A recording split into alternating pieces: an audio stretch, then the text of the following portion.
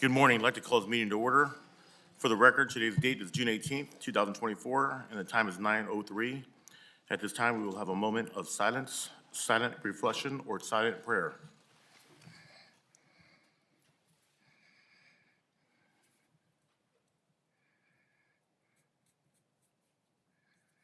Thank you. Supervisor Rickman, will you please lead us in the Pledge of Allegiance?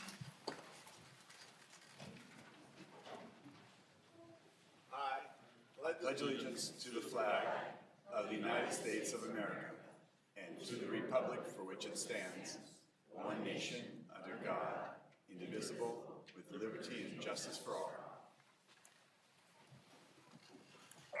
Thank you, Chairman. Clerk of the Board, we have a roll call, please. Thank you, Chairman. Supervisor Ding? Here. Supervisor Canepa? Here. Supervisor Patty? Present. Supervisor Rickman? Here. Chairman Villaputra? Present. At this time, we have recognition presentations. Clerk of the Board, will you please introduce the first item? Thank you. The recognition we have coming up next is for retiring County Council of Governments Deputy Director Steve Dial, and I would like to invite Mr. Dial to the podium as I read the recognition.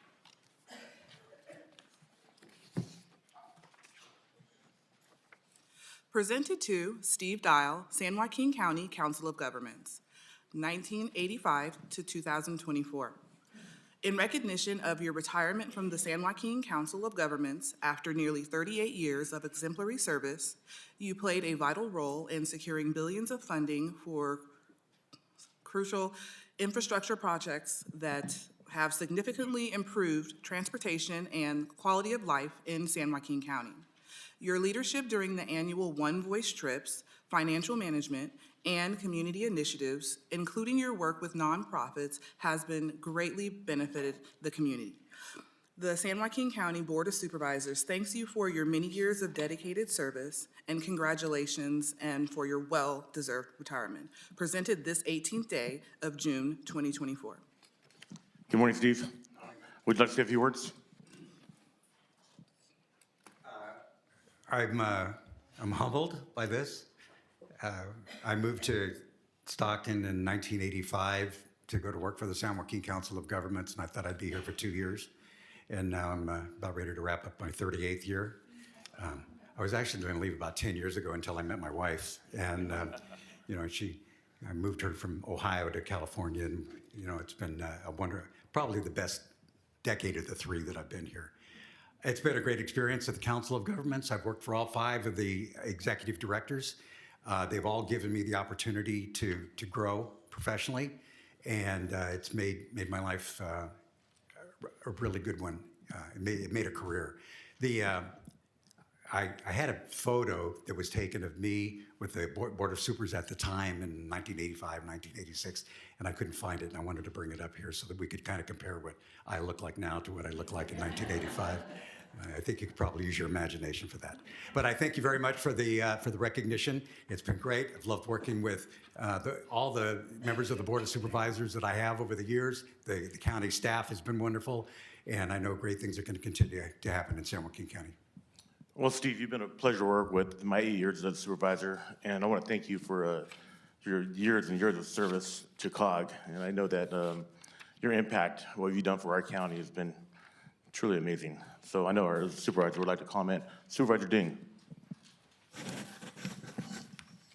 Thank you. Don't talk about the stuff we did back in No. 1985. Yeah. We could talk for a couple hours about the Dubliner, and you've been an intricate part since I started my career in '92.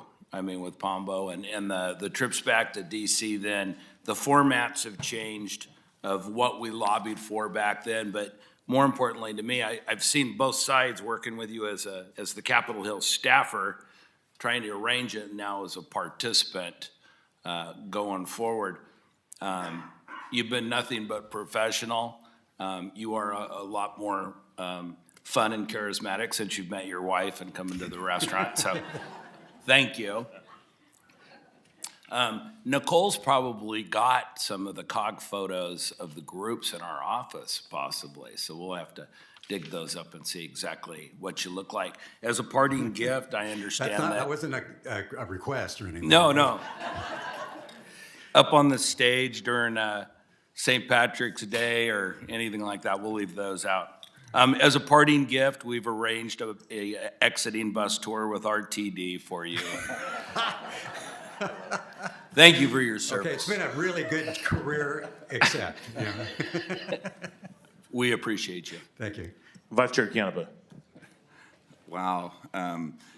I graduated in 1984 from high school, so that was a few years back. Not So to did eight. I. So did I. So did you.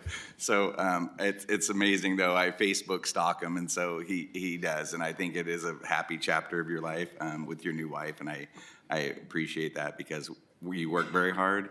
And that was something that I noticed. I always wondered, I said, why do people want to go on this COG trip? And just the camaraderie and the getting to know everybody in the other cities in our community is just priceless. And you do a great job and have done a great job leading that charge and in getting us to events and with people. And so as the ringleader, I appreciate you very much. You will be missed. I mean, and it's going to be hard to fill your shoes because the historical knowledge that you have up there is something that I admire in you. And so thank you for 38 years of dedicated service. Thank you. Supervisor Patty. Thank you, Chairman. Steve, so many proper accolades to recognize your contribution. It's, as you noted, there's 3 decades plus involved, and you've got a legacy to be really proud of. Obviously, working with many supervisors, working with city councils, many different mayors, and different personnel that came and went, different directors. But one thing has been steady as you.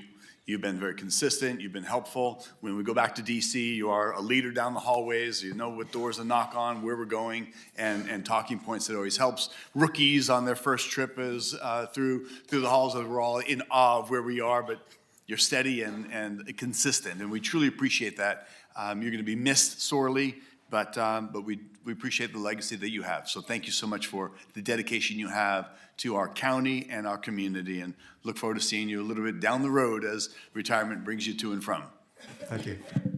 Supervisor Rickman. Thank you, Chairman. First of all, congratulations. Now, it's been a pleasure. I've been very fortunate to work with you over the years as when I was mayor and here as a supervisor sitting on COG.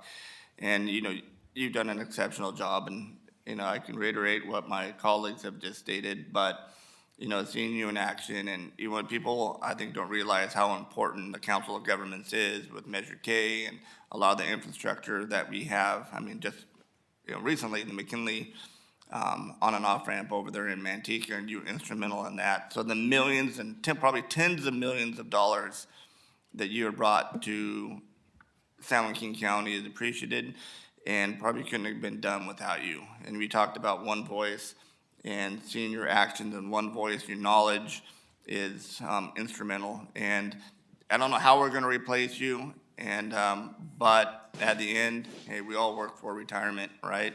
And you and your wife have a wonderful time. I know, have a great time in Oktoberfest. And hey, just because you're gone from COG doesn't mean you can't come back and visit and invite me to Oktoberfest maybe next year. But again, congratulations and God bless you and your wife. Thank you. Will the board please join me for a photo?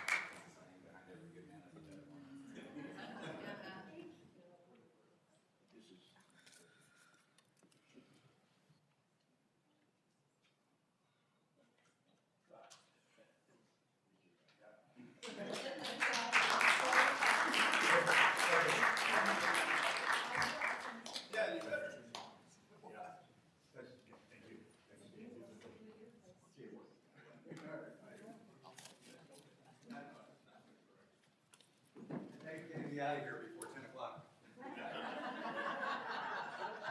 Gotta stick to those bus routes. You're not staying for Take it down. Keep jumping ship. Okay.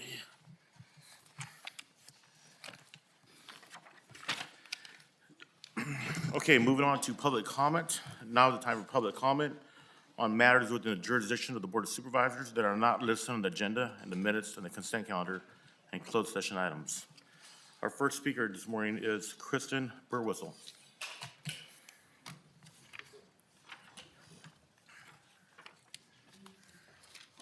Good morning again, Board Chair and Board of Supervisors, and of course, the new CAO, Sandy Regalo. My name is Kristen Burtwistle. I'm President and CEO of United Way. And at the last board meeting, over $5 million was dedicated to our county's nonprofits. On behalf of United Way, we extend our heartfelt gratitude to the board and the county leaders for their visionary support and partnership in helping, again, our nonprofits thrive. For starters, we wish to thank the hours upon hours of support from Susie Sayers, Senior Deputy County Administrator, and her team. Susie was a tremendous asset to this process. She was available to any nonprofit who had a question. She shared her expertise about grant applications and made this major lift almost effortless. This is one of the most thoughtful processes we have been involved with. So Susie, if you're here, thank you very much. And to the members of the Board of Supervisors, we applaud you for making the funding possible and for being part of the selection process. To Supervisor Canepa, your caring heart for the nonprofits has always been at the cornerstone of your decision path, and you never, ever failed to learn, to listen, and to be present for our nonprofits. The tangible outcomes of your support is notable on many levels, from families finding stable housing to quality education and senior care. You are leaving a ripple effort of benevolence, so I thank you. To Supervisor, again, Miguel Villepoudois, I like to say that in my French voice. You are a constant out in the community, and all our nonprofits know and respect your vision for a better San Joaquin County. You are a man with a servant's heart, and our nonprofits have benefited from your advocacy. At the last board meeting, you stated, "We are trying our best," and we believe that you have done just that. And to Supervisor Rick Rickman, at the Board of Supervisor meeting, you said the following, and this was 2 weeks ago: "We need to be there for our mom and pop nonprofits." That comment showed us the dedication you have to the smallest yet most significant nonprofits, from the Little Leagues to the Tracy Lions Club, Chamber of Commerce to Sow a Seed. Your actions have not only strengthened these organizations, but inspired a sense of unity. We applaud your tenacity and vision in building up the smallest nonprofits so that they too are given a chance to succeed. So thank you. And to Supervisor Tom Patty. Hang on, could we extend her time while she talks about me? I'm almost done. I'm trying to, okay, you just took 30 seconds. Okay. He To Supervisor interrupted. Tom Patty, you have been a maverick leader in support of so many of our nonprofits. Your comments at the last board meeting about how the NCO fund has grown is a testament to your vigilance and your longstanding passion for strengthening our nonprofits. In many ways, you have laid the foundation for a brighter and more inclusive future for our nonprofits, and we thank you. And last but not least, saving the best for last, and to Supervisor Ding, you stated these funds are investing in individuals. You are a supervisor who believes strongly in the power of every person to make a difference in their community. And in fact, this is the only thing that has ever created change. It's a powerful message for all of us. Thank you for recognizing the will and strength it takes to run a nonprofit, as you know firsthand what it takes to run a business. Closing, we appreciate your leadership. You have all set a shining example of what compassionate governance can achieve. Our thanks. Thank you very much. For our next speaker from San Joaquin Hispanic Chamber, Lisa Villa.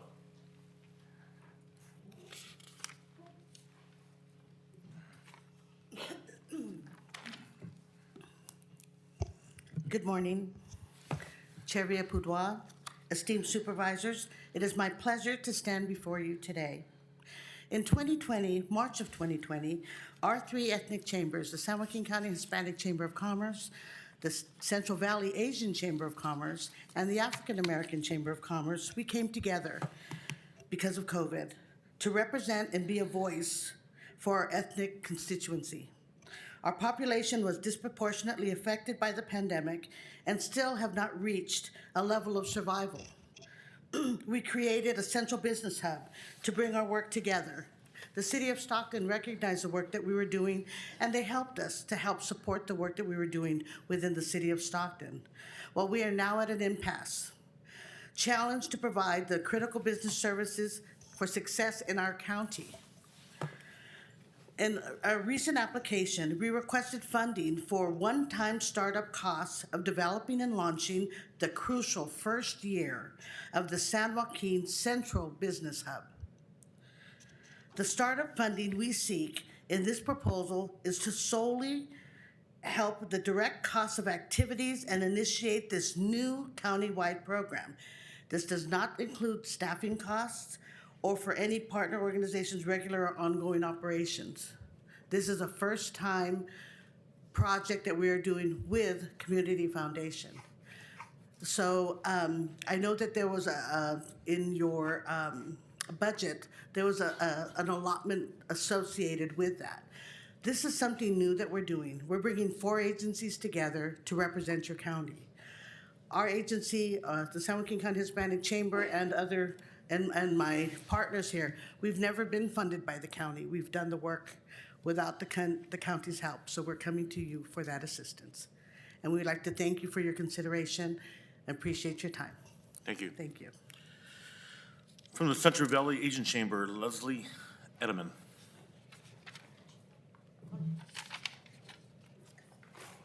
Excuse me, we're gonna have the African-American change. Okay.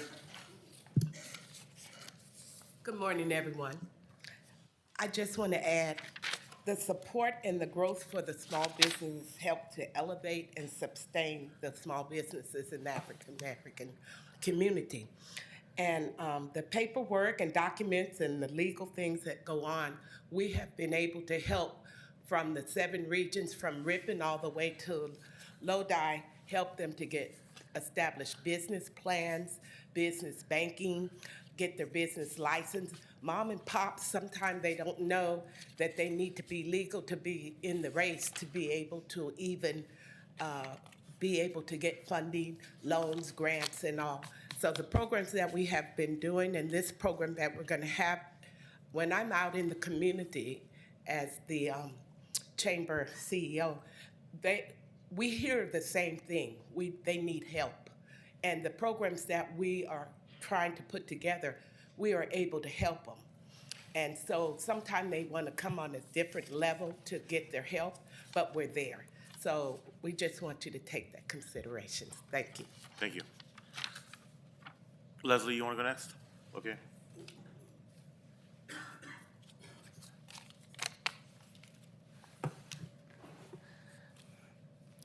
Good morning, Chairman Villapudua and esteemed county supervisors.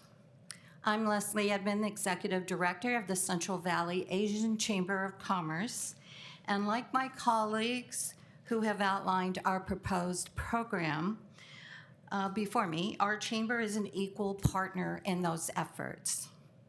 I would like to make some closing comments to the board about why our chambers are essential to the economic development of our county and why we need the county.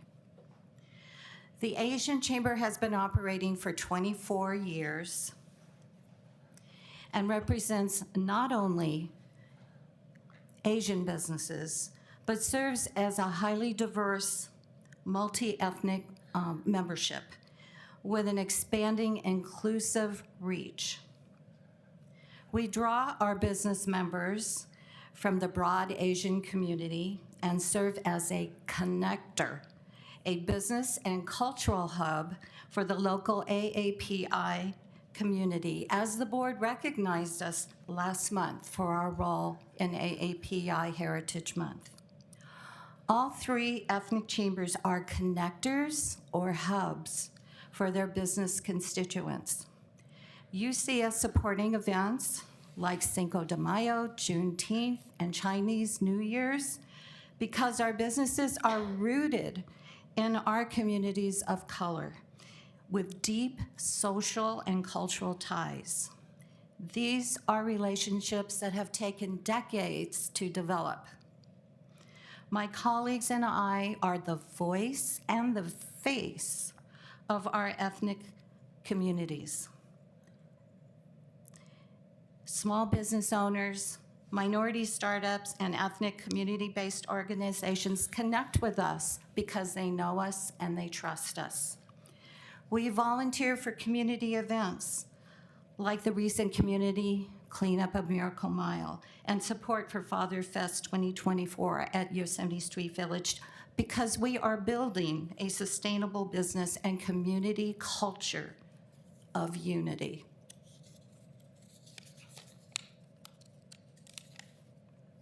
The past 3 years, we have combined our individual hubs to create a central business hub. Together, our efforts have positively impacted more businesses providing education and resources through financial help from minority chambers from the City of Stockton and Community Foundation of San Joaquin and Edge Collaborative, the latter funded by the James Irvine Foundation. Through our three chambers and Community Foundation of San Joaquin, we are ready to expand our program and services out to the county. Go ahead and finish. May I Yes. continue? Okay, thank you. Our startup for the proposed San Joaquin Business Hub includes 4 entities requiring full funding as requested on our original application to scale our program appropriately. Consider that the ethnic populations we represent account for about 68% of the county's population. We are often underrepresented with funding dollars. We respectfully ask the county to fully fund our unique collaboration that fosters community building and that can serve as a sustainable model to support small business, the economic backbone of our richly diverse San Joaquin County. On behalf of myself, Chamber CEOs Lisa Vela and Paula Almus-Gross, and Community Foundation of San Joaquin, we respectfully thank you for your time and consideration. Thank you. Thank you. From Carl Ross Post, Marvin Hernandez Garcia.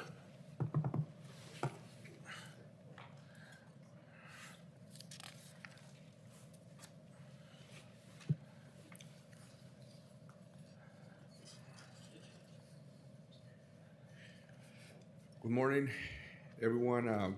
Usually it's Tino that talks to you all, but this time I'm on the seat for being the commander for Carl Ross Post. And as you have received a manila folder, I included 2 letters, or actually an actual letter and some talking points to you all. The first one, I know that you have all been working on it, and before I say anything, I want to thank every single one of you for always helping not only the veterans, but the community at large. I always see you, almost anywhere. Like sometimes I'm like, I'm not going to see anybody that I don't know, and there you go, and I'm usually hiding behind you all, and if you see me, I go say hi. I never want to take your time away, but thank you for being out there, and you really represent the county. And no, I'm not saying that because I'm asking for money, okay? But as you all are doing, and Massa and Pittman, Medal of Honor recipient, the clinic was named after him, and also the state has named a portion of I-5 after him. The only thing is that the community has to come up with the funds for the signs and also the installation and everything else for it. And that's what the letter that I'm including for you all. And I know that Supervisor Canepa is going to talk about that later on today because he's going to donate $2,000. I have everything included with the Caltrans letter too, and the estimates and everything for your knowledge. The second thing that I wanted to address to you all is that I also know that all 5 of you are working on the VSO location in the future.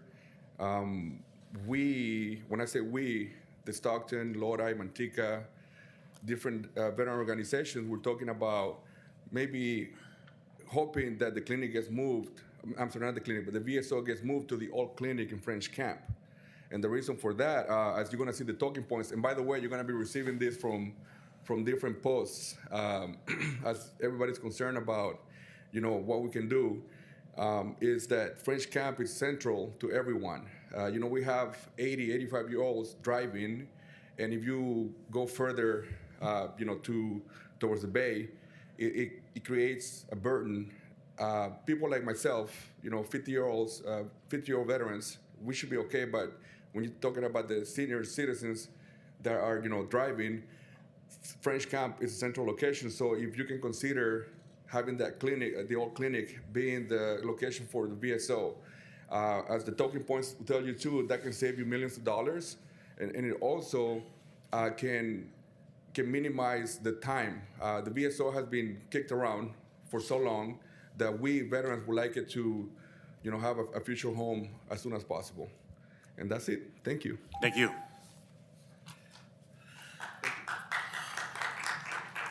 Our next speaker is Peter Coloris.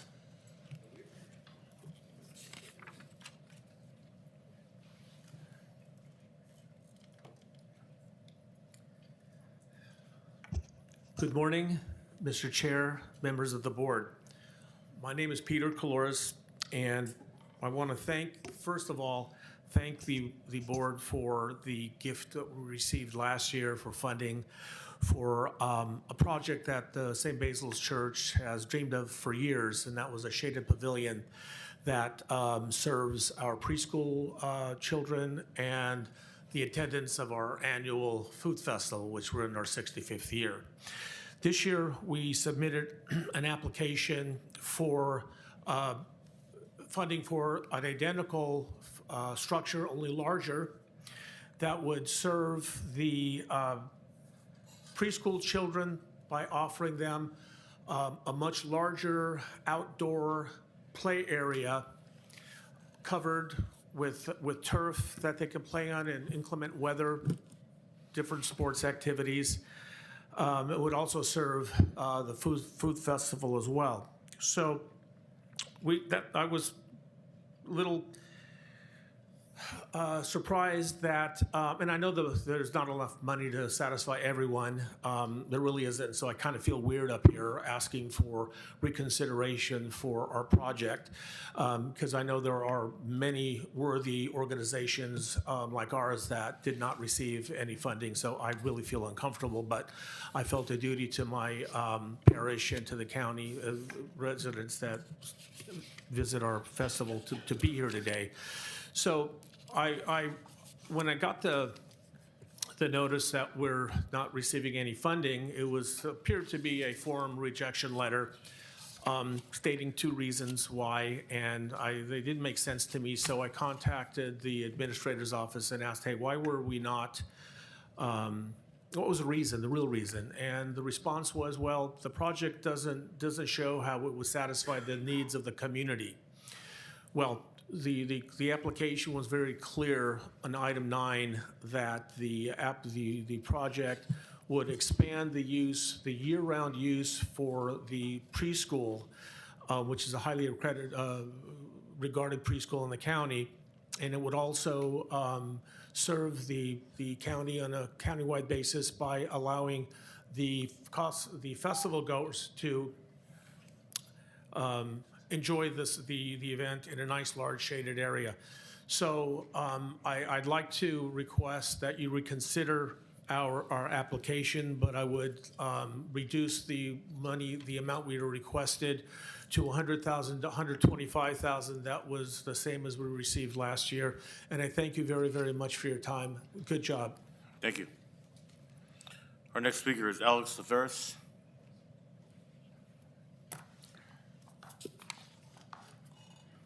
Good morning, board. My name is Alex Holoferis.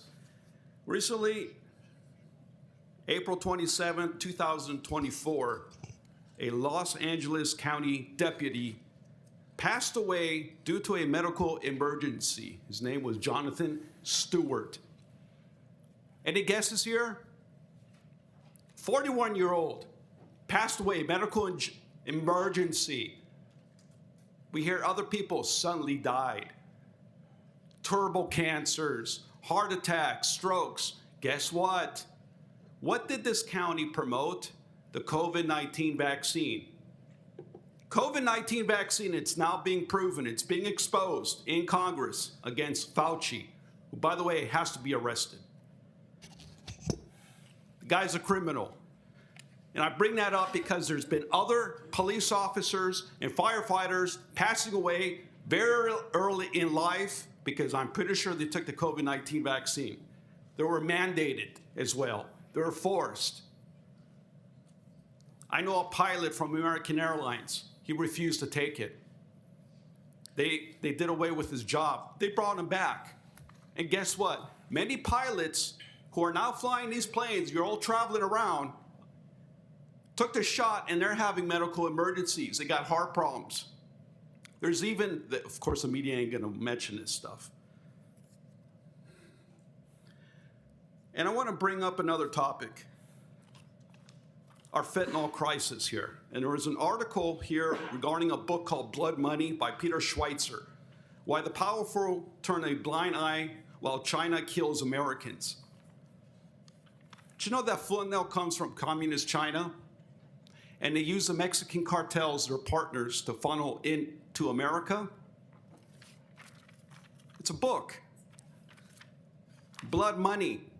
It's all there. And why they're doing it? Because guess what? If you read The Art of War, you know, that's what they do. Drug up the men of America while they make this country weak. And it's really sad what's going on. We don't even focus on the Mexican cartels. And by the way, the Bukele, the president of El Salvador, has arrested all the MS-13 gangs, put them in a way locked up. And guess what? Salvador is the most safest country in the Western Hemisphere. And lastly, we need secure elections. And the only way we're going to do it is get hand-counted system, vote in person on the same day. You must vote on the election day. More precincts, minimum amount of drop boxes, and no voting machines. That's a central key, of course, state law, but eventually they're going to be done away with. People are waking up, folks. You can't deny this about our elections. We don't have secure and safe elections. It's far from it. Thank you, sir. Our next speaker is Molly Watkins.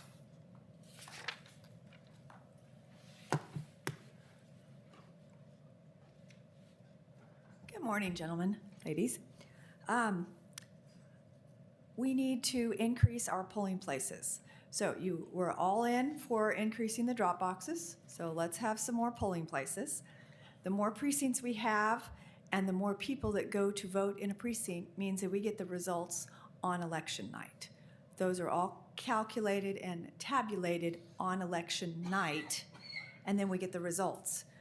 None of those voters' signatures have to be checked, because when you go to a polling place, they show you the roster, you sign or X or whatever you do. They give you the ballot and you vote. And then we count them, and then we're done. So we need, as a county, to increase the precincts. We've done this before.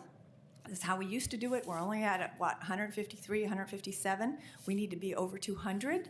And we need to get people to show up on election day and vote in person, and then we're all done. We don't have to fiddle with signatures. We don't have to take ballots from downtown to this building. We don't have to have fancy equipment.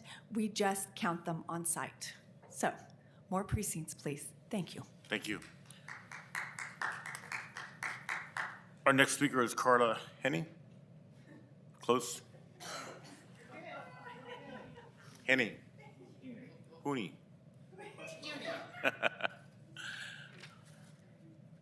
No, there's worse things you could call me, so it's okay. It is Huny, but I butcher yours all the time, so don't worry, it's okay. Okay. Good morning, Chairman and the rest of the board. So I'm going to speak about the elections also. So I'm offering solutions to what we have. We have state mandates that we have to follow, and that's fine, but we can parallel those. So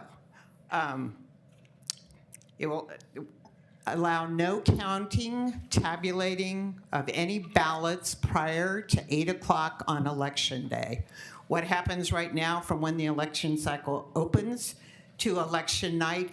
They are counted and tabulated, they're just not released. That should not be allowed, and there's no state mandates that say we have to do that. Start a vigorous campaign advocating the safest way to vote is to vote in person at the polling place. That doesn't have anything to do with VBNs, you just keep that, you go to your polling place and you vote. To do that, and I'll disagree with a little bit, we need over 400 polling places like we used to have in 2018. And then everything is counted right there and you're done. There is a hand counting program. Now, one of the things all of you might say, it costs more. BS, it does not. And I will have a cost estimate probably within a month for you all on that, because there's a way to figure that out. That means that all the poll workers, which is a mixed nonpartisan group, sits there and counts the ballots that come into their polling place, and it is done. It's simple. It wouldn't even take, if you had, they figure you can do about 100 ballots an hour. So most polling places is under 400 or 500 ballots. So you're not talking that long.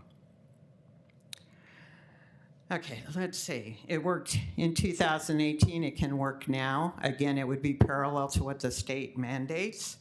And you want timely and fair elections, and we would have everything done by Wednesday or Thursday at the latest. That's what we need to do. So I appreciate that. We need to start a campaign advocating that. Thank you. Thank you. Our next speaker is Cynthia Cuevas.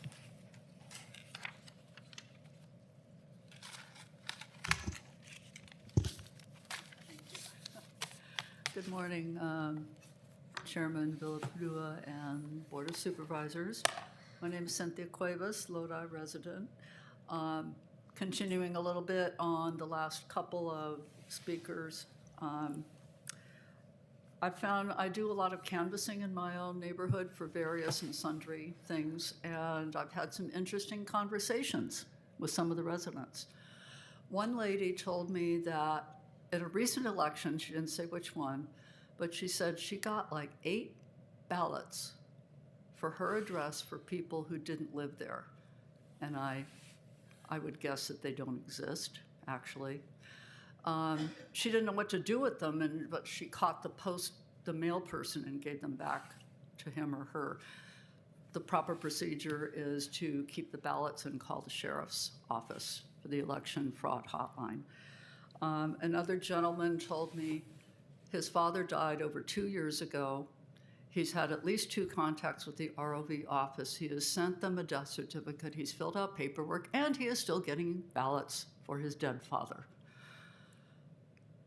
I mean, a lot of this stuff is computerized, and you can, I think there's a movement afoot to have the Social Security office report to the states immediately when there is a death.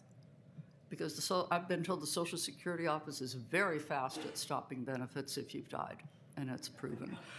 Real fast. I mean, it might take years to get them, but it doesn't take long to have them stopped. I would also encourage the hand counting and the voting, and I'm going to put an example in here, and I don't know everything about it, but I've been researching the country of France. And you're like, what does that have to do with anything? Well, they went back to one-day voting and hand counting because their citizens were losing confidence in their elections. Does that sound familiar? So they also have a voter ID requirement, and they hand count, and by about 10 o'clock that night, they have a pretty good idea who and what is prevailing on their ballots. So they're a very large country, so I think San Joaquin County could probably figure this out, and I encourage what Carla spoke to about the hand counting. Thank you very much. Thank you. Our next speaker is Lauren Cardinelli. Chairman, while the next speaker comes up, I have to say something. I don't know what you guys keep coming in and talking to us about that we have zero control over. Isn't there something better you can do with your lives? My God. Supervisor, you're out of line. This is a public comment. They're speaking their truth. They're coming in and Period. wasting our time, Supervisor. I It's disagree. never a waste of time if somebody participates. Even if we might disagree with them, it's their truth. Okay, no problem. Lauren, proceed to the floor. Proceed. Can you hold my time? Yes. Thanks.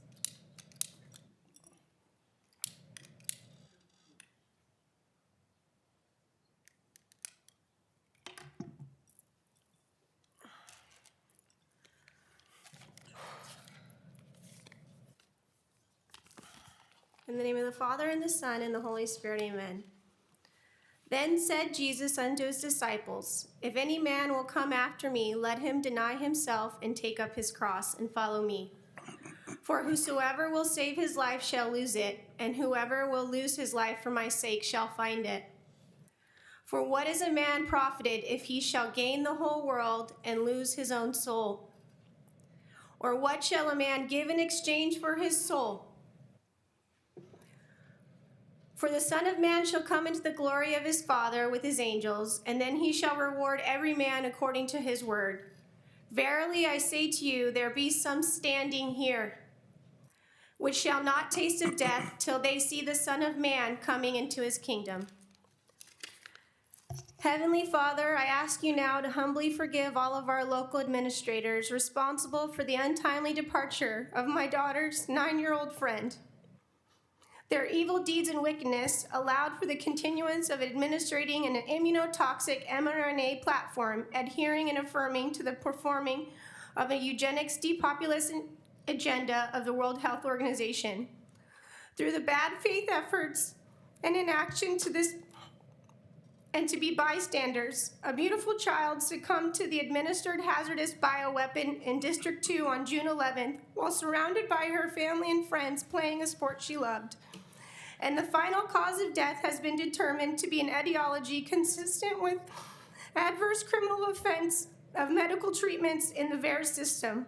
I motion to suspend House rules and call for a work stoppage of a catastrophic high-level EOC complex incident. I confirmed with Maggie Park and Jared Bagwell and Sarah Bruchas that they are out of line of the emergency operations plan.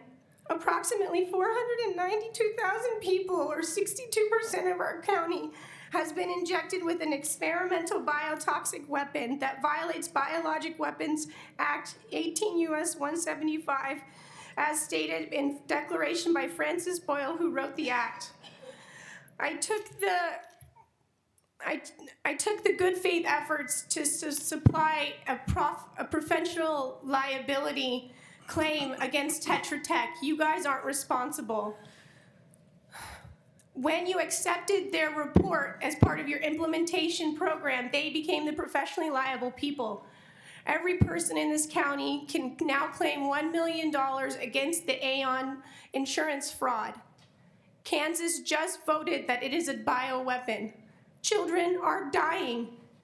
I went to the emergency office on Wednesday after I found out my daughter's friend died, and the director told me he had nothing to do. There is action to take. You enact an emergency operation. I am a site health and safety officer, and you can take action to stop and get people help. Thank you, Lauren.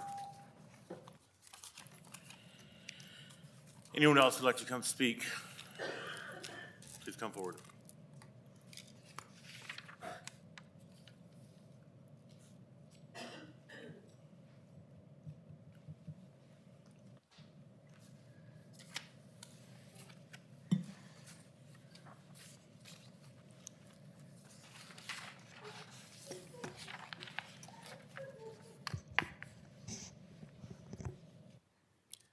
Good morning.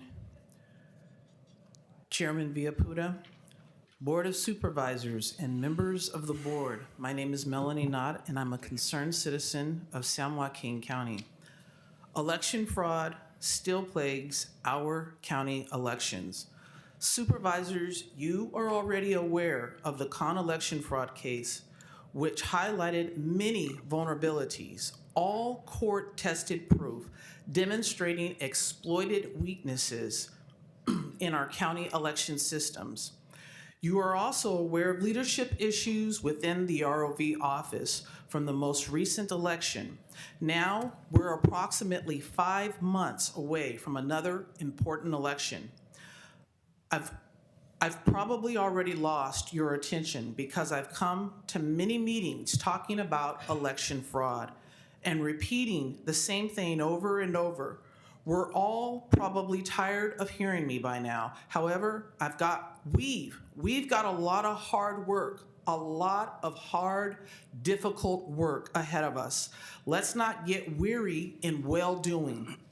Supervisors, I have not yet received proper redress for my grievance of election fraud. So I will continue to come before you, and I would appreciate your undivided attention until a satisfactory resolution is made.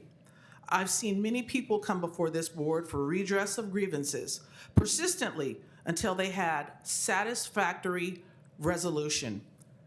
To restore trust in our elections, I recommend we work on resolutions to encourage voter ID, promote in-person voting on election day, and implement a hand count procedure. I'm going to close with this. Our founding father said, "It is the duty of all nations or peoples."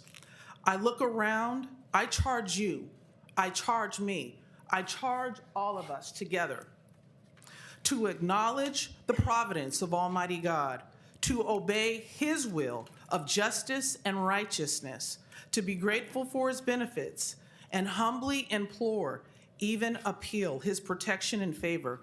I believe even His wisdom, His counsel, and His help in this time and this hour to restore trust in our San Joaquin County elections.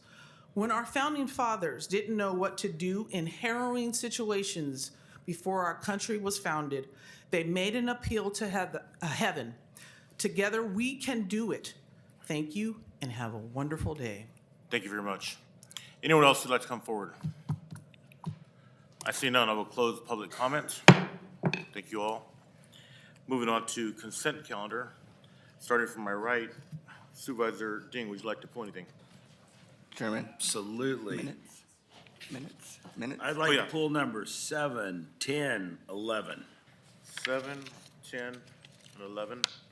Supervisor Canepa. I'm fine, thank you. Supervisor Patty. Really? Thank you, Chairman. I will pull number 3, 6, and 12. 3, 6, and 12. And Supervisor Rickman. Okay, backing up. So fast, we have to do the minutes. My apologies. So moved. Second. We have a first and a second for the minutes. Can we have a vote, please?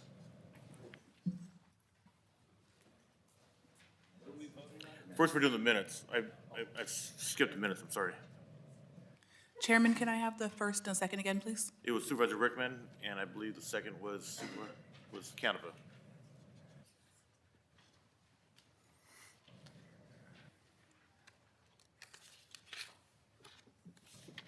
And we're just waiting to vote.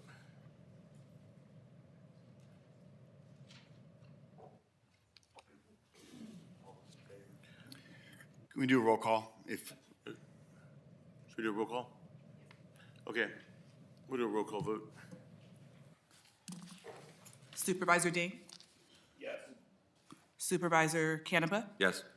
Supervisor Patty? Yes. Supervisor Rickman? Yes. Chairman Viapudua? Yes.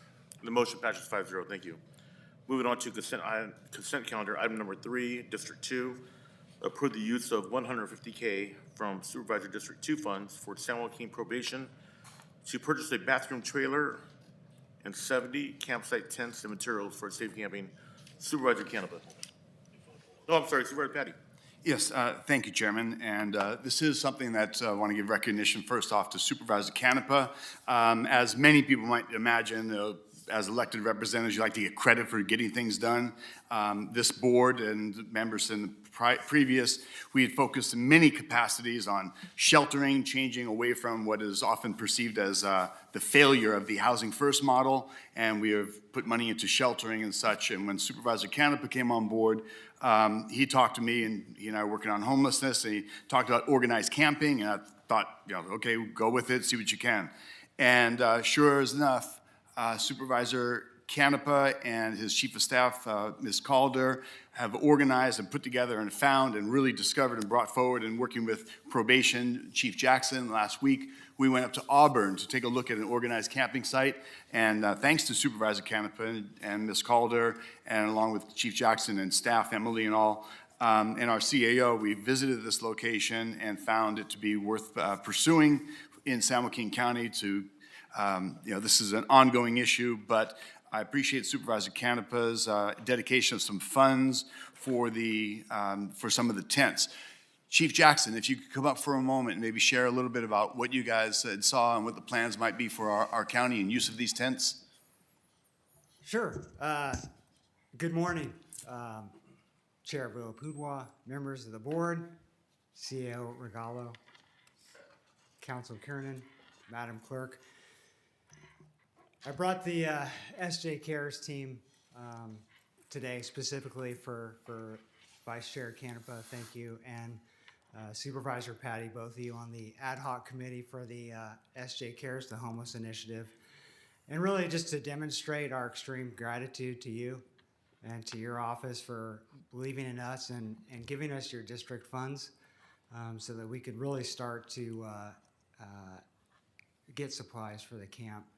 And more so, we're just extremely humbled as a team for your support and the board members and the CAO's office and our shared vision, bringing a safe campsite to San Joaquin County. And we just truly appreciate you believing in us, and I just want to say that we'll get it done. Thank you. So to that point, Chief Jackson, I know that you and your team have, with SJ Cares, have hit the ground running, and you're out there meeting with a lot of people that are struggling, that are unsheltered. And this was one of these things that you were kind of doing a field survey of options and where they might want to go, and you were finding with some outstanding results, that was some favorable results, that was in the wheelhouse of what they wanted.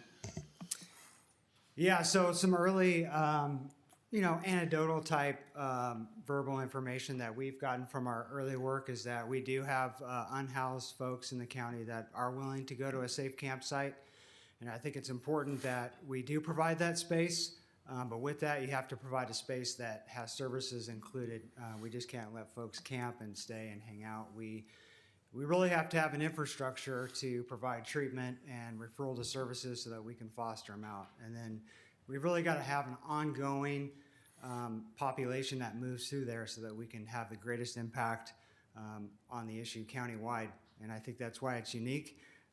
Our office has the ability to reach every corner in the county, so whatever piece of land or property we find, we'll make sure that it fits for the services that we need to do.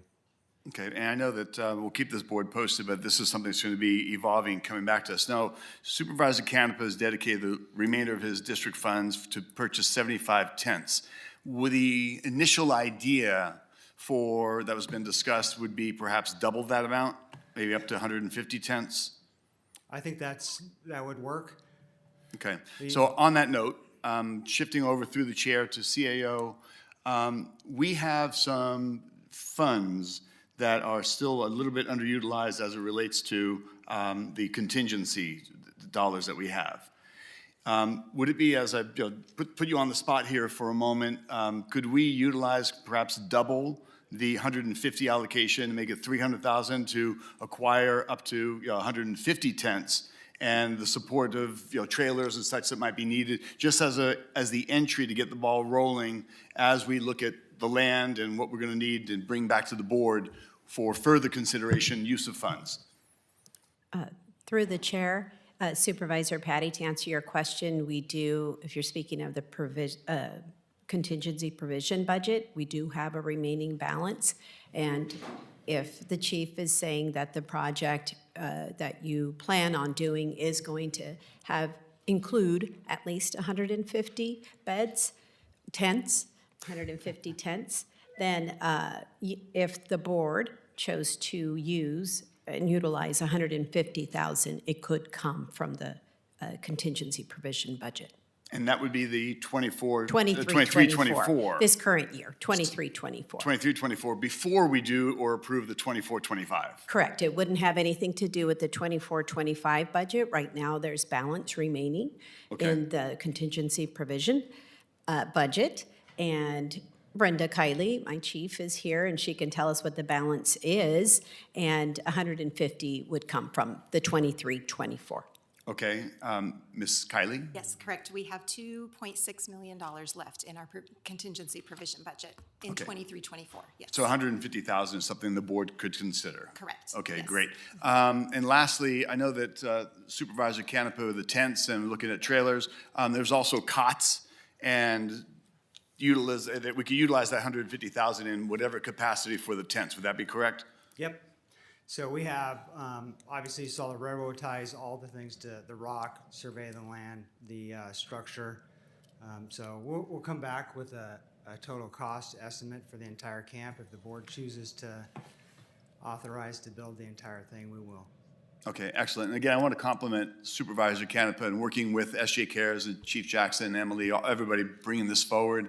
It wasn't in my wheelhouse in any capacity as we work on homeless solutions, but Ms. Calder and again, Supervisor Canepa, I cannot express enough that what you guys are doing with SJ Cares, and this is one of the pieces of the puzzle to addressing and really embracing our responsibility and the actions we can take. So I'm going to make a motion. How would I add? Speakers first. Okay. How would I add this?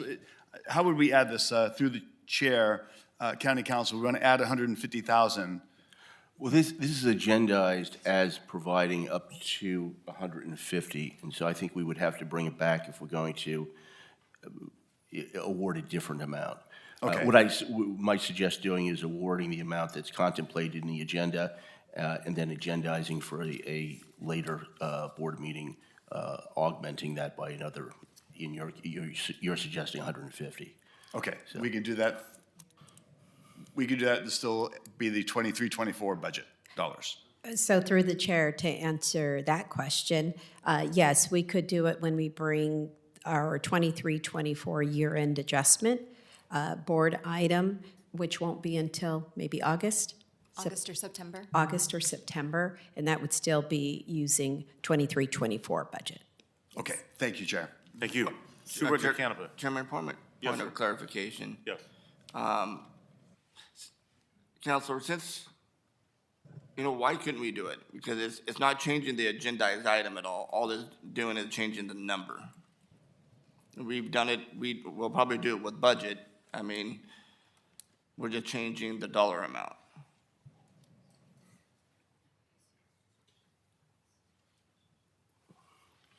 If we're doing it pursuant to this agendized item, it's saying $150,000. If it were agendized $150,000 or such other amount as may be determined by the board, then it would be acceptable to do it under this. I find it similar to, you recall, there was a item where we were providing money for some memorials, and it was thought a higher amount of money would be appropriate, and so because of the way that was agendized, we brought it back. I can't say if this is in the budget, okay, so so later today, we're going to be dealing with budget items, and you. Well, that's fine. Okay. I just want to get clarification. Yeah, if it's just the way it's worded in the All right. agenda. Thank you. If I may, through the chair, just to answer a little bit. So what we're having later today is 24-25, and what we're speaking of is using contingencies from the 23-24 budget. But I would say, I do understand what you're saying, County Council. This item is using discretionary funds from Supervisor Canepa, and then the additional 150 would be coming from the contingency provision budget, which would take a 4/5, a little bit separate, but we can bring that in our year-end adjustment. When we come back in August or September, and that's when we come back with our 23-24 year-end adjustments, and knowing what if the board chooses, then we will include that. Great. Moving on to Supervisor Canepa. Thank you. No, I just want to say thank you. Obviously, I got the $150,000 back from Gospel. So thank you to fellow supervisors and Supervisor Patty for that. So the $150,000, I've been talking about it and people are probably sick of me saying, I'm going to get safe camping, I'm going to get safe camping, I'm going to get safe camping.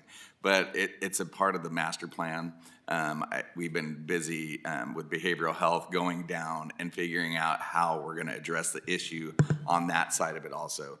We just moved neighborhood preservation. So thank you, Probation Department, for stepping up and being part of the solution. Because before, everybody is willy-nilly doing a bunch of different things. And finally, we're getting some forward motion, of which I'm proud to be a part of. I'm just one little person. But I think we're getting some momentum, because if we haven't at least tried and failed, then we haven't tried. So it's one of the things that I think, because a lot of folks that are unhoused don't want to go to shelters. So I think this will be one of the tools to help us be better at what we're doing and addressing the people that are on the streets, so that they can have a place where they can go and have their possessions not being worried about being stolen. Obviously have dignity, and that was part of the thing, is buying a trailer with possible showers, and then partnering with other folks in the community. So we have been looking at sites, and I thank you guys for doing that. I squirrel a lot, and thanks for putting up with my squirreling, because some way, somehow, we will make a dent, and I applaud you guys for stepping up, so thank you. It will. Thank you. Supervisor Ding. Thank you, Mr. Chairman. One, I want to applaud you and your staff. I mean, you've just lit a fire under, what was talk to Kennepa Park. I can't wait till that sign goes up. I'm going to Kennepa Park. Your grandkids are going, look, that's what Grandpa, Supervisor Patty, always lighting the match and pushing us along, and I appreciate that as well. Otherwise, we've been talking about this not that long, and it's to fruition. A lot of political bodies, they talk and they talk and they talk. This is action, and I appreciate both of you for all the work you've done, so thank you. Thank you, sir. Yes, sir, I want to thank Supervisor Campbell, too. It's great thinking. And Chief Jackson, your team, you guys are involved in taking action, so thank you guys very much. And Supervisor Patty as well. It's always, like you said, the matchbox is always thinking. So great job, guys. Anyone else? I see none. Thank you very much. Thank you. Okay, moving on to item number 6. District 3, approve the use of $40,000 from the Supervisor District 3 funds to Pixie Woods in Stockton for their facility improvement project. Supervisor Patty. Thank you, Chair. I know that I have a representative from Pixie Woods. If you please come forward, and I also want to thank District 2 Chief of Staff, Ms. Calder, for bringing this to my attention. As we know, we're looking for enhancement. We're looking to improve our quality of family entertainment, activities and such. Pixie Woods is a institution in our county and serving the cities in this region, but also know they have many needs. So there's a lot of disrepair and some challenges over there. So just share a little bit, and I've got a little bit of discretionary funds left over for the end of this year that I'd like to allocate to Pixie Woods. Can you share a little bit about the use of funds and some of the needs? Thank you very much, Councilman, Mr. Patty, Mr. Canepa, Mr. Ding. I'm all familiar with you. I'm Mary Panini, and I'm president of the board of directors for Pixie Woods. And as you know, Pixie Woods has been around since 1954, so it's getting to be very old. In fact, we just celebrated our 70th birthday and had a wonderful day for the children. And it's all about the children in our area, and not just our county, but surrounding areas. And as you know, there are not many activities for children these days, and Pixie Woods is a real jewel. So we'd like to keep it going. I brought some invitations, if you want to pass those. We do a fundraiser every year to raise money to improve the park, add more exhibits and stuff, but there's a big need, like the roof on the birthday party room is in dire need of replacement. And we just added a new Galaxy Quest to the tune of about $250,000, and we did a shade structure, and the park has a lot of infrastructure that needs to be repaired and updated. So we need to keep this jewel going, and very thrilled and appreciative to be considered for this amount of money. All right. Well, thank you very much. I appreciate that, even though this is outside of my district, this is all really one, county that we need to serve our families and the children. So thanks for sharing the needs on this subject, and I'm glad I could dedicate $40,000. Thank you. Okay, thank you very much. Moving on to item number 7, District 4, approve the use of $20K from Supervisor District 4 funds to Pell's Heaven to provide low-cost spray and neuter surgeries and reduce adoption fees. Supervisor Ding. Thank you, Mr. Chairman. And Bob Matthews, can you come up here to answer a few questions for me? I appreciate it. This will be great. I get to ask you questions instead of you coming to the restaurant and asking me questions and I can't respond.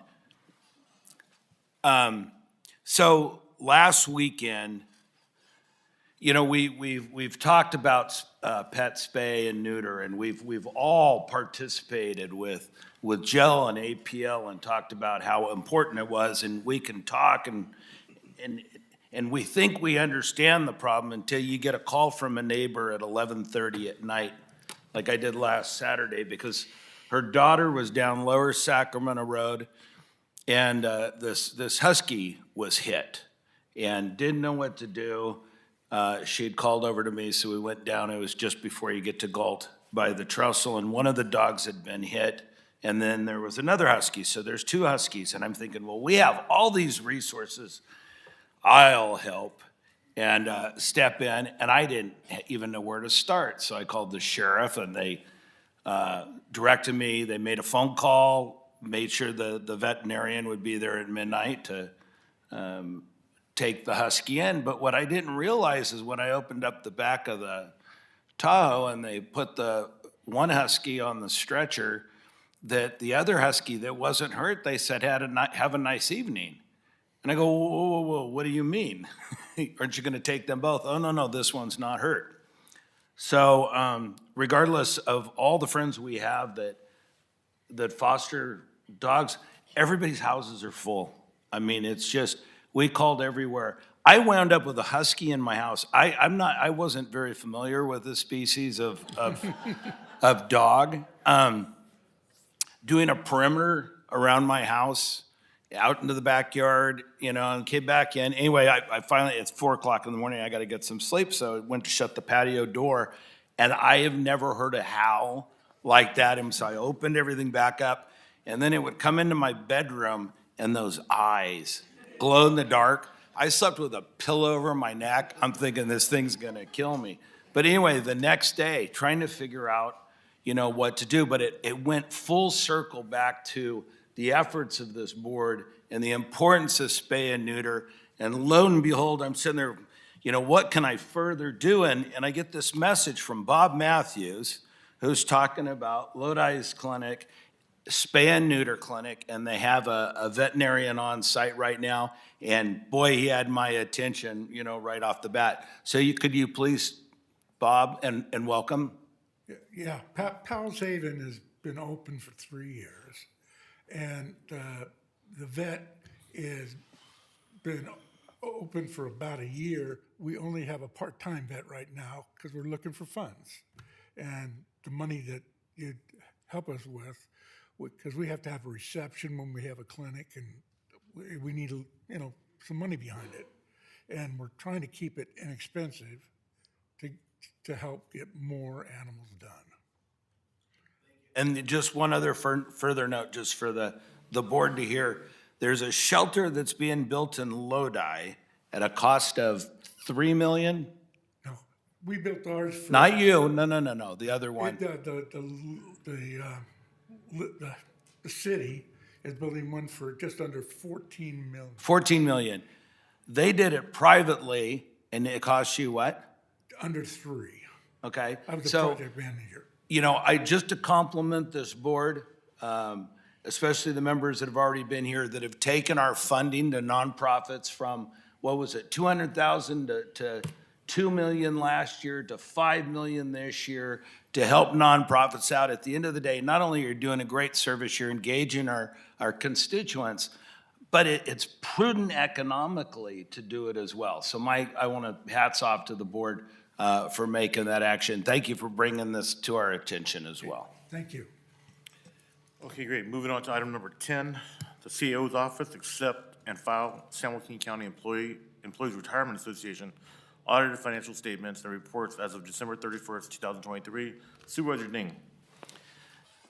Thank you, Mr. Chairman. So I serve on the Employee Retirement Board. I always call it, it's the last board I wanted to be on, and it's the last board now I want to leave. I love this board. I learn something every single day. And I think my role is I am never going to become, I'm not going to learn enough to become your financial planner or anything else. The expertise on this board and that they enlist is absolutely tremendous.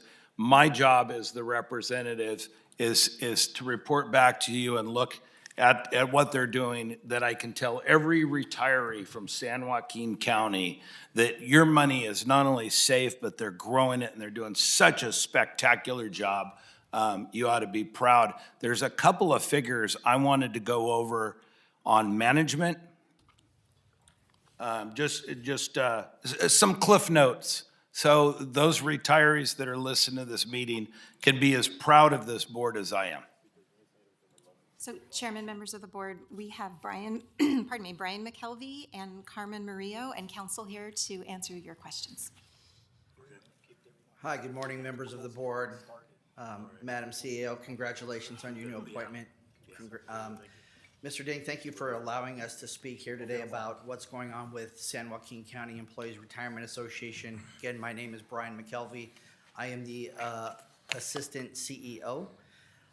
And the few points that I'd like to make here today are a few. The first is that we achieved a 9.1 rate of return on our investments, which translates into almost $400 million that goes directly into the fund, right? So that was a great year for SJ Sarah.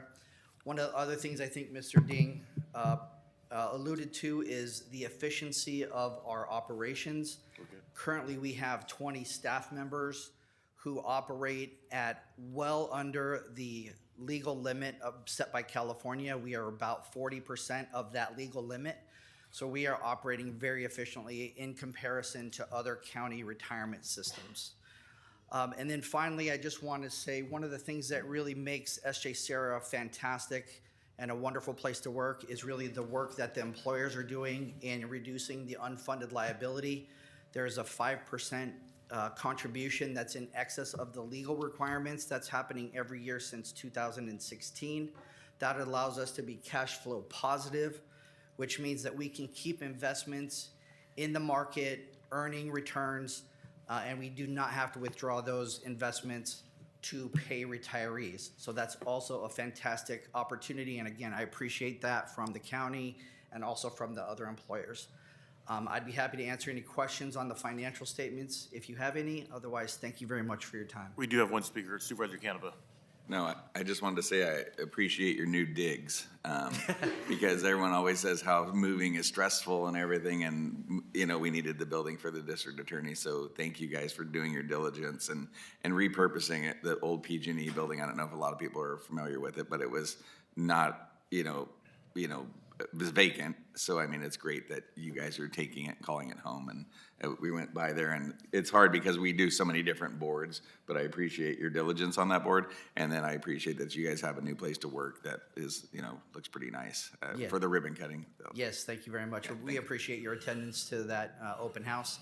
That was on June 7th. Again, appreciate the opportunity to be in that location. I think staff really likes the new opportunity to be in that location. There's a lot of parking available for members. And it is really truly a good location for us. Right, because I think that's important that the employees have a nice place to work. So. Absolutely. Thank you. Supervisor Patty. Thank you, Chair. Just real briefly, I want to appreciate the effort and the diligence, and Supervisor Ding is part of the board representative.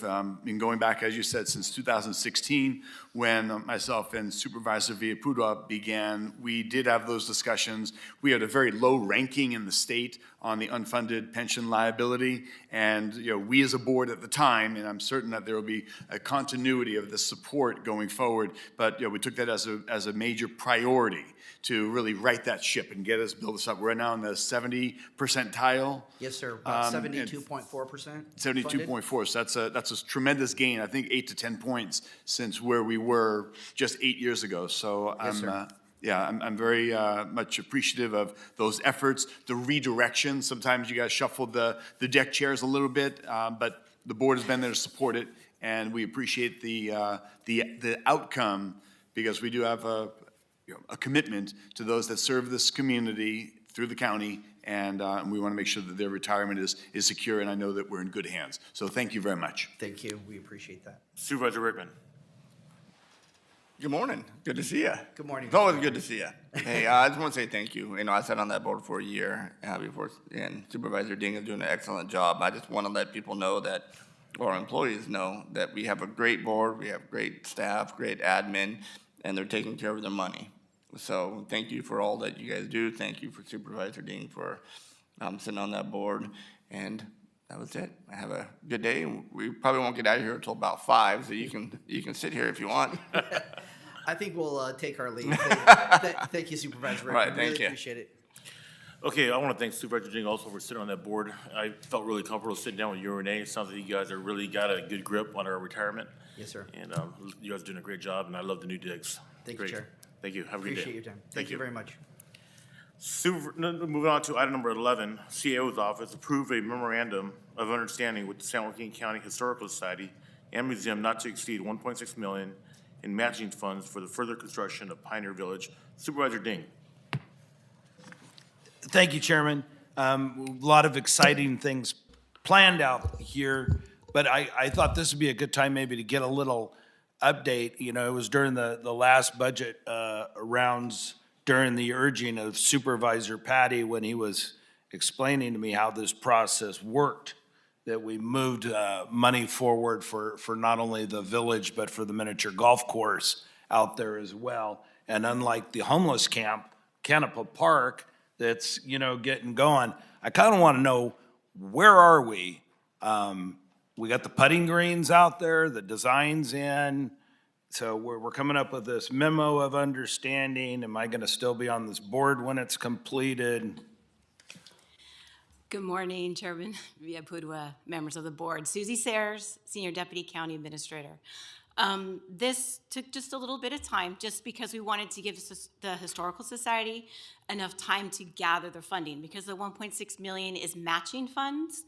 At the time that this letter was written, they had secured $600,000 in funding. But we have great news. I'd like to invite Philip Merlot down really quickly to give an update on what I was just informed last week on. So come on down, Philip. Well, they want to know the status. Okay, So well, this is with the MOU, so let them know. Is it on? Okay, well, we're very excited. We received $1 million donation 2 weeks ago from the Sheila Wishick Trust. Sheila Wishick, of course, for those of you that don't know, was the daughter of the longtime president of F&M Bank and an enormous funder of many institutions across San Joaquin County, including the San Joaquin County Historical Society. She left us $1 million in her estate, which was a exceptional, life-sustaining gift for us. And we expect to break ground on the Pioneer Village in September, and we will be inviting the supervisors, obviously considering that half of the funding comes from you folks, and we expect to be finished by June of 2025. So. Cool. Thank you. Excellent. Cool. And just while I've got you up here, and you know, I was kind of listening to the PGA miniature golf on track. Are we making nothing to do with that. You don't? No. Well, that's probably why it's not getting done. No comment. So. I just, a side note, the sheriff was in, we had a great conversation about the original mug books from San Joaquin County. We have them. Rickman's on the front, during his deal. So, but you're in possession of them now. So he was talking about how thrilled he is with how you're running your operation over there and all the exciting things coming. So my hat's off to you. Thank you, everyone. Thank you. Well done. Any questions from anyone? Supervisor Patty. Yeah, thank you, Chair. What is the update since we're doing a Swenson's golf course, miniature golf project? What's the status? Do we know? I know that our Parks Director is not, perhaps not available. The status of the, Miniature golf. Through the chair, I'll ask General Services to come up and provide an update. I don't. And just, Both parks, right? No. Both miniature golf parks. No. We were doing the Swenson's absent of General Services. We're actually going to get it done quickly, like in months. So Unlike Mickey Grove. A year Oh, later. Okay. So we're in a race. So this is your chance to vote for your favorite supervisor is which miniature golf course goes in. And I want to remind you, I'm going to be here next year. So I suggest you get mine done first. Thank you. Connie Hart, Assistant Director of General Services. Supervisor Ding, through the chair. I thought you might ask, so I came prepared. I don't think that we're going to beat the City of Stockton's golf course in Swenson. However, I will say that the one out at Mickey Grove, from what information I've been able to gather, is going to be larger and a little more extensive. And so, therefore, I think it's going to take a little bit more time. Right now, our capital projects team is having a topographical survey done. As soon as that's done, we'll be going out to the marketplace to solicit for a designer and contractor. We anticipate, we're looking at about a $2.2 to $2.5 million project at Mickey Grove. Substantially larger parcel, and a few more amenities. And so we're looking at likely beginning of construction after design would be the very beginning of 25-26, with completion before the end of that fiscal year. So we're not going to beat the one at Swenson. They're going to be first, but we're going to be bigger and better. In my This opinion. is a wonderful day, and I'm going to keep it that way. Thank you. You're welcome. Thank you. Anyone else? Actually, before, Supervisor Patty. while you're here, and I don't know if, is General Services, are we discussing budget with General Services at our budget hearing? Yes. It is, okay, because I'll have Part of some the- questions on Fund Zone or whatever is out there and some other things. So thank you. We'll revisit later. Great. Moving on to item number 12, the CAO's office approved 3 additional recommended non-county organizations for funding in fiscal year 2024-25 and the use of $139K from the contingency provision budget. Supervisor Patty. Thank you again, Chair. Thank you again, Chair. Ms. Kiley, she can come forward, add a question as it related to this, If I may, through the chair. So if it's on the non-county organizations, Ms. Susie is. Sayers Okay. would probably be the best to answer the question. excellent. Okay, so But Ms. Brenda, you Sayers, could thank stay you. up I'm there still if you standing want. here, or sitting here. Thank you. I apologize. So can you give me the methodology? We've got 3 chambers that are here that made a submission, and they've in public comment, but I wanted to pull this and kind of get a breakdown. This was, I think it went through my office, District 3, the preferred district in San Joaquin County. But how did we get to the methodology and allocation? So their application was submitted by the San Joaquin County Community Foundation. They're their fiscal sponsor, so they did not provide an application themselves. So the application was received by our office, and it was reviewed. And so with the program that is sponsored by the Community Foundation, they provided a spending plan. And so we look at the project, we look if it ties to the board's strategic priorities, we look if it's a one-time, we look if it meets all the checks, all requirements that are in the application. In their project plan, they had some categories that were one-time and others that were considered operational. And those were the consultant services. So when we looked at everything, the 106 applications that we did receive, we were consistent across the board with looking at the one-times. We considered the consultant services as a operational expense, and in our recommendations, It was felt that those consultant services could be looked at as trying to get as in-kind from other organizations. The consultant services were for program management services, they were for one-on-one technical assistance services, and they were also for grant research and writing services. The other areas that were considered for funding and were recommended by us were program supplies, technology, equipment, and software, and commencement ceremony expenses. So we considered those one time, the others we considered as operational or felt that those services could be provided by in-kind donations. Okay, so I hear you loud and clear, and I appreciate this. There's got to be a baseline that we're Right. allocating funds to, and I know that, as it's been talked about, was started off as $200,000, grew to 2-point-something million, and now we're at $5 million. So we need to have a baseline that we're adhering to. But that said, so if we look at things like a business development workshop, and you're going to bring in outside consultants for this, kind of subject experts versus, staff members from the organization itself.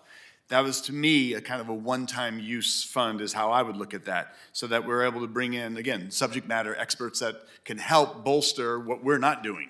And I believe if we've got, I'm getting a nod from our chamber, that was the intent by at least one or two of these. It's subject experts more so than staff. So can we delineate and separate and understand that there's a variation from that? Mm-hmm. Okay. Yes. So if we were to look at that and for consideration through the chair, the CAO, how could we amend this? What would we think? If we looked at this real quick, we've got funding for a sustainability plan, for grant research, grant writing, that's a consulting fee. The county we don't have a consultant, we don't have any consulting service or any grant services in our county that they could utilize, could they? Through the chair, several departments have grant writers in their budgets, Anything that would and be some available? of them do hire consultants. Is there any way that we could, in our county, and perhaps we're not staffed now, but something to consider, maybe bring back to the board, is that we have a grant writing service that we could utilize for some of our local nonprofits? Is that, I see affirmative nods. Because I have been talking to our chief, Brenda, about, and we are considering bringing over, I think I've talked to a couple of board members as well, bringing an RFP forward for county-wide services, consultant services for grant writing.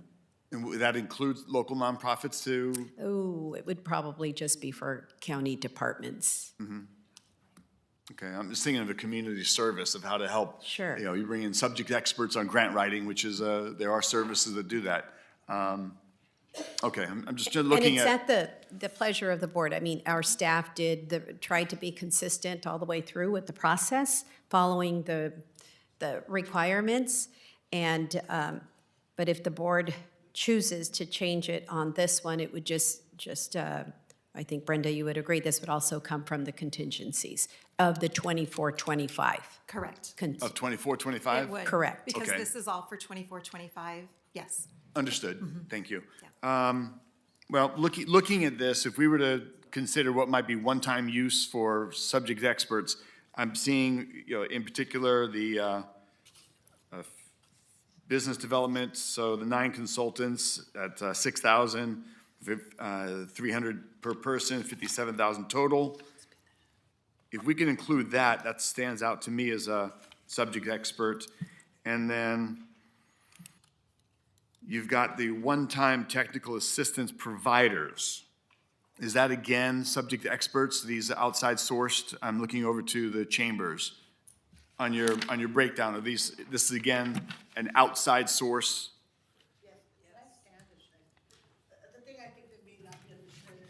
Can you please? Yeah, once you come up.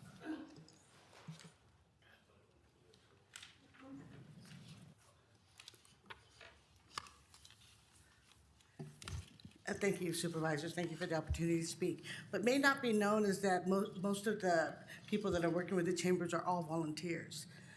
So I happen to be a paid salaried staff, but the work that the other chambers of commerce do is on a voluntary basis.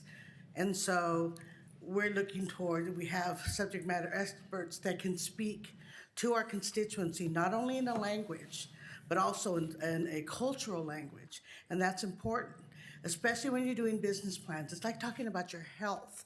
You're just not going to be able to bring in somebody from San Francisco or from another area that they're going to trust. These are trusted sources, trusted subject matter experts that can assist them in different areas, from setting up a DoorDash account so that they can do business online, creating websites, a lot of things that I've been doing myself personally, but I can't just do that for all three chambers all the time. So a lot of the work we've done in this past 3 years is all voluntary. If you were to say today, we're not going to do the work anymore, you would not have any chambers anymore. So just for a little bit of clarity then, so you Okay. say you have volunteers, and then what you're asking for is some outside experts. Experts to help bring them into, because we've already defined some of these experts already that are working, we would bring them in to help. So in addition to the volunteers, Correct. you want to enhance and expand by bringing in subject matter experts? Correct. Okay. Somebody, for So you example, still have your with QuickBooks. volunteers? Right, of And they're course, still doing their work absolutely. and volunteering, and we appreciate that, but this is additional. You're not paying your No. volunteers for anything? No, we are not. Okay, understood. Okay. Thank you. Thank you for that clarity. So, I'm looking at a couple of amendments, one of them being business development workshops for 9 consultants, $57,000. And then I'm looking at program management services. Can somebody, you disappeared, Ms. Vella. One-time startup costs associated with hiring new contractors to expand the program and oversee new services, recruitment, onboarding, and coordination of the first-year cohort of the program. You have a $70,000 ticket price on that. Could you define a Okay. little bit better what's going to be done? You've got program management services, and you've got business development workshop, and you've got a couple of other, technical assistance providers. So there's 3 right there, roughly. One area that has come up that has been greatly needed with all 3 of our chambers are experts in, for example, the digital marketplace. And so I'm a subject matter expert in it, but I can't do all 3 chambers. So we need to bring in somebody, an innovative specialist that can work with our businesses to help create social media services, online services, and these would be part-time people that can help create that marketplace for each of these businesses. What we've done with the Central Business Hub, just to give you an example, we had 286 within our cohort that we've worked with that didn't even have an online presence. And these are businesses here in San Joaquin County. We created an online service for them. There are many, especially within our county area, that do not have that. And so we need to assist them in that process so that they can conduct business online. They can have the services that we can provide, but we need experts to be able to help us to achieve those goals so they can continue to stay in business and continue to thrive. It's a great need. We had recognized over 1,200 small entrepreneur businesses within San Joaquin County that are working from home. And these businesses need assistance, business plans, going online, their language problems. Some of them are disabled, some of them are veterans, some that don't speak the language. So we have a lot of challenges that we're trying to face. We need to put a team together to assist our chambers, what we're already doing with the city proper, and expand those services. It's a one-time thing that we've done, and we've proven in 3 years it works. We started off with 103 businesses. We're now at 567 businesses that we are helping. Could you imagine what we could do for the county?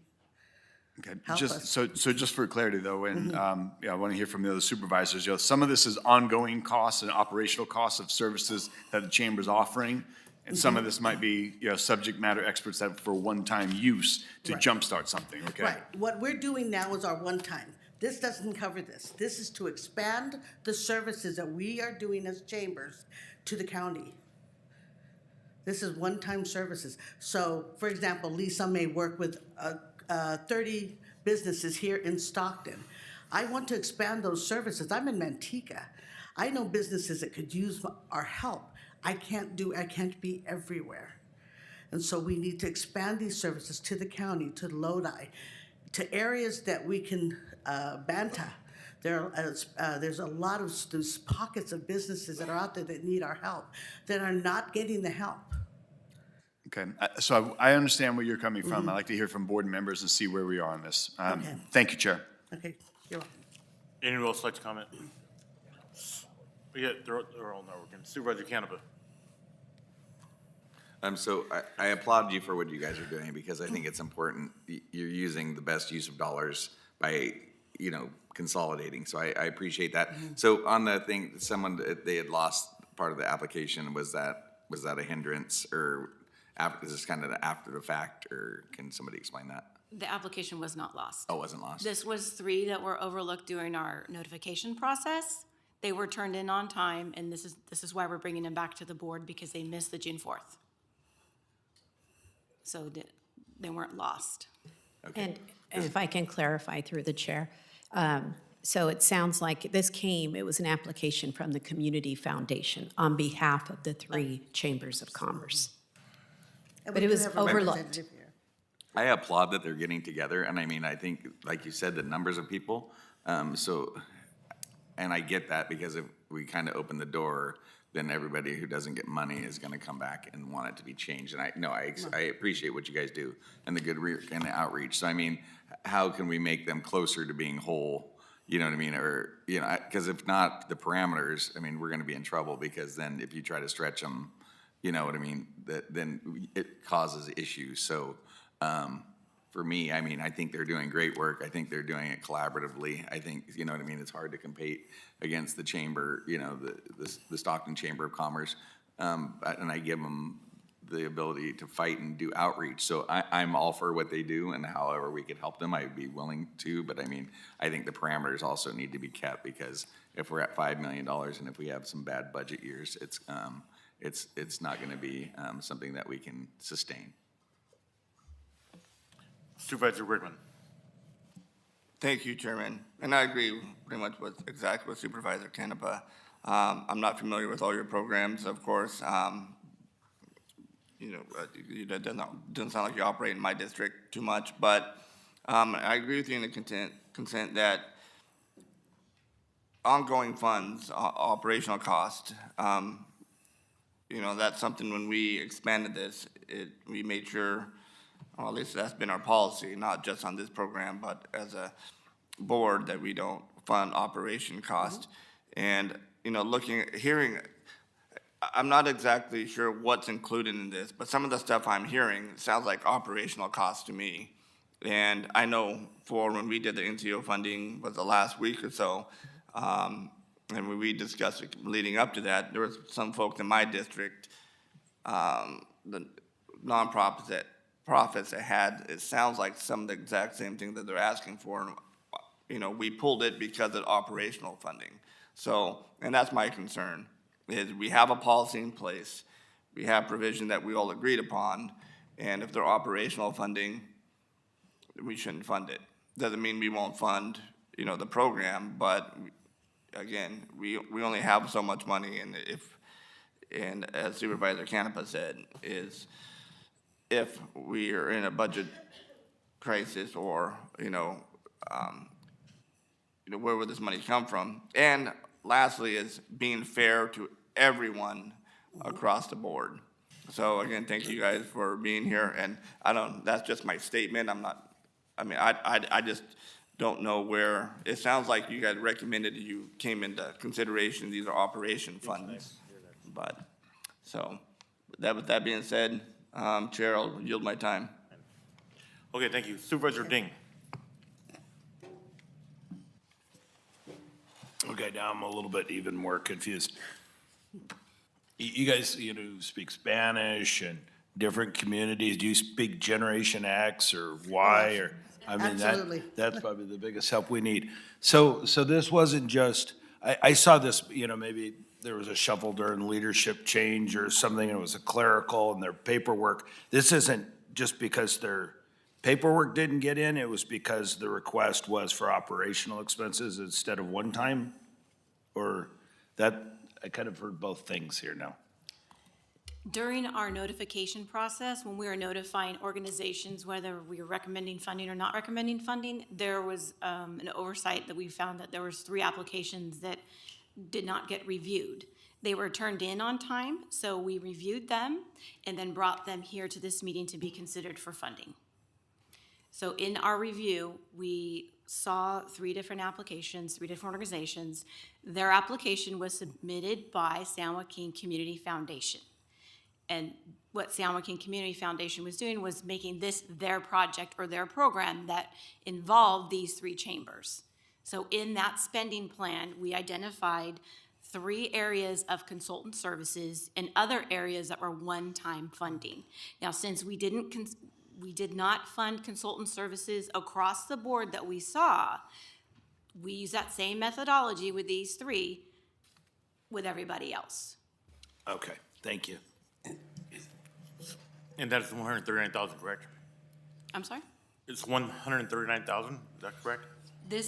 We're recommending 117,500 for this application. Okay. Their request was 325,000. Okay, thank you. Supervisor Patty. Thank you, Chair. So hearing from the board and getting the sentiment, this is where I think we should go on this. I had a meeting just last night with President Callahan at University Pacific, and you've got the Eberhardt School of Business over there. So there's, I think, some resources. Delta College has students that might be able to, plug in and get some social media. So you might be able to create a bit of a collaborative effort and unify some of the resources that we have at our disposal. This is something we could revisit in the board and maybe bolster. One idea I talked to President Callahan about, and as some of you may know, we did, the board at the time supported a program, 1,000 jobs for 1,000 students at Delta College. We used some county funds, ARPA funds as it was, but we jump-started and that turned out to be a resounding success. So something to consider as we get this going is maybe we put together a fund for no-interest business loans to get started a business and keep that money just recycling through startup businesses throughout the county. So there's more work to be done. I appreciate the chambers that are coming together and looking to expand. I think right now the board sounds like where we are is where we are. But let's just continue pursuing and going down the road a little further, okay? I appreciate that. Thank you very much. Thank you. Thank you. Great. Sorry, Campbell, I'm sorry. So did we clarify that there was some possibility that some of the things could be funded, or due to the criteria that this recommendation stands? Well, right now, they're asking for 319, and we're offering 139, is that correct? That was for 3 people. For the 3 organizations, it's $139,020. Okay. Total of those 3 recommendations. But for the chambers, But for the that one is 117,500 500, yes. of their original request of 319. 325. 325. 325, okay. No, it does. Okay. I think based on the sentiment, we're leaving as is, Supervisor. Yeah. But they are receiving, if the board approves, will be receiving 117,000 towards their project, partial funding for the one time. Okay.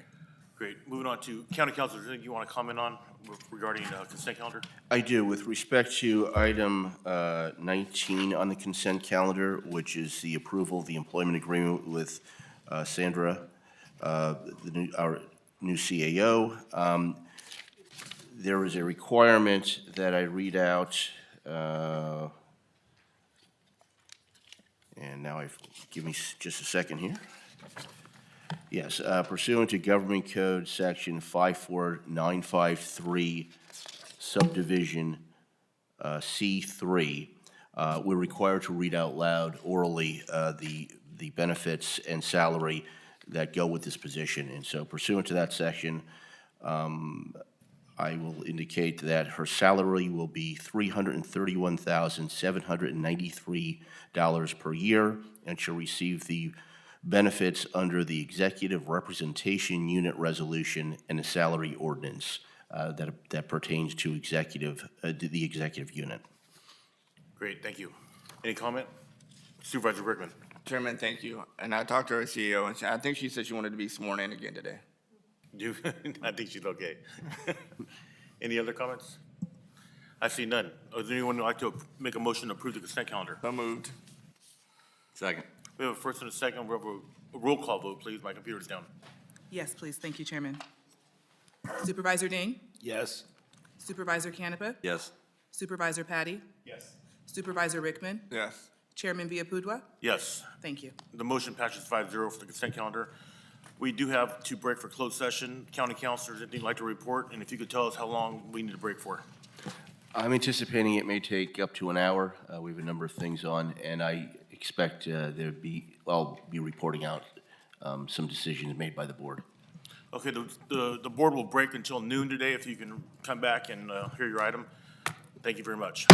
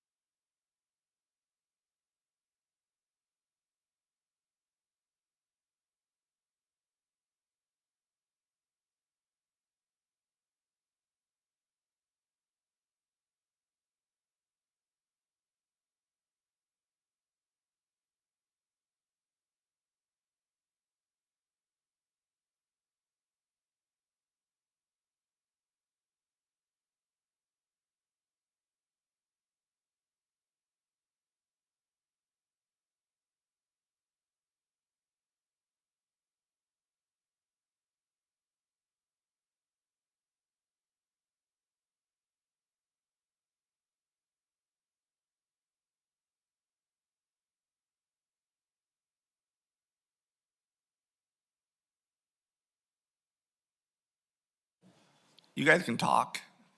That's all right. Good afternoon. I'd like to call meeting back to order. County Council, anything to report coming out of closed session? Yes, with regard to the case Silvato Silver versus San Joaquin County, the board approved settling that matter with Supervisor Canepa making the motion, Chairman Villalpudua seconding it, and by a vote of 5-0, settlement of that case was approved, the terms and conditions of which will become available upon request once all parties have signed the settlement document. Great. Moving on to discussion and general government. Item number 1, discuss and approve the use of one additional $300K from the contingency provisional budget 101-90000 for the Swenson Park Family Center project. We have 2 supervisors, Supervisor Patty and Supervisor Canepa. Whoever would like to go first? I'll take it. Thank you, Chairman. Just real briefly, bring it back to the board. Speaking with in the Stockton City Finance Committee last week, approved, and they're bringing forward to the full City Council their allocation and funding for the Swenson's Park project. Speaking with Swenson's Park and speaking with County Council and circling back and through our CAO, there may be a need for prevailing wage to be utilized in some of this construction that wasn't factored into the original estimates. So not knowing that the clock is ticking, we have to beat Supervisor Ding's assertion that he thinks they can get Mickey Grove open sooner than Swenson's. We want to stay on track and make sure that we're not sidelined and have to come back to the board. And we still have, through the chair, I believe, to our CAO, we could use this $300,000 from the 2023 to 2024 contingency without affecting 24-25 budget. Is that correct? Through the chair, yes, that's correct. There would be enough balance to use $300,000 from 23-24. Okay, so that's bringing it to the board, just the use of those funds. We can just keep this on track and move it open. And theoretically, within 6 months, they're thinking this course would be operational. So that was the ask.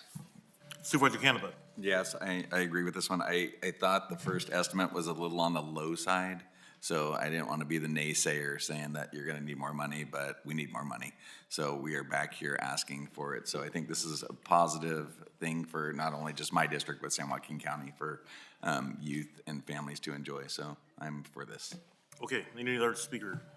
Supervisor Rickman. How much money is, this is the city of Stockton, right? County.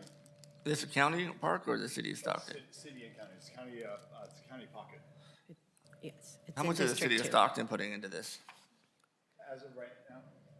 Through the chair, as of right now, the original ask from the city was their roughly 430,000. This additional 300,000 is past when they were doing their budget analysis and their contribution and their budget discussion a week ago. So how much are we putting in? The reason I'm at, well, 730,000 at this point. No, the reason I'm asking, if this is a county pocket, then it's our jurisdiction, I guess. That was my concern, was just huh? I'm sorry, through the chair, I believe it's in the city of Stockton, city limits. It is in District 2. But total project costs, I think, is $1.3 million, and county contribution would be $739,929. If this additional. Is it city property or is it county? Supervisor Canepa, I believe it's a city of Stockton. Okay, my thing is that, hey, I don't mind helping out cities and so on, but they need to put their, just as much skin in the game as we do. So, we can't subsidize and keep, city, because I know there's some projects that I want to fund, but I don't because it's the city's responsibility. So if we're sharing this responsibility, that's one thing. But again, we're not the Stockton City Council. We have unincorporated areas that, need funding that, from the county, and we've given Stockton tens of millions of dollars. But in short, what I want to see is and make sure that Stockton has skin in the game also. That's all. Thank you. Supervisor Ding. And Supervisor Rickman, I wholeheartedly agree with you. The only difference here is, although it is city property, it's surrounded by county, and it's miniature golf, it's for the kids, and so everybody would be using it in that area. And it kind of, it keeps us consistent on the projects that we've been funding with little leagues and skate parks and miniature golf, and trying to come up with more things for the kids to do on this, even though he won't get it done before Marcia makes sure my miniature golf course is open at Mickey Grove. But I'm in support. That Thank I you. funded. County Administrator, are you done, Steve? County Administrator Regallo. Yeah, thank you. Through the chair, I just also wanted to add, in the board letter, it does say it's an additional request of $300,000, a county contribution, but if the city of Stockton can also contribute anything towards that the additional costs, then the county's contribution would be less. And because I don't know if they've taken this additional back to their council. Great. Okay, at this time, I'm going to open public Chairman, comment. real Yes, sir. quick, are we gonna go back to the city and say, hey, this is what we're putting in, can you put money in? Yeah, through the chair, I would look to Supervisor Canepa, since it's in your district, if that would be, I mean, I could certainly, if you'd like, I could certainly, on behalf of the board, I could do a letter memo on behalf of the board that we are looking for an equal share, if that's the board, if Yeah, that's the probably board's a good idea. desire. Would you agree? Okay, yeah, that's a great idea. Let's do that. At this time, I'm going to open to public comment. Anyone like to comment on this item, please come forward. Don't rush, don't hurt anybody. Okay, close public comment. Bring it back to the board. Any motions? To approve. Second. Okay, we have a first and a second. Can we have a vote, please? Just a point of clarification, and does that motion include direction to the CAO to send a letter to Stockton? Yes, it does. That was your motion? Yes, it is. And the second? So just for clarity, I mean, we want to slice and dice this, okay? So the city of Stockton, we've not asked for, we don't know an actual overrun. This is up to, it could be $50,000, it could be another 150, it could be 180. The city of Stockton also has permit fees, they have engineering, they have other levels that they're going to be contributing. So, you know, it was written in a manner that we have up to an amount. The city of Stockton does have skin in the game. This additional amount is after they've gone through their finance committee hearing and approval process to bring it to the full council. So I think it would be great if we do send a letter, but I wouldn't make this contingent upon their equal share. I would just suggest that because this is a county pocket surrounded by county properties, and the actual golf park itself was county land at one point donated to the city. So there's a lot of symmetry, a lot working. I would not say that this $300,000 is contingent upon anything. I think that if the CAO wants to write a letter, I support that, letting them know that in the spirit of getting this forward, we're just contributing additional $300,000. And if any additional costs are needed, that they would also contribute. That's how I would put it. Okay. Just through the chair. Sure. So that's the language in there, though, is to protect us so that it has your authority to, if the money is not being spent correctly. Correct, wasn't that part of the deal? Is you had the oversight? Well, through the chair, I would, before we approved and sent any, I would certainly like to look at the plans or their budget. In the letter, I can work with the chair and vice chair to make sure that it has everything. And what I was thinking or thought that I was getting direction of, you know, if the total cost of this entire project is $1.3 million, that we would look to the city to share as equal partner. And right now, what it looks like is the board is approving the $300,000, which our county contribution right now is $739,000. I believe the board is still okay with that, but would like me to send a letter to say, we would like an equal partner from the city, and so our costs would be reduced by the 150 additional. Okay. That Do I sounds need great. to change my motion? Is my motion? So to be clear, the direction is to write the letter requesting that to be equal partner, but our donation is not contingent upon that, is that correct, or? Okay, That's okay? sure, as what county council said. Yes, yeah, that's the motion. Okay, great. We have a first and a second. And a vote, please. Nope, that's back on. And the motion passes 5-0. Thank you all. Thank you all. Moving on to item number 2, the ROV. Adopt a resolution approving the Linden Peters Fire Protection District change to election dates from odd number years to even number years to coincide with consolidate with the statewide general elections. Ms. Olivia Hill, good afternoon. Good afternoon, Chair and members of the board. Olivia Hill, San Joaquin Registrar of Voters. So I'm going to go over some talking points. This will pertain to the item that we're discussing right now and the next item. So these talking points, these are two identical items that are coming to you from two different districts. The proposal before us today involves a significant change in the election dates for the Linden Peters Fire Protection District and the New Jerusalem Drainage Districts, transitioning from odd year to even numbered years. This shift is a part of a broader effort to synchronize the district elections with statewide general elections, aiming to enhance voter participation and streamline administrative processes. The recommendation comes at the adoption of a resolution by the districts approving the proposed changes, which include changing election cycles from odd to even numbered years, adjusting the terms of office and election dates for current district incumbents, and consolidating future elections with statewide general elections in 26 and 28. The rationale behind this recommendation, the California Voter Participation's Right Act, emphasizes the importance of aligning local elections with statewide dates to prevent decreased voter turnout. Following this mandate, the districts passed resolutions signaling the intent to transition election dates.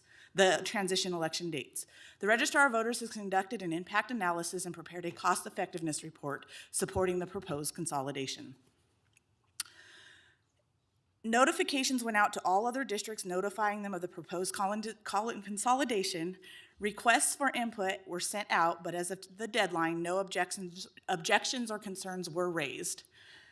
The fiscal impact. Importantly, there are no anticipated impact on the general fund resulting from this action.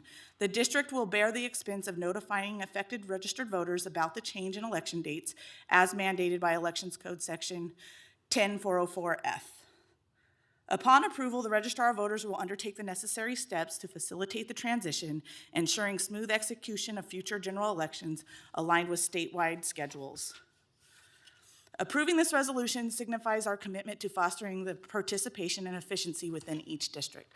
So just to clarify, this is a state mandate that came down about voter participation. So this is a request from the districts that came to our office, and so we're just here presenting it to you on behalf of the districts. And that's all I have. Great. Any questions from the board?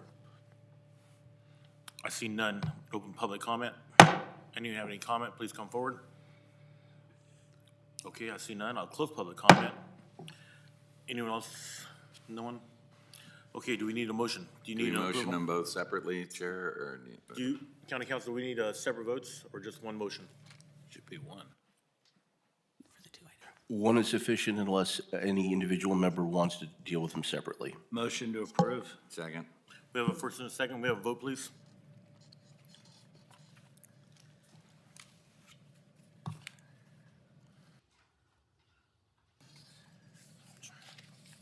Should we do a roll call? I don't see, okay, I see it.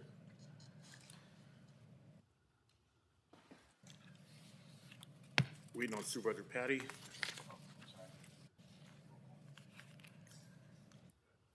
Okay, the motion passes 5-0. Thank you for that presentation. Thank you very much. I won't be as fast at the next meeting. I'll be back in August to give you all an update about the election, so it won't be quick like the last few times, so forgive me in advance. Have a Okay. good day. Well, thank you.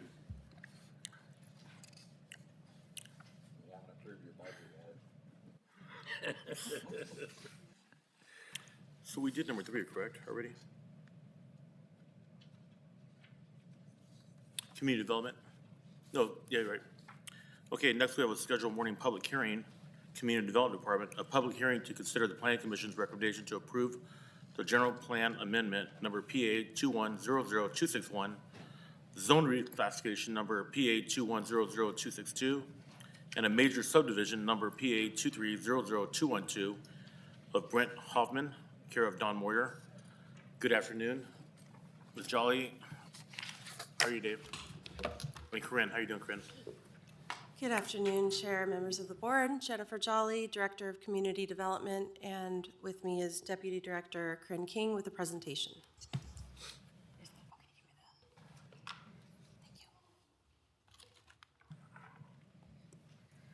Okay, good afternoon.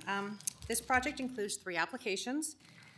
A general plan map amendment to change the general plan designation of a 20-acre parcel from low-density residential to rural residential.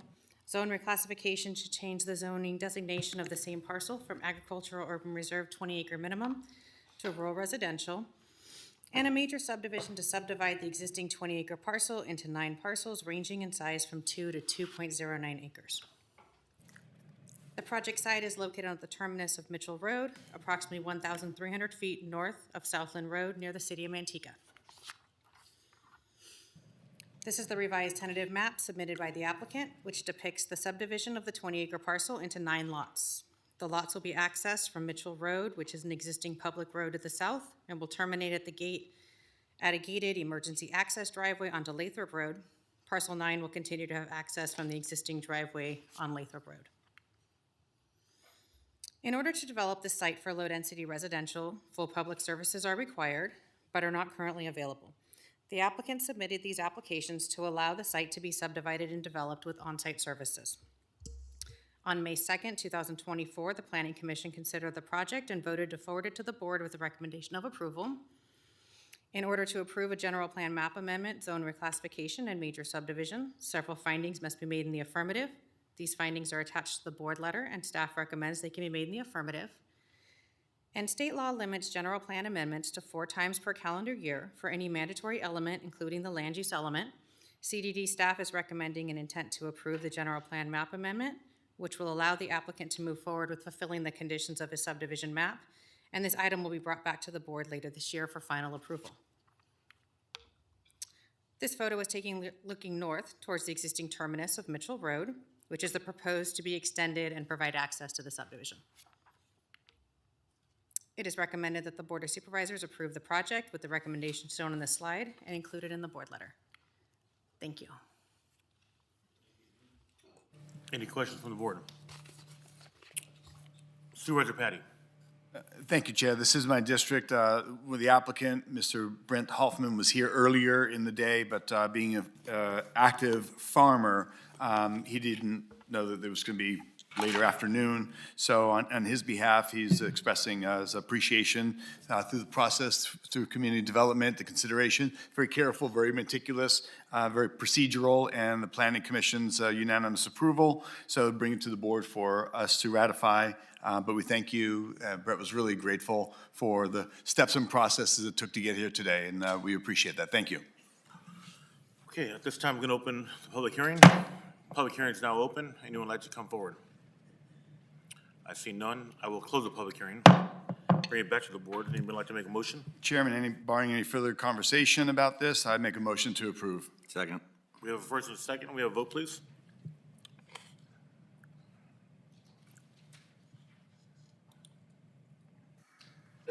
And the motion passes 5-0. Thank you much for that presentation.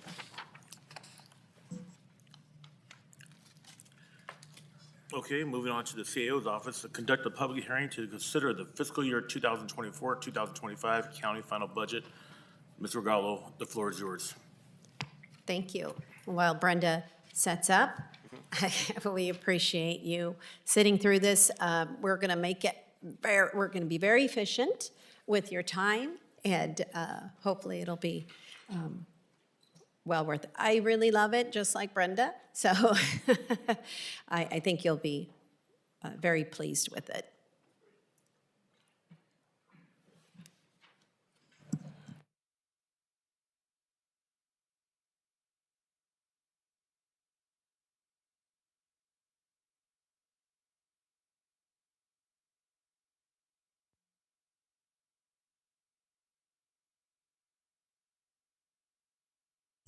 It'd help if I turn the mic on.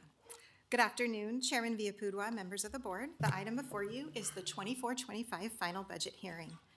2 weeks ago, on June 4th, your board accepted the 24-25 proposed budget, which has served as the resource material for this hearing.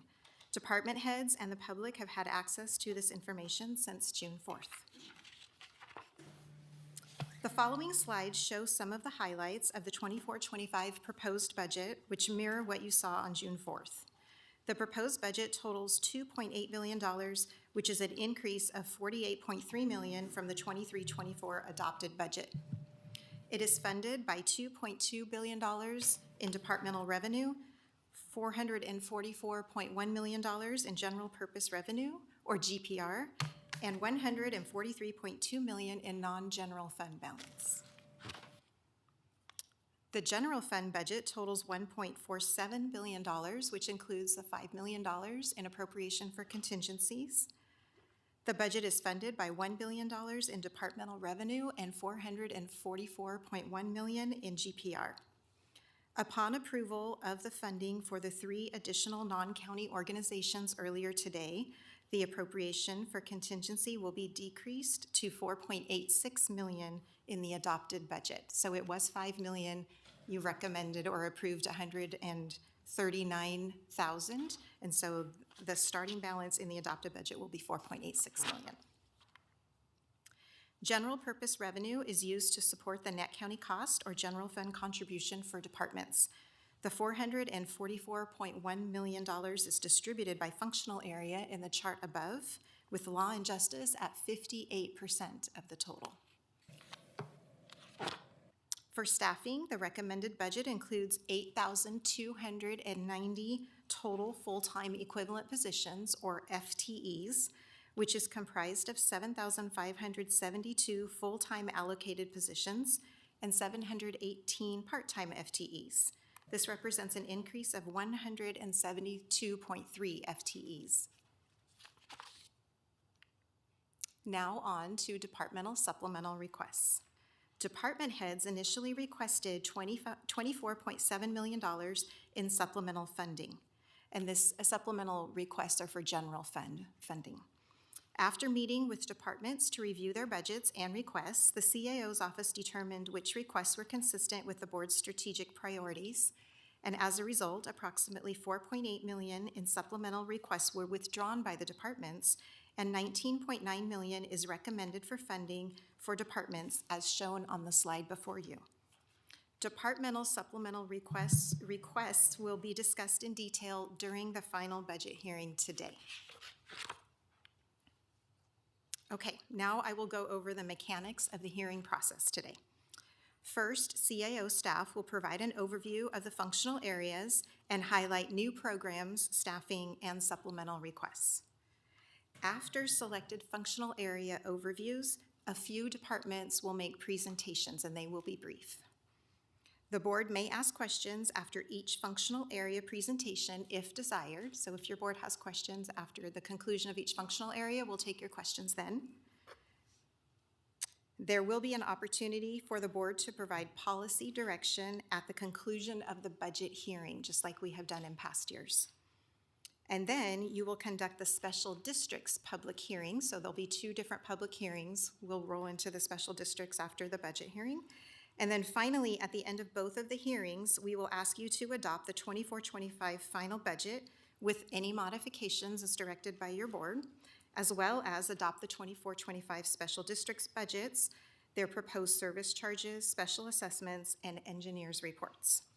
If you choose to recommend items for additional funding, I would recommend that you use the contingency provision budget. So we've talked about that quite a bit today already. Okay, so with that, I will now turn it over to Sarah Sickler, Deputy County Administrator, and she will present the budget overview for general government. Good afternoon, Chairman Villaputua and members of the board. Sarah Sickler, Deputy County Administrator. At this time, I will provide the board with a budget overview of general government departments. The general government functional area comprises of administrative, financial, and support service departments and other non-departmental budgets as listed on the slide above. Overall, the recommended appropriations for 24-25 general government budgets total approximately $155.8 million, a decrease of approximately $96 million from last year, primarily due to a reduction in transfers of one-time funds to reserves. General government is comprised of various budgets seen on the slide above. The largest budget is operating transfers at over 17%, followed by the assessor recorder county clerk at 16.3% and the auditor controllers at 11.1%. The next chart shows the various sources of funding. Almost half of the funding is provided by general purpose revenue at 44%, followed by cost reimbursement at approximately 27.5%, and the balance from various other revenue sources as shown on this slide. For 24-25, staffing is recommended at 553.6 full-time equivalent, or FTEs, positions. The proposed budget adds a net of 17 full-time positions and 5.5 full-time equivalent part-time positions over the prior year. Changes in staffing by department are noted on this slide.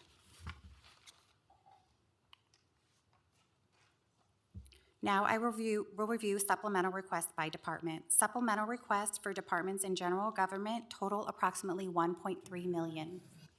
The Board of Supervisors is requesting $36,288 in supplemental funding for travel and costs related to modernizing technology infrastructure and community engagement. Human Resources is requesting $453,771 in supplemental funding for 2 additional personnel analysts, an employee relations analyst, and costs related to create workspaces for the additional staff.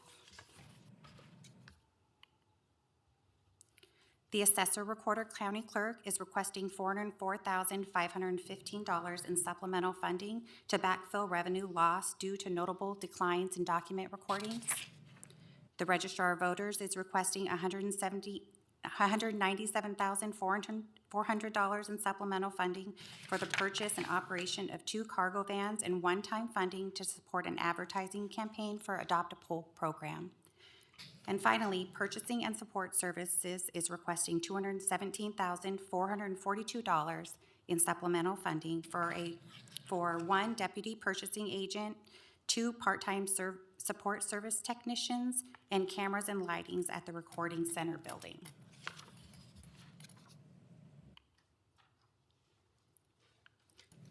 The ACO ERP support budget is new in 24-25, providing centralized administration for the implementation of the Enterprise Resource Planning, or ERP system. The proposed budget is approximately $8.1 million, which is entirely funded through the county's System Automation Reserve Fund. This budget adds 6 positions and funds 5 support positions in our Information Systems Division. At this time, I would like to invite Human Resource Director Jennifer Goodman to make a brief presentation.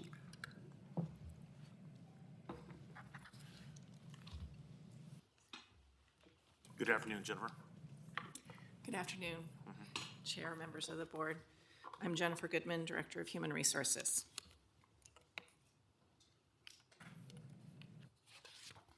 As you know, Human Resources, a support department and a division of the County Administrator's Office, works with every county department, and the work of the HR team impacts every county employee. In HR, our mission is to partner with our departments to recruit and retain employees of the highest quality and competency who represent the diverse community that we work and live in. HR has 57 employees working in the department, and this slide is an overview of the working units in the department. During the 23-24 fiscal year, HR received feedback that the service delivery in some areas of HR was too slow and did not demonstrate the innovation and flexibility departments would like to see for HR services. In some areas, HR is constrained by civil service processes and does not have the flexibility that some private sector employers enjoy. However, some of the issues of service delivery resulted from a high number of vacancies on the HR team and an influx of new team members who were new to their roles. Over this fiscal year, we have worked very hard to fill positions, bringing our vacancy rate from a high of 17.89% down to a current 8.77%. And we have worked and will continue to work with our departments to determine how we can better improve our services. Even though I could spend hours, and I'm sure you'd like to listen for hours, about the work we do in HR and the outstanding team I have the honor to lead, I wanted to take just a few minutes to share with the board some adjustments we've made in HR to demonstrate our innovative spirit, to provide an example of successful partnership with county departments, and to ask the board for their support to add positions, which the county administrator has recommended as part of the 24-25 budget, which will allow the HR team to further improve the service we provide to the public, county departments, and county employees. The Classification and Compensation Unit is currently a team of 2 analysts in an area where departments have expressed an interest in more expedient services. This slide demonstrates the work of the unit and their responsibility for salary surveys, classification studies, and the review of every new position request. Their review determines if the requested position is the appropriate classification, if the workload supports an additional position, and if the addition makes organizational sense. At the start of the 23-24 fiscal year, the unit had 57 classification study requests in the queue, 9 of which were from previous fiscal years, and another 48 which were submitted as part of the budget process. As we start the 24-25 fiscal year, I can report progress in project completion. This year, the team completed 40 studies, with 43 currently outstanding. Of the 43 outstanding studies, 10 are near completion. Actually, with your actions this morning, 2 items have completed 4 studies. And another 10 are in progress, and 23 have not yet been initiated. Of those not yet initiated, only 7 are from the previous fiscal year. Studies can be incumbent studies, requests for creation of new positions, or requests to amend job specifications. In order to address service delivery concerns, HR is piloting a new approach to how studies are completed. Typically, HR seeks feedback from departments on their priorities before developing a plan for studies for the year. This year, we will utilize a new approach in hopes of ensuring more efficient processing of requests. HR will initiate all incumbent studies at the start of the fiscal year. These studies are typically more lengthy as employees and departments complete questionnaires about typical duties of the studied positions. While employees and departments work on those questionnaires, HR will work on all requests to create new positions. This will ensure departments are able to work with the CAO team to add those newly created positions during the mid-year budget report process.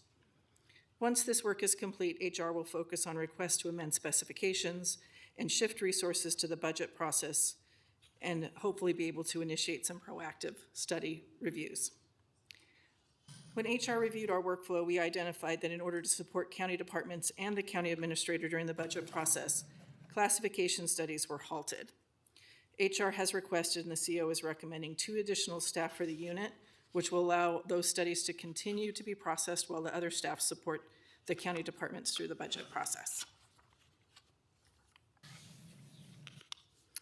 With the county experiencing a high vacancy rate ranging from a high of 16.99% to 14.42% during this fiscal year, another area departments expressed concern was related to recruitment and retention of county employees.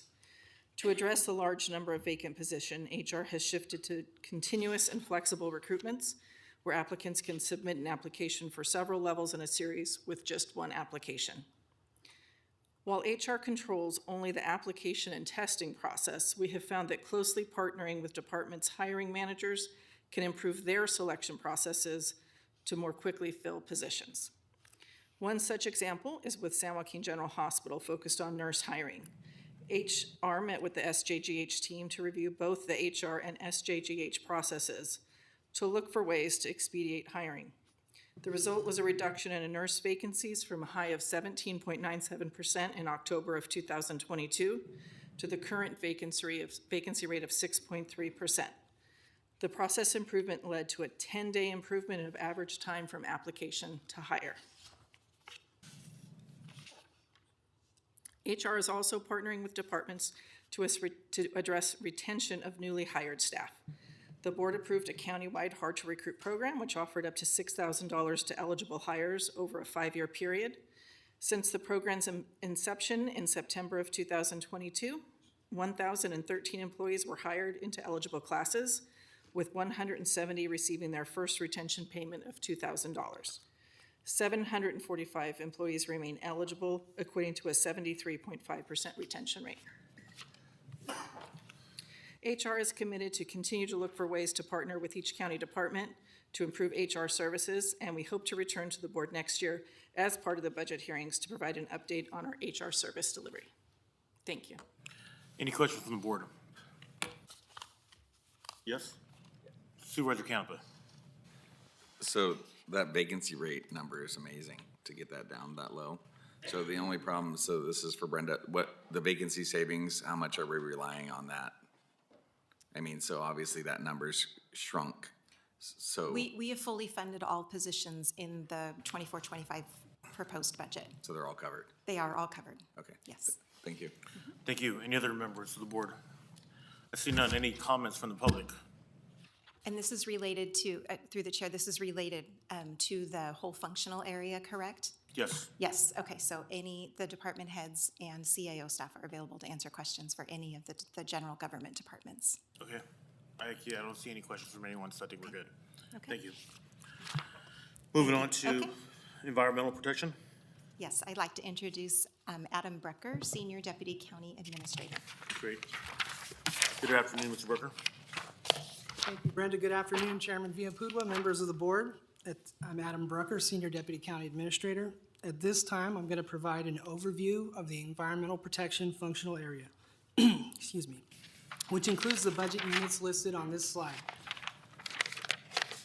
Overall, the recommended budget for environmental protection totals $39.3 million, an increase of 12.8% from 23-24. This slide shows the percentage share by budget unit, including community development at 39.1%, agricultural commissioner at 28.3%, flood channel maintenance at 16%, and others. The $39.3 million recommended budget for environmental protection functional area is funded by general purpose revenue, or net county cost, at 42.3%, intergovernmental revenues at 20.3%, and cost reimbursements at 16.1%, among other sources. For 24-25, staffing is recommended at 169.6 full-time equivalent positions. This consists of 151 full-time and 18.6 part-time positions, and represents a net staffing increase of 9.2 FTEs from the prior year, or 5.7%. This slide shows the staffing changes by budget unit. Flood channel maintenance has undertaken an enhanced maintenance program to maintain full accreditation of county-maintained levees that provide critical urban flood protection. A total of 9 positions, including 6 full-time and 3 part-time, are recommended for 24-25 to assist with the compliance mandated by the Army Corps of Engineers and the California Department of Water Resources. The recommended budget for the Agricultural Commissioner includes the addition of 3 new positions, 1 Management Analyst 3, and 2 Agricultural Biologist Standards Inspectors. Also included is the deletion of 2 positions, resulting in a net increase of 1 position. Supplemental funding requests of $1,742,216 were received and are recommended for the environmental protection functional area. Community Development is requesting total supplemental funding in the amount of $940,000 to cover the net loss in revenue resulting from the incorporation of the City of Mountain House and for a new public nuisance abatement program for code enforcement. Emergency Services is requesting total supplemental funding in the amount of $802,216 to cover additional costs associated with the addition of Accounting Technician 2, various operational costs, completion of a threat and hazard identification risk assessment, virtual emergency operations center and asset management software, drone program equipment enhancement, and the purchase of rapidly deployable flood mitigation equipment. This concludes the environmental protection overview, and the department directors and I are available if you have any questions. Any questions from the board? Supervisor Rickman.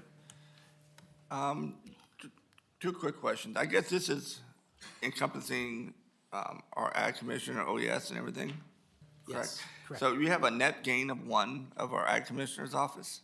Correct. Isn't that one of the issues that we've had in the past, is they don't have the personnel to be efficient?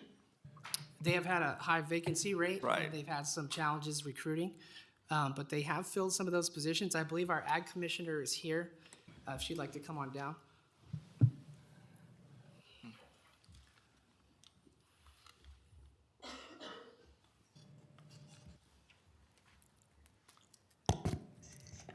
Good afternoon, Chair, Good members of the afternoon. board. And I know I sit on the ag committee, and so on, and I know Supervisor Ding and I have talked about this in open session before, is one of the issues that you were having is bodies. So what do you need? I mean, are you, looking at this budget, are you happy? Can you, the ag commissioner's office, do all the different things that we asked them to do efficiently and effectively? First of all, thank you for all the support. I really appreciate it. I'm working very closely with HR right now. One of the issues we have is the special licensing. That is the reason why my assistant ag commissioner position is still vacant. We are looking to expand more programs, so we asked for 2 new inspector positions, one in weights and measures and one in the ag, due to increased workload. But I'm working more on retention, and I want to slowly build and increase the position as I expand my program. So HR is currently, Jennifer Goodman is working with me to look at the licensing and retention of the agriculture biologist position. We just completed in May. We went to the Civil Service Commission and changed some things in the agriculture biologist 1 through 3 range. So we'll see after this year how many people stay and what could we do to expand these positions in 25-26 budget. So looking at our budget this year, Yes. or upcoming year, was there anything that you would change, or are you happy with it? Because once this is over, it's next year. So this is your chance. If there's something that you need, hey, you know, we're talking about the economy. Ag is our, 3 billion. right, and that's our #1 economy. And so if there's something that we're missing, Well, for my pesticide use enforcement program, as well as my pest exclusion, I do need more positions to cover the work. But like I stated, I just didn't want to bring more staff and not be able to actually put them to work, right? So we will be requesting more positions. The answer is yes. And I am looking to also for the front desk, I want 1 more position added in the future. But I'll be working with CAO's office gradually. I just didn't want to be requesting 5 positions and not get funded for those. So just in steps. Supervisor Ding. I'd love to. Thank you for everything you do. And you're right on the same topic. I was going Supervisor Rickman. I'm looking at this budget. I can tell already I'm going to get to be the bad guy today. We've got departments requesting everything from 42 new employees, 42 new ones, not counting vacancies, all the way down to year 1. Retention. And we've got to focus on it, and we keep talking about it and talking about it. The only thing I would ask of you is you need to step up here right now and tell us what you need. You've got acres that are going to go, fallow. You've got, inspectors we cannot keep, and we all know it. And money's the key to retaining these. And I think you've got all of our attention right now. What do you need? And I know what I really appreciate you is you're such a team player, and you understand that, we have multiple, departments we have to fund. But I see you out there struggling. I mean, you're putting in so many hours and you can't get this assistant. What's it gonna take? Tell us what it's gonna take so we can get this taken care of. Because we've got, other departments and budgets. I've got a feeling we're gonna be playing with some numbers because we've got Christmas lists out there. Maybe I'm gonna be the lone person on this. but everybody needs money, everybody needs help. But this is the lifeline of our county, and we need to make it the #1 priority here. So I do want one GIS position for my IT staff, which I'm working with ISD. And it's much better if those IT positions are embedded in the department itself, right? So last year, we did request that, it didn't get funded. So 2 IT positions in the department would be great, because I had that fire issue over at the west side, and we were trying to get the mapping done, and it's a challenge. Inspector-wise, the #1 priority right now I have is to increase their salary, because I am losing inspectors to Bay Area counties who get $30,000 to $40,000 more dollars per year. They make that much more, right? So if I could get the salary comparable to the surrounding counties, I can retain the staff. That's my major concern. And then, of course, increasing inspector positions up to 5. I have 2 budgeted already, 3 I'm looking for the future. So like I stated, I didn't want to be asking for everything at once. It's just I was trying to do it in steps. So let me ask you a question, and this is a question I'm gonna have with the other departments too, that have got position requests. If we gave you, let's say we gave you all 5 inspector positions at the salary levels that's required, what are the odds that you can actually find those bodies to fill those positions? I mean, is it gonna take, is there any way you can expend the money for those 5 positions over the course of the year anyway? Is it, in other words, we don't wanna be funding positions, we can allot you, say 3, 2, and this is where I need help from the CAO's office, because we do this a little differently in private business, we just go borrow the money. But how do we know what she needs. What happens to that money if we allot 5 positions at a certain dollar amount? If she doesn't spend that, that money does come back to the county, right? That doesn't stay in her budget? Through the chair, that's correct. If it's a general fund budget, Okay. then it would drop to the general fund.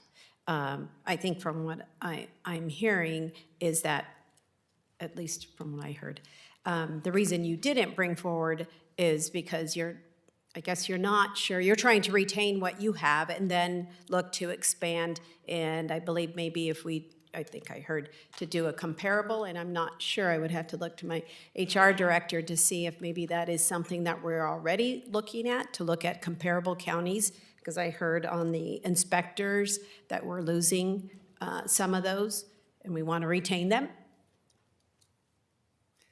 Good afternoon, through the chair. Supervisor Ding, we are working with Kamal, as she mentioned, to work on some retention strategies. There are some things that are not fully vetted that we aren't really able to speak about publicly yet, but we will be coming to you, to the board, to discuss some retention strategies we have specifically for the ag inspectors that we do believe will help her to retain that staff, and certainly would support her at any point that she felt that she was ready to add additional staffing working with the county administrator's office. But we do believe there's some strategies in play currently that we think will be beneficial to her retention. Okay, so here's my frustration after a year and a half here, is we've been discussing strategies and avenues, and we're in discussions, and nothing's happened.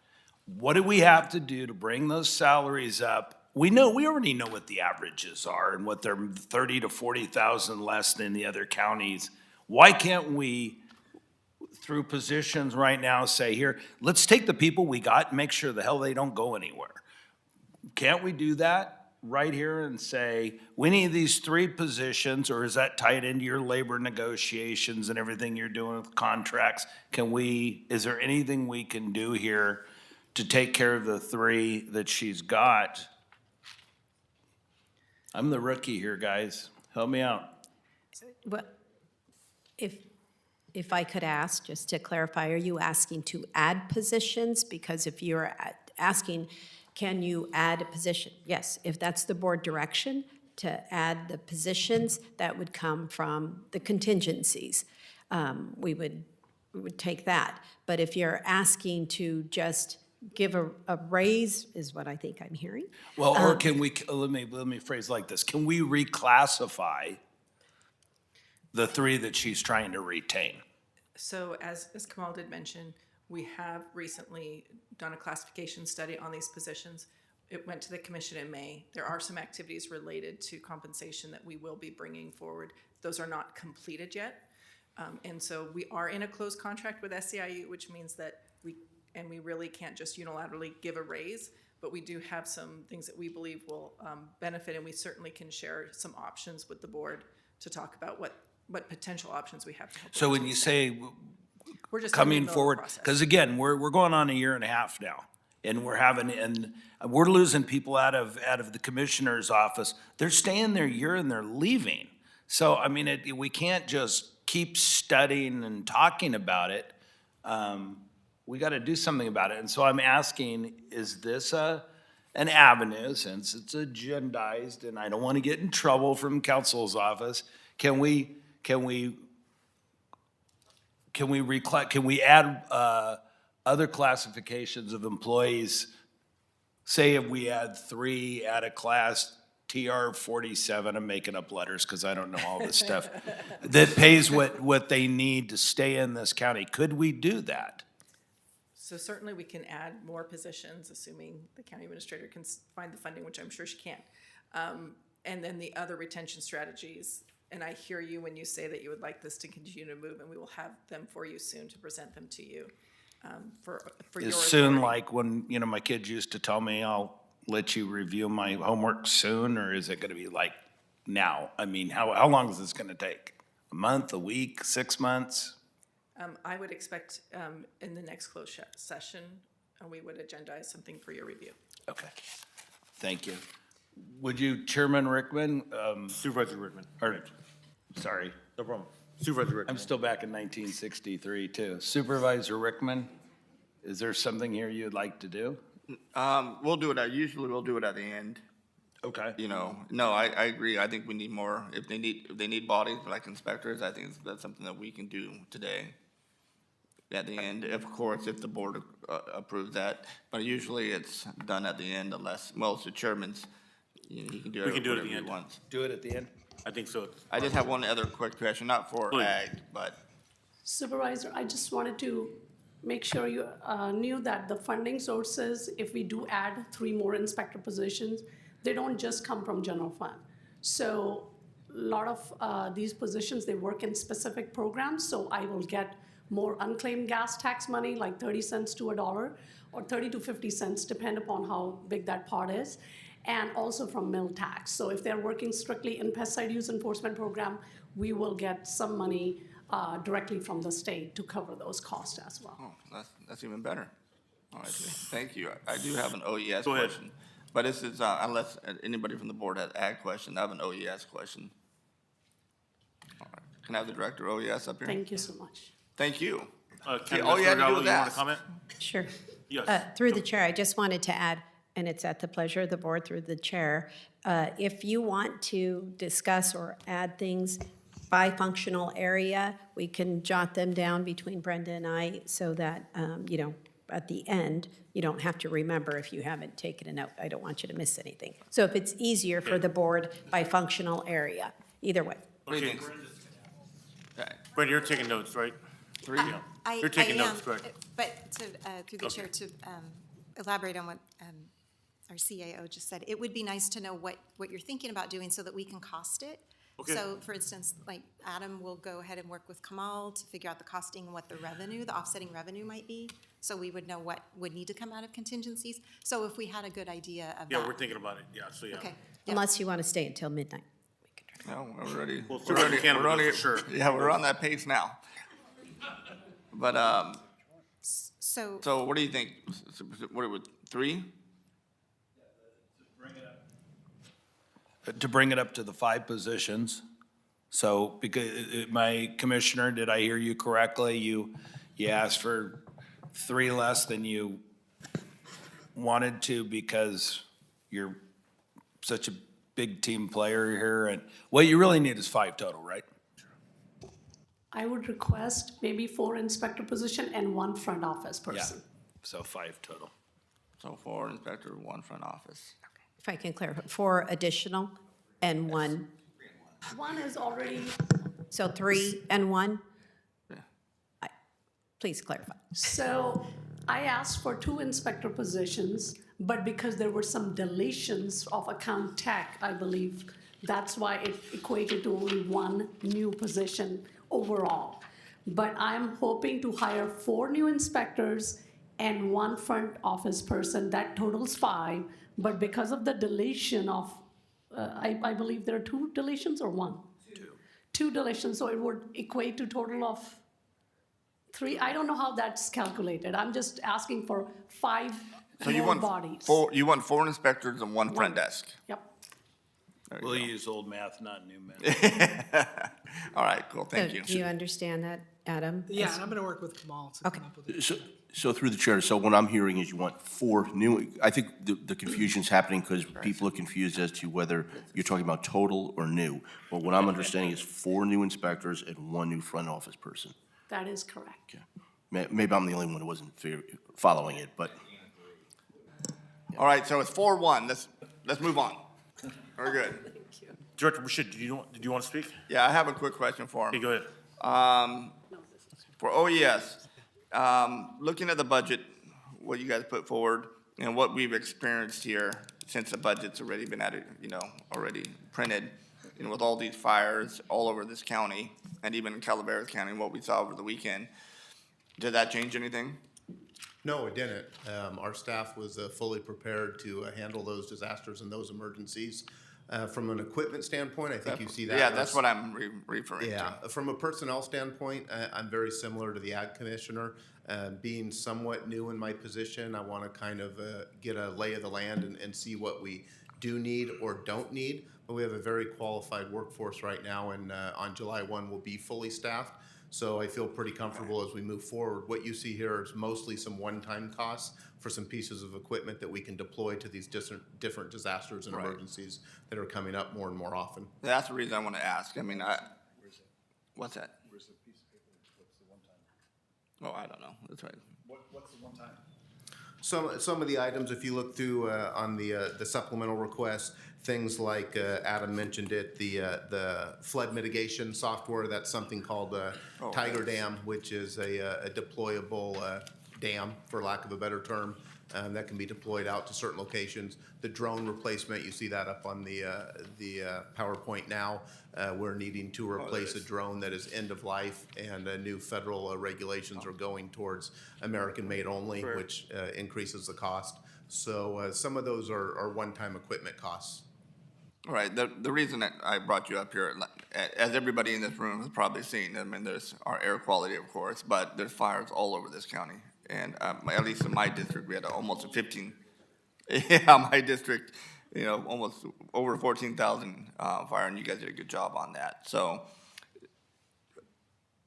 building on the public safety side, emergency side of this board, so if there is something that we are missing in equipment-wise, I'm not talking about, that we need that could assist this county.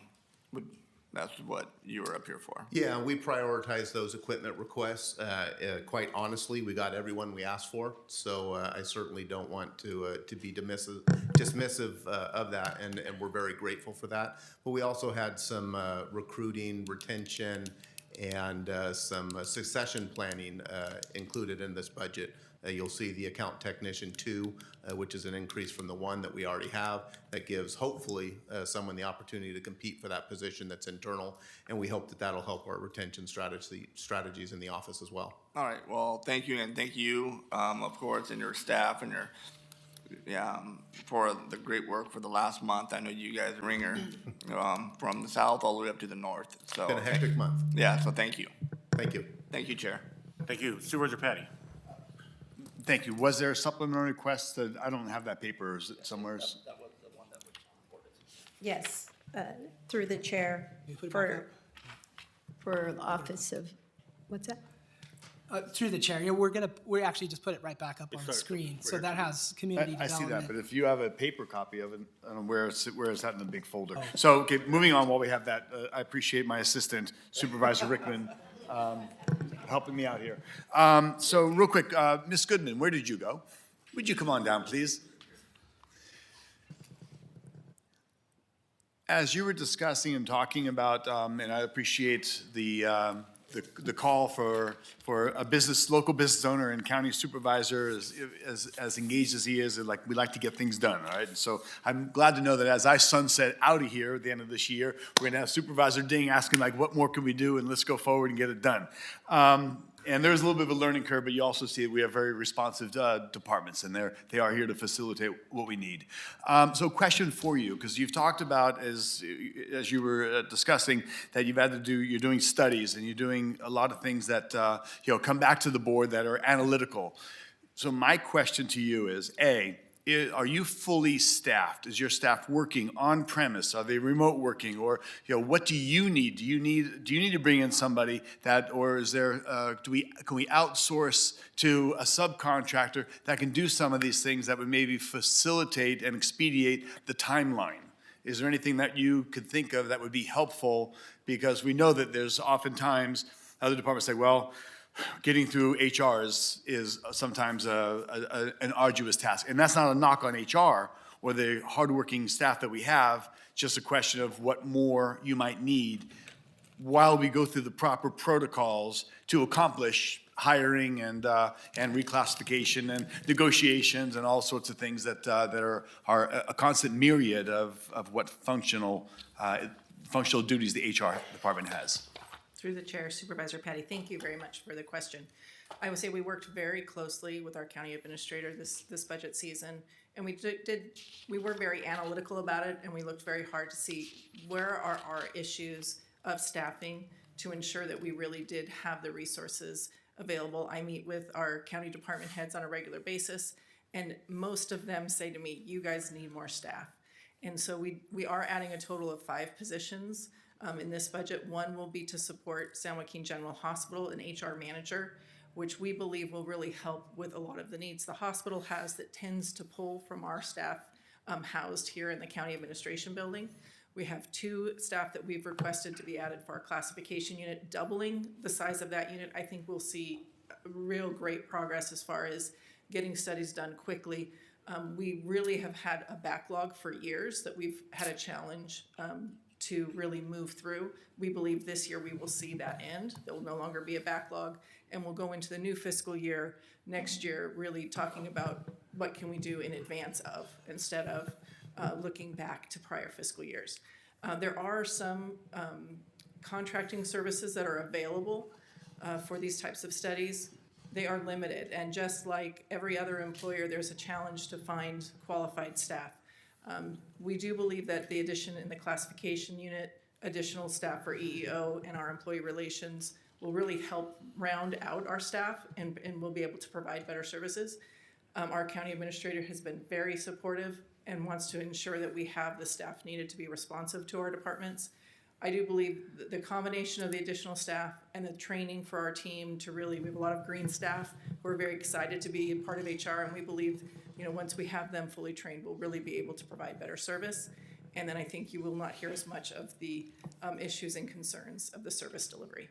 Understood. And then just lastly on that, as you look at the organization, HR services, I know that we've taken a couple of HR personnel and embedded them in the sheriff's department so that they've got maybe more hands-on direct contact and follow through on work. And again, not a knock in any capacity of the normal procedures and protocols, but that might also be a hybrid system that we want to start adopting.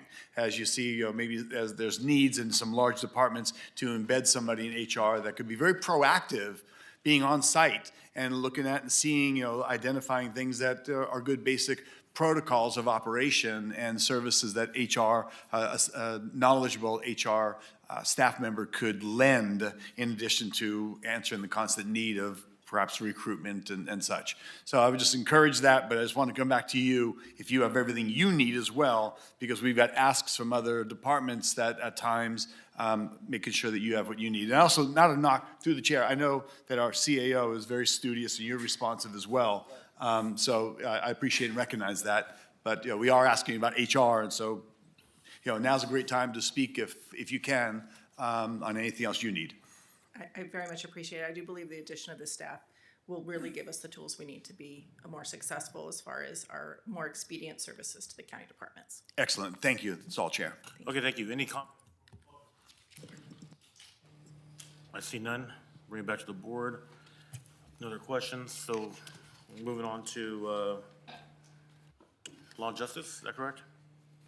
Next, I'd like to invite Senior Deputy County Administrator Mo Hatef, who will be providing an overview of the Law and Justice functional area. Thank you. Thank you. Good afternoon, Mo.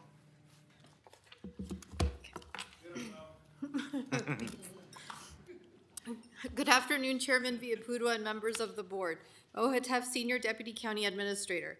At this time, I will be giving an overview of the Law and Justice functional area, which is comprised of approximately 60 budgets and includes requesting approval of the state COPS expenditure plan.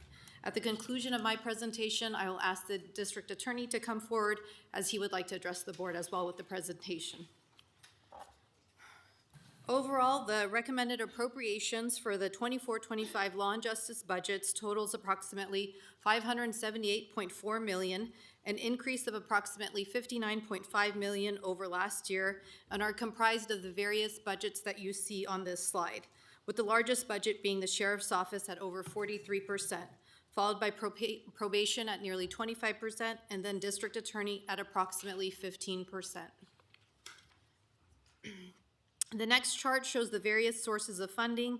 Almost half of the funding is provided by general purpose revenue at nearly 45%, followed by state and federal funding at approximately 40%, and the balance from various revenues such as operating transfers in, cost reimbursements, fund balances, and various charges for services. The next slide shows the major overall position changes in Law and Justice, which is an overall increase of 74.2 positions. Major departmental additions include a net addition of 42.5 positions for the District Attorney's Office, which we will go into greater detail in a subsequent slide and with the DA's presentation, a net addition of 15.6 positions in the Sheriff's Office, followed by a net addition of 15.4 positions in the Public Defender's Office. Due to impending state funding cuts to the Child Support Department, a net deletion of 12 vacant positions is included in the proposed budget. Important to note is that there may be additional state funding cuts, and these cuts could potentially result in additional vacant positions being deleted in the Child Support Department. We now turn to supplemental requests for Law and Justice. The total Law and Justice supplemental request amount is approximately $16 million, of which the District Attorney's requests comprise more than half of the total requested amount. The District Attorney has requested supplemental funding of $8.1 million, which includes additional funding needed for $250,000 in costs related to the relocation of DA staff, approximately $264,000 to support the child abduction program due to decrease in allowable reimbursements, and 42 positions to primarily support the increase in workload in various prosecution units and investigation units. The DA will expand on these position requests in his presentation. Moving on to the Sheriff's Department. Of the $16 million in requested supplemental funding for Law and Justice, the Sheriff's Office requests comprised approximately $3.9 million or 24%. These included a net 11 new positions totaling $2.9 million and various technology and equipment upgrades requests totaling $1 million. New positions included 2 new deputy sheriffs and a sergeant for the marijuana eradication unit, 2 new deputy sheriffs with motorcycles for the motor unit, 2 crime analysts for the Research and Intelligence Division or RAID, a new deputy sheriff and a new sergeant for the newly established Human Trafficking Task Force created in conjunction with the District Attorney's Office, and another new deputy sheriff for jail crimes due to a higher caseload. Separate from the positions tied to the supplemental requests, the Sheriff's Office is proposing 4 additional positions, including 2 new deputy sheriffs and a lieutenant for the City of Mountain House to be reimbursed by Mountain House, and a work program specialist funded through the AB 109 funding. Moving on to the Public Defender's supplemental requests, which totaled approximately $3.1 million. 13 new positions are recommended for approval, totaling approximately $2 million. These positions will support felony trials, care court, misdemeanor trials, post-conviction relief, pretrial release, discovery, and the Manteca Circuit Court. Additionally, another $1.1 million was requested primarily for general purpose revenue to fund the public defense pilot project for potential state funding cuts for mandated post-conviction services. Separate from the supplemental request, the 24-25 proposed public defender budget also includes funding an office assistant specialist position in the department's base budget. Okay, and last, moving on to correctional health services, a total of 9 new nursing positions are included in the correctional health services proposed budget. The department requested supplemental funding for 5 positions at a cost of approximately $878,000, all of which are recommended. 4 additional positions are recommended and funded through the AB 109 funding as well. Chair, this concludes the CAO staff's presentation on law and justice. At this time, I'd like to introduce the district attorney to give a brief presentation. Thank you. Thank you.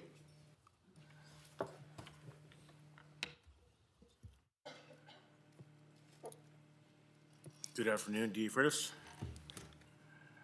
Chairman Bill Pudwa, Vice Chairman Canepa, County Administrator Regalo, members of the board, County Council Kiernan.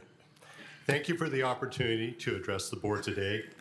In the 5 minutes that I've been allotted, I'm very excited to discuss the historic commitment San Joaquin County is making today to public safety. So, let's get started.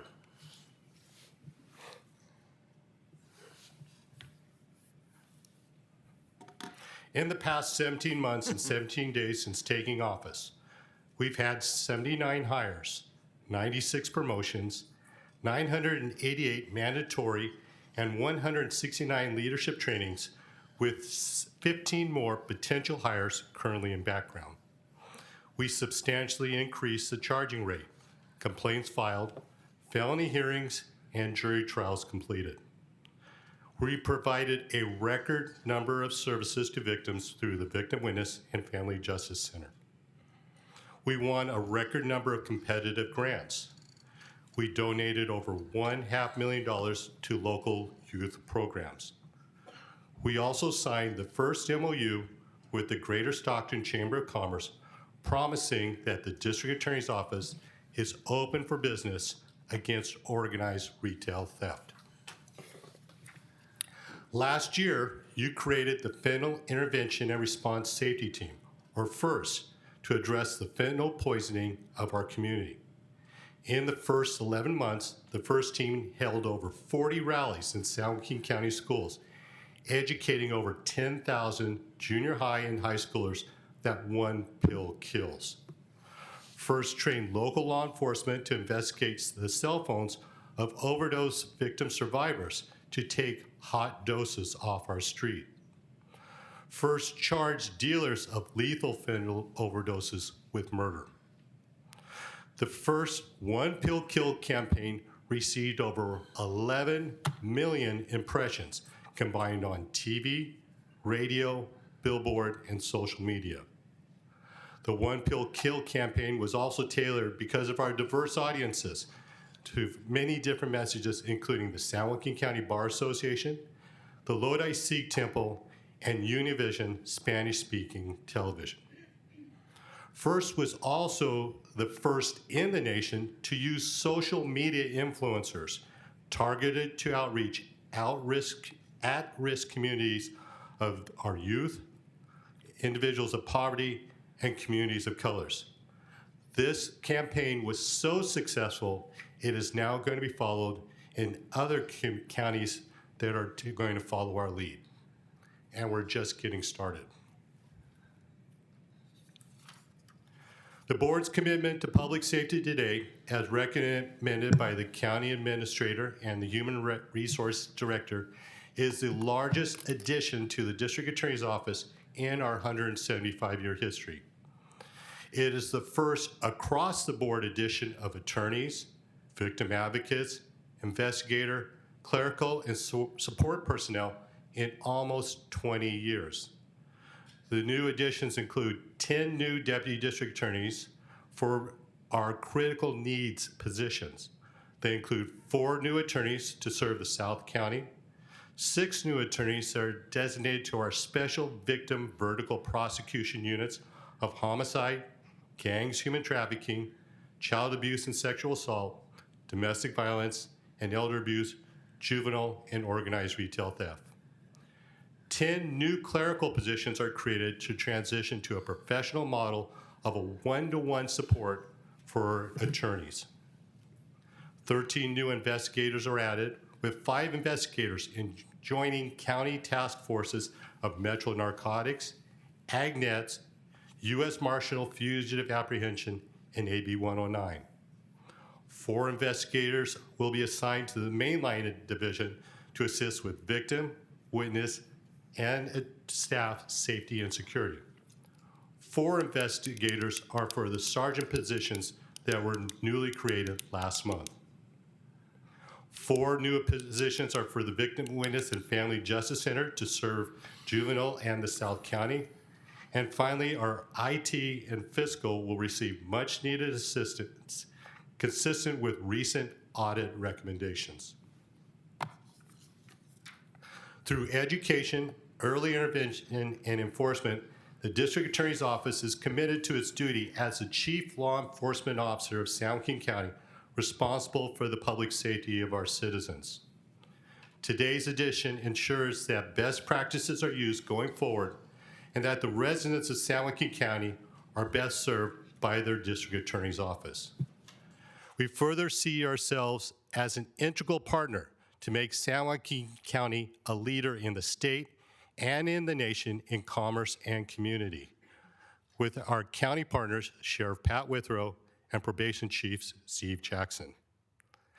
We are especially grateful to County Administrator Sandy Regalo, Analyst Susie Sayers, Human Resources Director Jennifer Goodman, and Auditor Controller Jeff Wokamp and their teams for their leadership and commitment to our office and the community. I'm very grateful to Assistant District Attorney Rick Price and his work with Assistants Terry Booth and Melissa Frog and Lisa Madrigal, and the over 300 members of the District Attorney's Office that I'm proud to lead every day. And thank you, Board. Your action today, individually and collectively, proves you are champions of our community and public safety. This concludes my presentation, and I yield my remaining 6 seconds for questions. I love it. Okay, great. Any questions for the DA? I think we're good. Well, thank you for that presentation. Oh, Supervisor Ding, I'm sorry. I didn't see you on there, sorry. Thank you, Mr. Chairman. Well, Mr. District Attorney, nobody can accuse you of not doing everything in your power or requesting anything under the sun to make your department the biggest and the best and the brightest, and I appreciate that. The fentanyl campaign, which I went with you on a number of times, was very successful in educational campaigns in order to prevent crime, have been outstanding. I do have some concerns, though.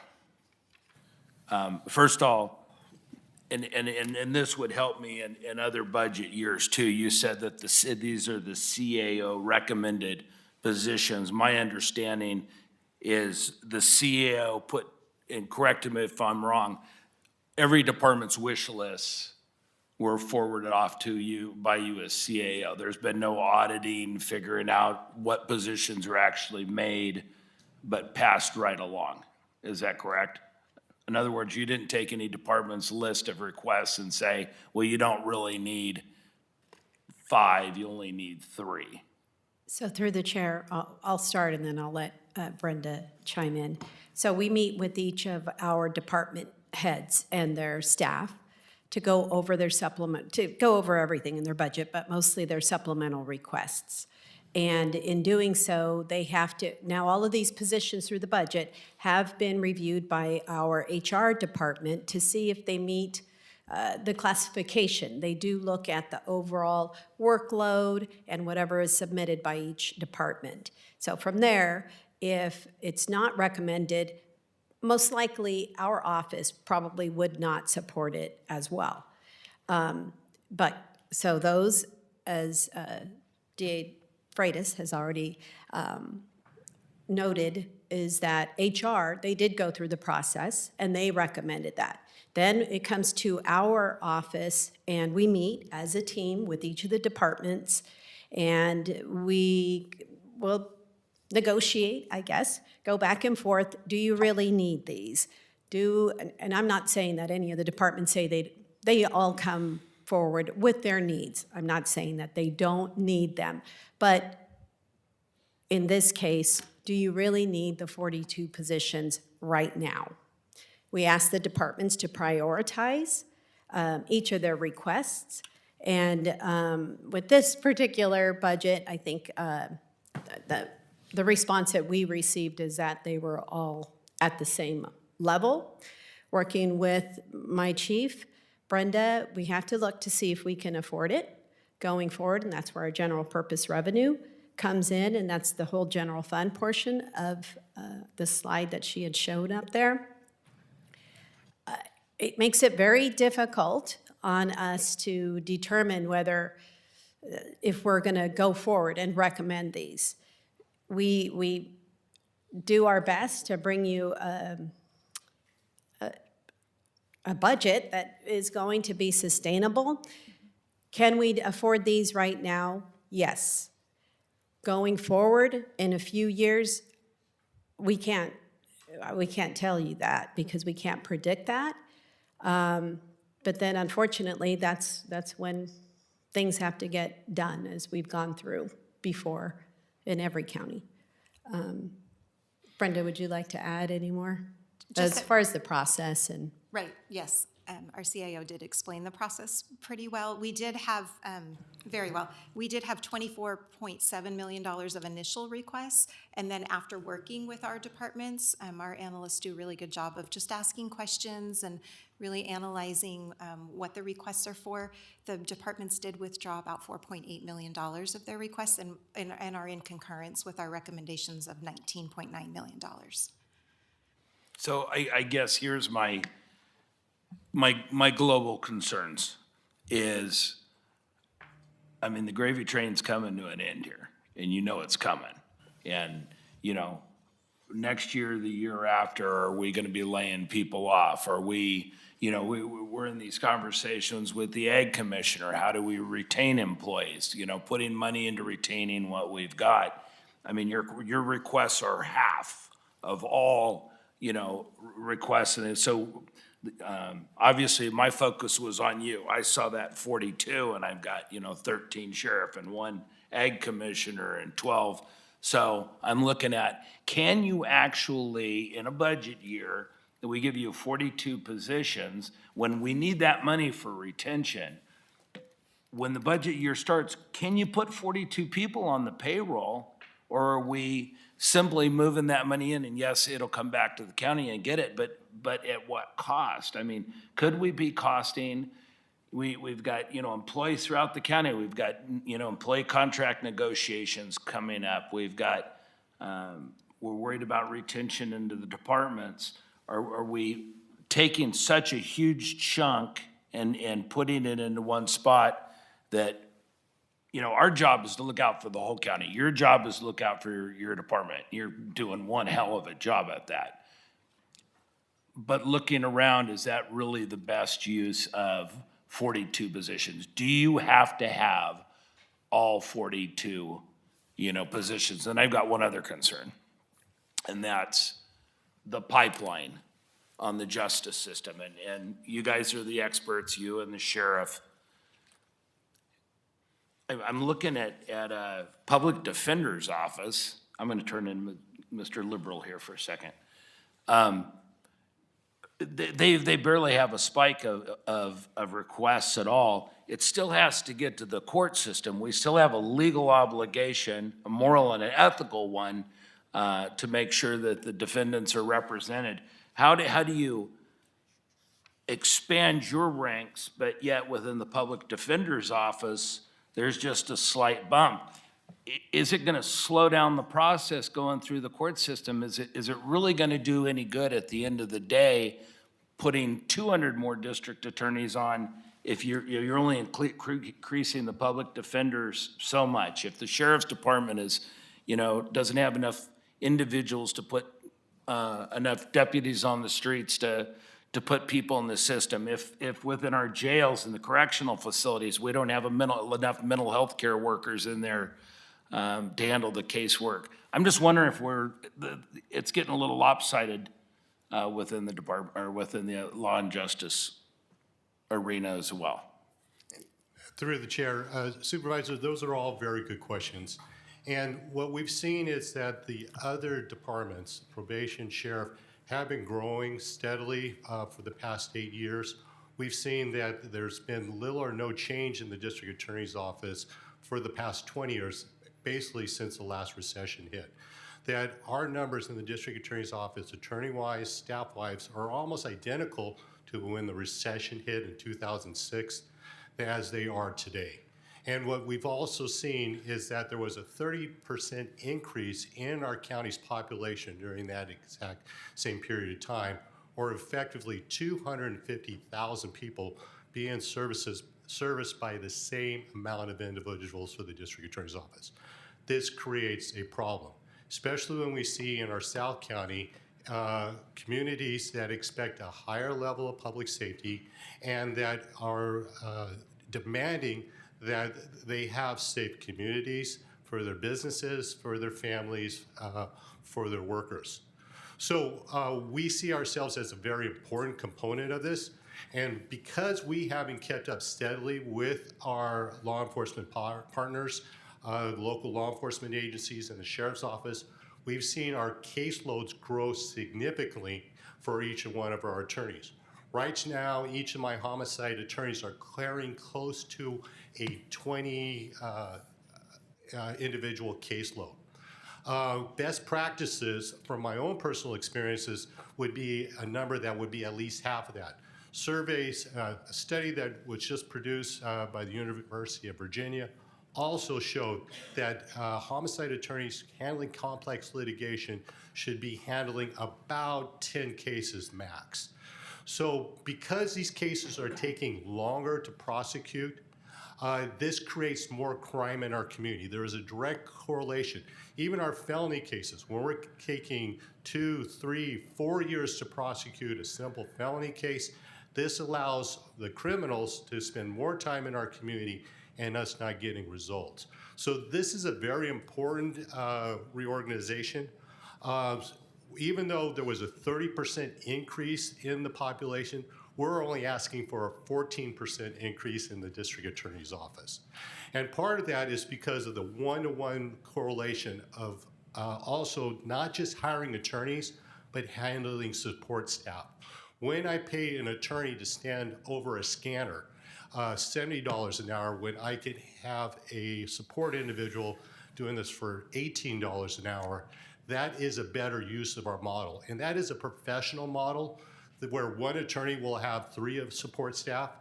Traditionally in the district attorney's office, we've had just the opposite. We've had 1 support staff for every 3 district attorneys.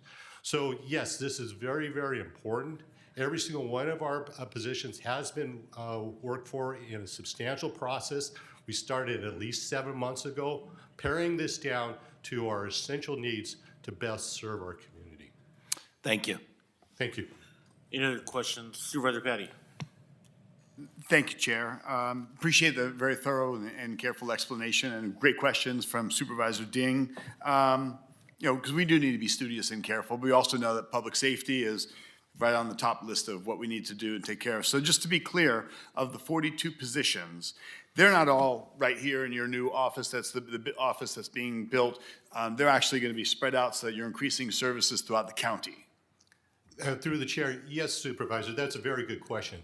What we've seen is that the middle of our county has moved probably from the middle of Stockton, about Harding Way, to now South County, maybe to Matthews Road, because our population base now is in the South County.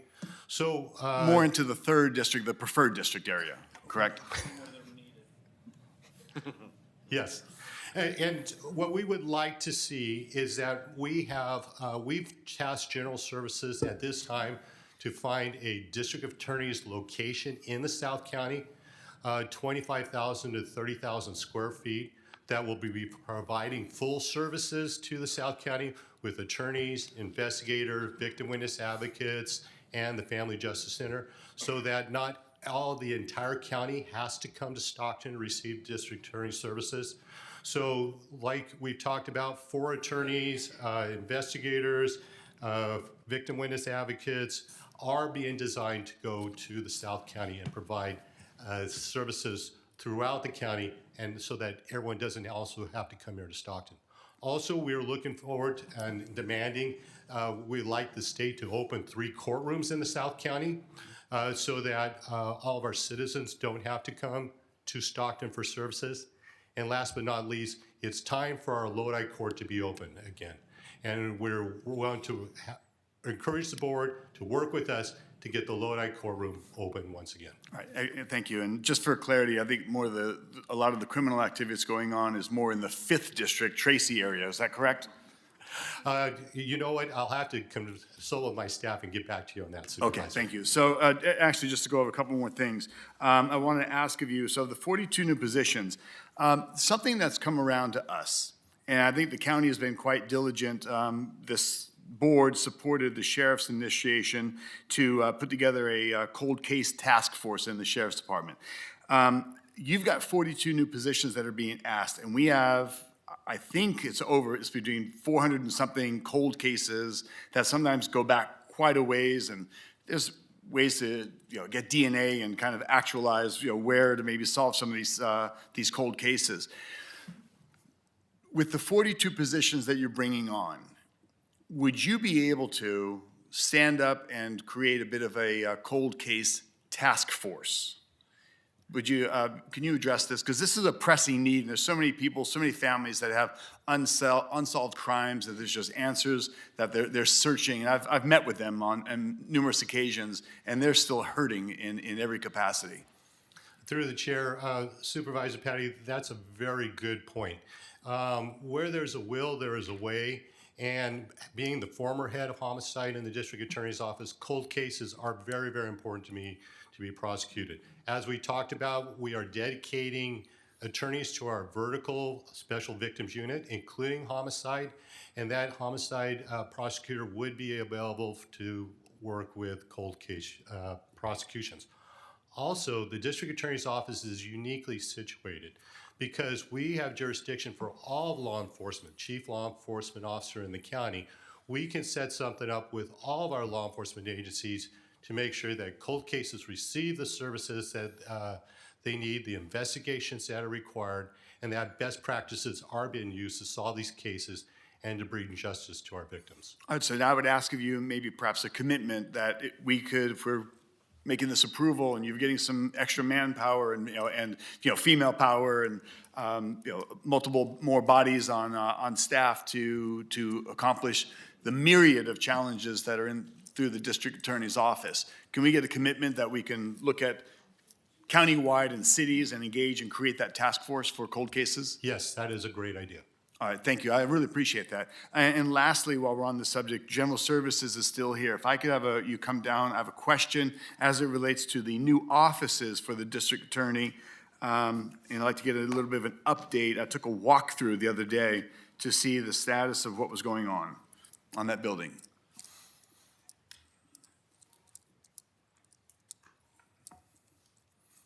Hello, Ms. Cunningham. So I took a walk through the other day, and I said, talk to a couple of the staff that were over there, the workers, construction crew, and I said, what's the status? What's going on? I said, we're waiting for funding.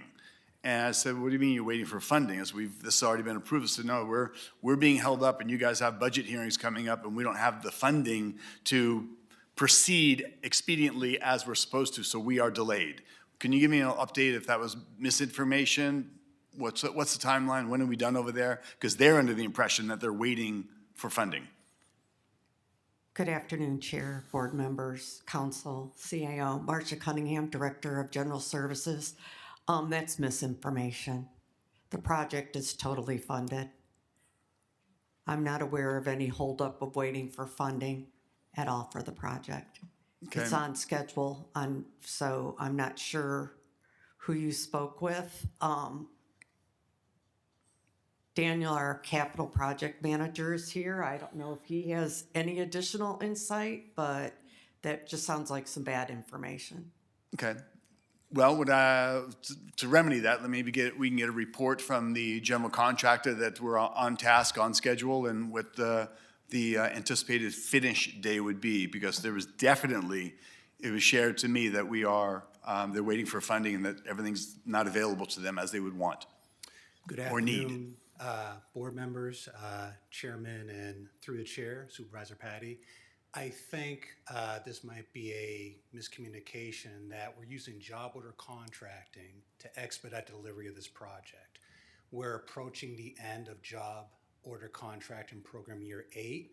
We pretty much maxed out most every general contractor.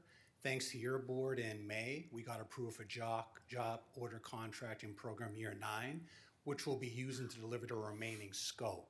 So there are items that effective July, when those contracts become active, we'll be able to engage with next year's job order contracting GCs for remaining scopes with the budget that we recommended in the public improvement budget to deliver the remaining scope items and see when this project in fact will be completed. We're legally allowed to start operating with them in July. Of course, there's a process to solicit, get proposals back with schedules, at which time we'll be able to update your board, and we've been doing quarterly to make sure everybody's on the same page, sir. So we're on schedule. Nothing's really being held back in any capacity for approval. It's just a systemic process that just needs to unfold.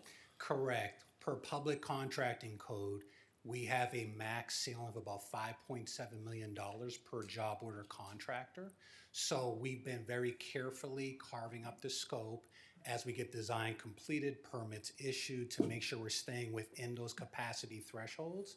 And the remaining work that will be completed next fiscal year through job order contracting year 9, we'll be tasking those with next year's job order contractors to finish this project for Ron and his team as planned. Excellent. And then last question, we're on schedule and on budget? We will have a better answer for that this summer. We, of course, once we get permits back, we got to go out, do proposals, et cetera. We've made a responsible recommendation for what we think the remaining work will be. If we encounter schedule or budgetary deficits of note, we will return to your board with a responsible recommendation to ensure this project is completed.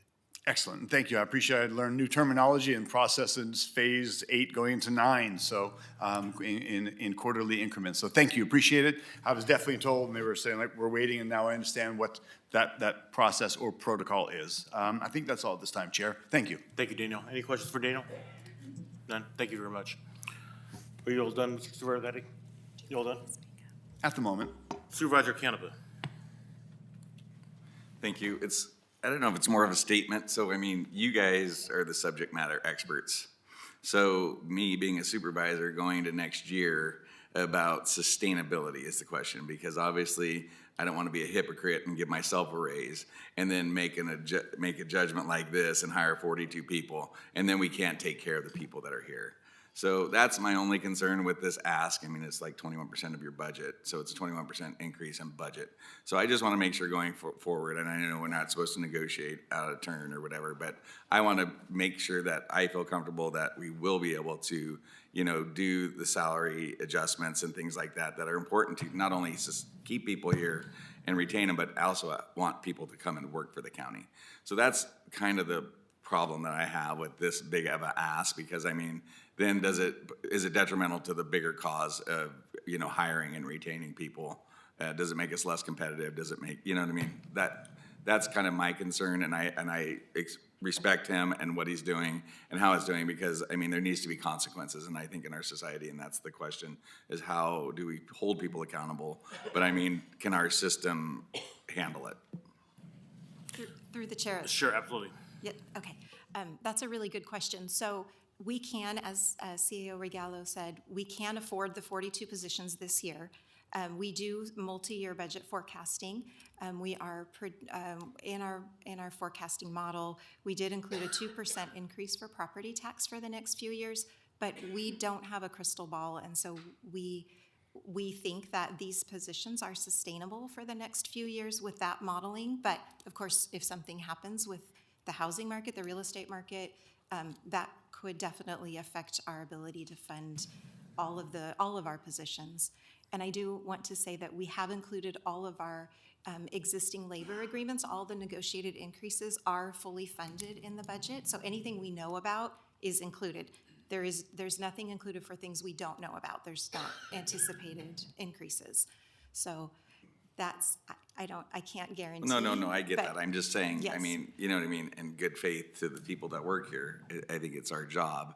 I You know, agree. when we're approving this budget, and I mean, obviously, the more it goes up, the more we spend. So, yeah, it's a balanced budget, but I mean, you know, and I appreciate, though, that you tell us where the savings are and where they're going, because also retirements and making sure that people are kept whole is important as an organization also. Right. So as Jay Sarah was here, and I mean, those are the things. It's not just as a matter of giving them the positions, it's the trickle down in our organization that what it does to retaining and keeping people. So that was my question. I mean, I appreciate it.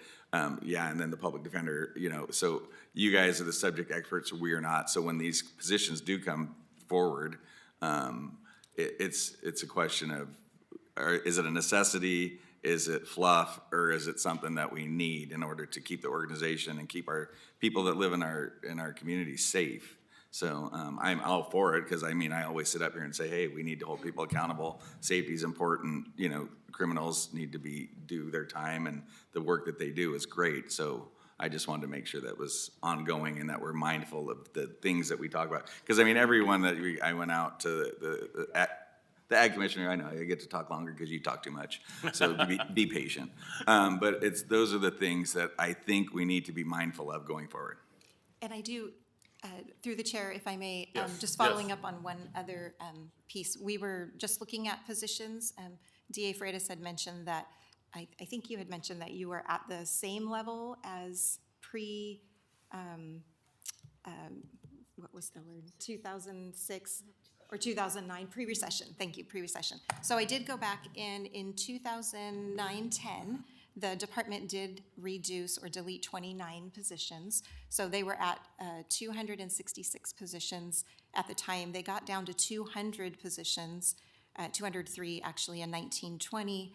And in the June 24, their allocated positions, so as of this month, they're at 257. So adding the 42 positions gets them to 300 positions. So that's, it is a bit higher. It is higher than the 266 positions from 8-9, sorry, that was from 2008-9. And they reduced in 9-10 by 29 positions. So just to give you it was up and then it kind of came down and now it's back up to 300 would be the highest that I could see. Okay, thank you. Okay. Supervisor Patty had a follow-up question. Thank you, Chair. Actually, while we have you standing there, and I appreciate Supervisor Canepa, Vice Chair's questions on staffing and sustainability, and there are contractions if need to happen. The departments have always been responsive, and you guys your directors will work with you. The one pill kills. I can't have you here at the moment. It was talking about budget without really addressing and complimenting the one pill kills. Now, I will say that I'm very disappointed in the Stockton Record in this past year, because they were reporting as if this one source was paid X amount of dollars to do this one pill campaign, as if it was a egregious act from the district attorney's office, when in fact, let me get some statistics real quick. Did a little research on this. $186,000 was spent on the One Pill Kills campaign. That includes TV, billboards, digital, radio, et cetera, which equals about almost $165,000, which is over 11 million impressions, as you mentioned, which is now 0.014 cost per impression. That is effective spending, because we know that one pill kills is an actual factual reality. It's a devastation. I've met parents, and you hear or read about it every single day. So great job on that. I think if the Stockton Record took a little more diligence into how that money was spent and how it was outsourced, and there was a pay for TV and digital, there was a pay for billboards, there was a pay for a multitude of things. So compliments on that. While we're talking about fentanyl one pill kills, I'd like to ask Director Dietrich to come forward, please. Come on down, sir. So, Director, as you're coming forward, we have a fentanyl is forever campaign, or dollars that were allocated and utilized.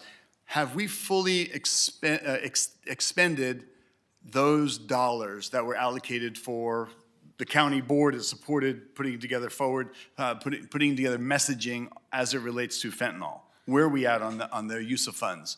So through the chair, Greg Dietrich, Director of Healthcare Services.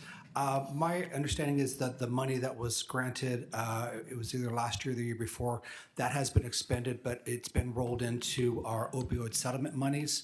And via that, we are funding some positions in public health to sustain the opioid safety coalition.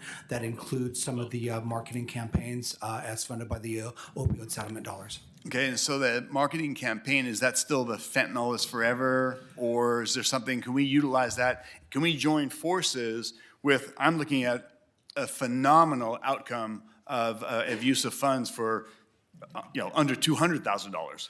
So the other media buy are the other campaign that you mentioned, I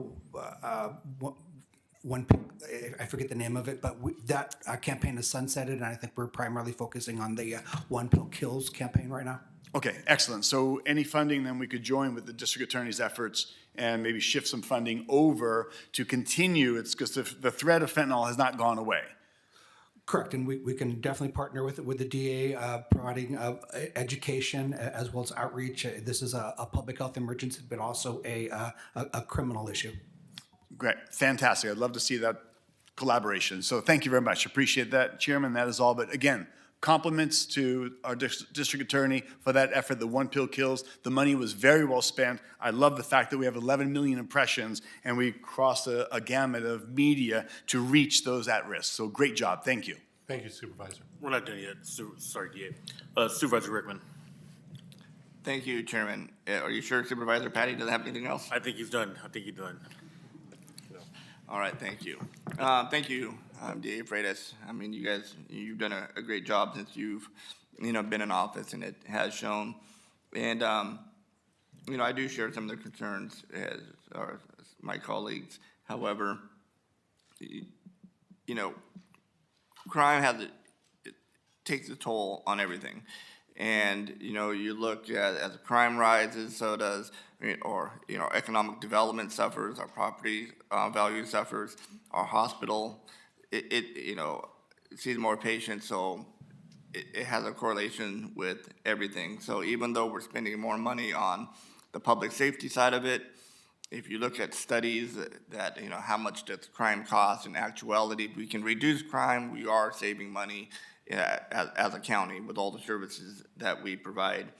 When you talked about South County, for example, allocating, I guess you're, 4 new DAs there. You're talking about like a community DA like we had in the past? Is that what you're referring to?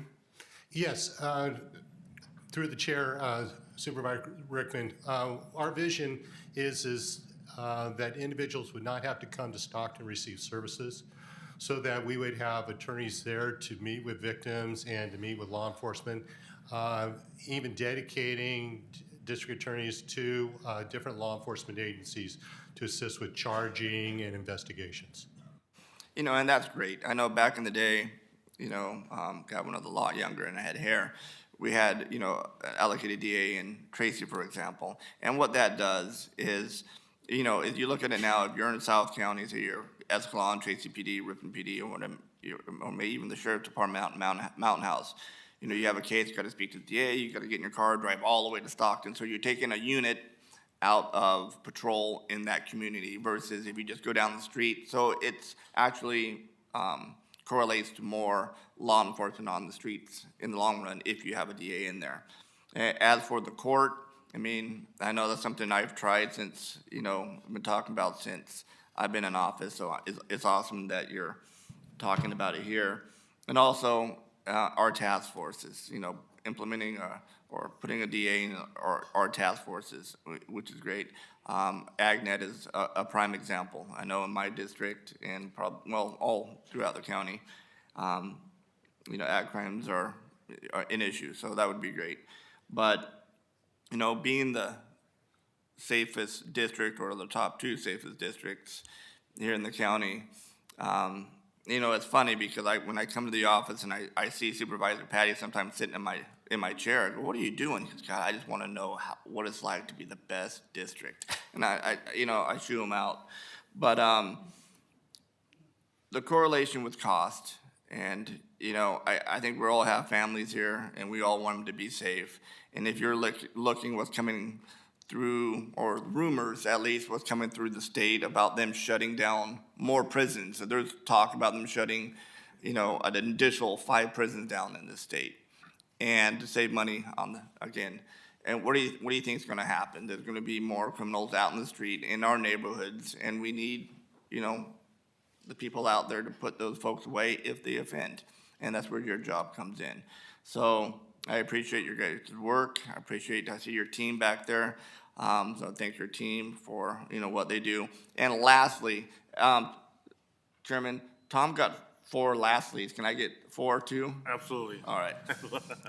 But Okay. Tom gives me a bad time, so I'm giving it back to him.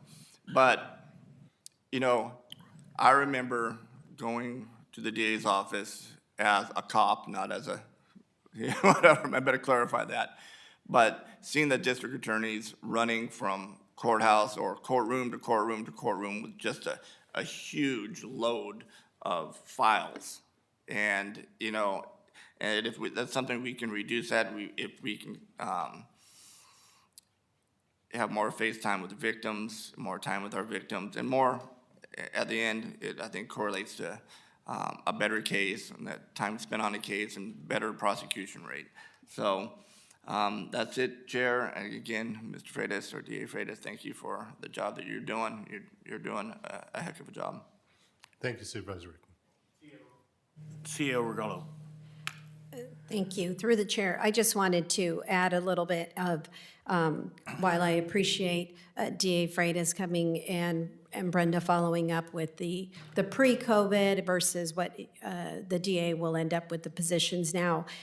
I just wanted to point out, at least I just looked up real quick, in the last 3 years, this board and previous board, you have been very supportive of all public safety, but with the DA as well. In 23-24, in this current year, there was a total of 13.1 FTEs, 11 of those were full-time.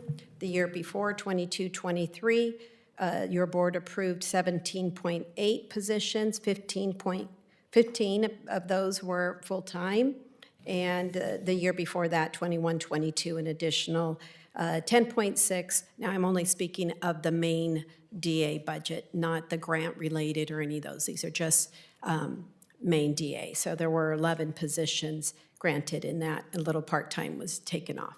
So I just wanted the board to know you have been very supportive of all law and justice departments. Right. Thank you very much. Supervisor Rickman, did you want to speak again? I wanted to ask Go ahead. the sheriff. I don't know if the sheriff. Sheriff, I'll wait until everybody had their chance with the. Well, before DA Freitas leaves, I want to tell you what a great job you've done the last couple of years, and I appreciate all the programs you've been leading along with the Family Justice Center, and your team is very helpful in the community, and really happy with the job you're doing. Thank you. Thank you, Chairman Bill Pudway. And this job isn't just about enforcement or putting people in jail. Right. We've taken a 3-pronged approach of education, early intervention, and enforcement. And by working all 3 of those, we've seen a success. And we wouldn't ask for any positions that would bankrupt this county. In fact, we feel very confident that we are an integral part of our county attracting new businesses and more individuals. We see our population as in the rise, where less successful counties such as San Francisco are on the decrease, that our populations are now coming close to each other. So we believe that we're very, very important in doing this. And, depending on who you talk to, we either are in a recession, entering a recession, or just leaving a recession. But without taking that first step and making the investment in public safety that you have prioritized, we cannot continue to do more of the great work that best serves our community, our victims, and our residents. So I thank you for this opportunity to be here today. Right, and really appreciate you showing up to every event in the county. You're amazing how you're everywhere. There's like 8 of you. I'll let you in a secret. There's actually 2 of me. One's at home right now with a cold. So. I love it. Anyway. Okay, Sheriff Withrow, if we could have your presence.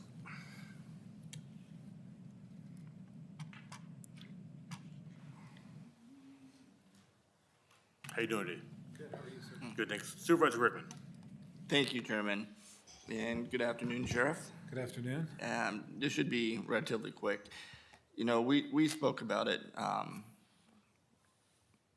last couple of days, but let me jump back. When you speak of quality of life, you know, public safety is always up there, right? So public safety affects everything. But I can, you know, DA Freitas mentioned, you know, our population growth. I know in South County, you know, we have, you know, the fastest growing cities. We have, for example, on Interstate 205, over 170,000, I think, cars per day and, you know, when those cars, or when traffic backs up on the freeways, folks jump off on unincorporated areas, which is our jurisdiction. And so a lot of complaints that I get, and I can imagine, you know, majority of other supervisors, at least I know Supervisor Dean, probably Supervisor Patty, since we do have unincorporated areas, is traffic complaints and general law enforcement, you know, even for when we spoke about AgNet. So my question to you, or at least based on our conversation that we had, to get, you know, motor officers out there in our unincorporated areas for general law enforcement, you know, and we happen to see traffic issues, we enforce those traffic issues. And when I spoke to you and your staff, and you related, you didn't need bodies, you have the bodies, but you would need motorcycles and you know, upfitting of those motorcycles, the equipment and training, is that correct? That's correct, yes. We have several guys. We just did a list of people who were interested, and a few guys got chosen from the budgeted items that we had before, and we had Mountain House ask for another motorcycle, and so we are going to have 2 out there now. And as you know, we brought the motorcycles back to the sheriff's office. They hadn't been around since I think it was 1924. And and the public has responded. They absolutely love it because we are out there to assist the California Highway Patrol, who does an amazing job, but they, like all of us, are shorthanded. And with the growth of population, as you mentioned, here in the Central Valley, the traffic, as we've all seen, has become horrendous, and it does come into our neighborhood and our unincorporated area. So they're a great tool for us to be out and about. They handle calls for service and respond to fill with other officers and handle their own cases, but they're out there too to enforce traffic laws, as all our officers are. And it's just been amazing the difference that it's made so far. And we do have some other officers that we have currently that wish to have that position. And if we had more motorcycles, we could get some more guys out there on them. And I believe it would help. We didn't ask for them in our budget request this time around. And again, trying to be cognizant of what we're asking for, and I really tried to focus on something that you brought up this time around, what's going on in our jails and the impact of all these people that have come from the state to our jails and the crimes that are occurring on them inside our jails to our officers and inmate-on-inmate crime. And just this last week, thanks to the DA's office, we're sending 10 of our own inmates off to state prisons just for the crimes they've committed in our jail since they've been there. 10 in a week are going out. And so we tried to focus really on, you know, we kind of play whack-a-mole with law enforcement in our budgets, and we pick our priorities and try and focus on those, and that's what we did this time around with our budget. And the CAO's office and Mo and our team have been amazing. And but yeah, we can we can always use more people out there on the road, being proactive and preventing bad things from happening before they do. And just to reiterate, you don't need the bodies, right? Just the equipment. Yeah, we wouldn't need any extra bodies. If we got some more motorcycles, we have some guys we train up and put on them. And so you're talking about 4 motorcycles would be adequate. Yeah, that's a conversation that we had. And, you know, well, of course, you know, I've worked in law enforcement for 28 years, and I think everybody in here sees, you know, these crazy drivers or whatever, and you're like, God, isn't there a cop around here when you need one, right? And if you even look at, like, the fatal accidents, you know, if you look at the Stockton area, for example, that's one of the highest in the state of California in you know, fatal accidents. You look in South County, we've had a spurt of fatalities, some on our county roads. And, you know, I'm still in the mindset that we can't just rely on other agencies or other departments or the state to help us out all the time. And sometimes we have to take things in our own hands and do what we can. And this is why, you know, I brought this up. It's, you know, we all, again, you talk about public safety, every member in here got here somehow, right? Probably 99% of you took cars here. And sort of your families and your kids and so on, and whatever we can do to protect those. And I think this is it's only comes out to, and I sent this to our CAO, a little, $105,000 for 4 bikes. In the grand scheme of things, it's not that much. Yeah, I have you know, the numbers that were given to me, it worked out to with the one-time cost for the motorcycle and the radar and all that type of stuff installed. All the associated cost, about 72, I think, was the number that Nassim and his team gave us for that. I'm not sure if they sent them over to you guys, but I don't have the exact number. But it's not an overwhelming cost, and it's not like having a helicopter that you have to pay $500 for a bolt-on. So it's helicopters are nice. I know it's a great tool though to have out there. I mean, I'm just like you guys. When I drive around, I drive my big unmarked truck, but it has lights and sirens and everything on it, and I see people driving crazy, and I'd love to jump and turn those on and go after them, but you kind of wear that risk reward, the danger I would be chasing them or in a regular patrol unit as opposed to a motorcycle that can get out there and get after them. So and I've seen your motor units, sheriff motor units out there in Mountain House,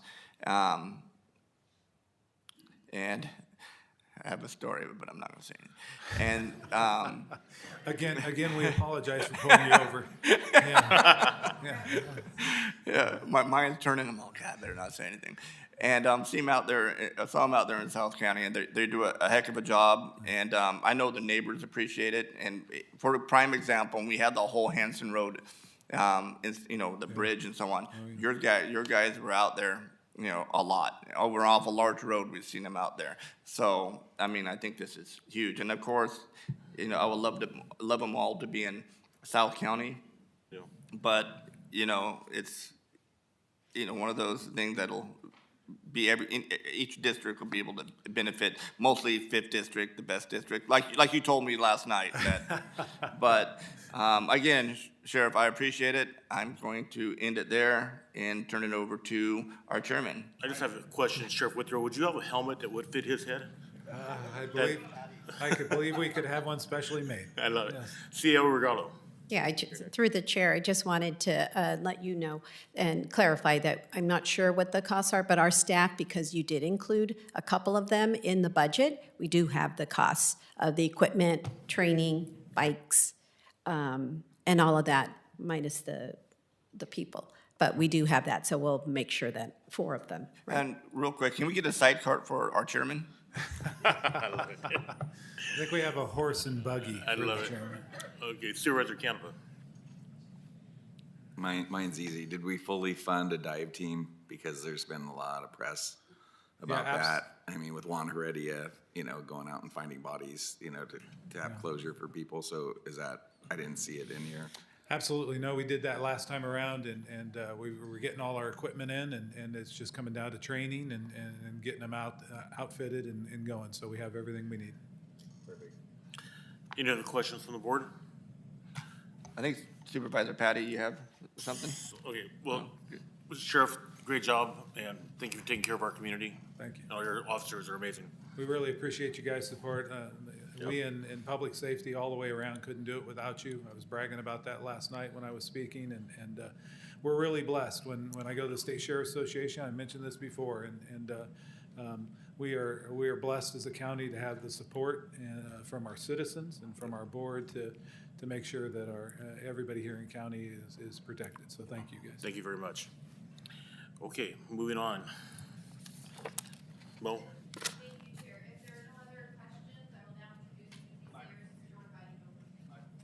Okay. If there are no other questions, I will now invite Susie Sayers to provide an overview of roads and facilities. Perfect, thank you. Thank you.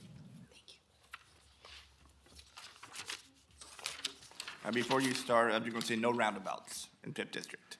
All right.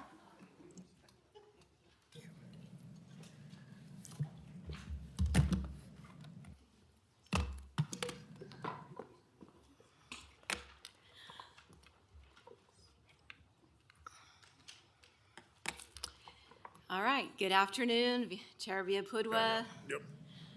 Board of Supervisors. Thank you, Mo. Susie Sayers, Senior Deputy County Administrator. Next is an overview of the roads and facilities functional area. The proposed budget includes various budgets from the Public Works and the Airport Enterprise Fund.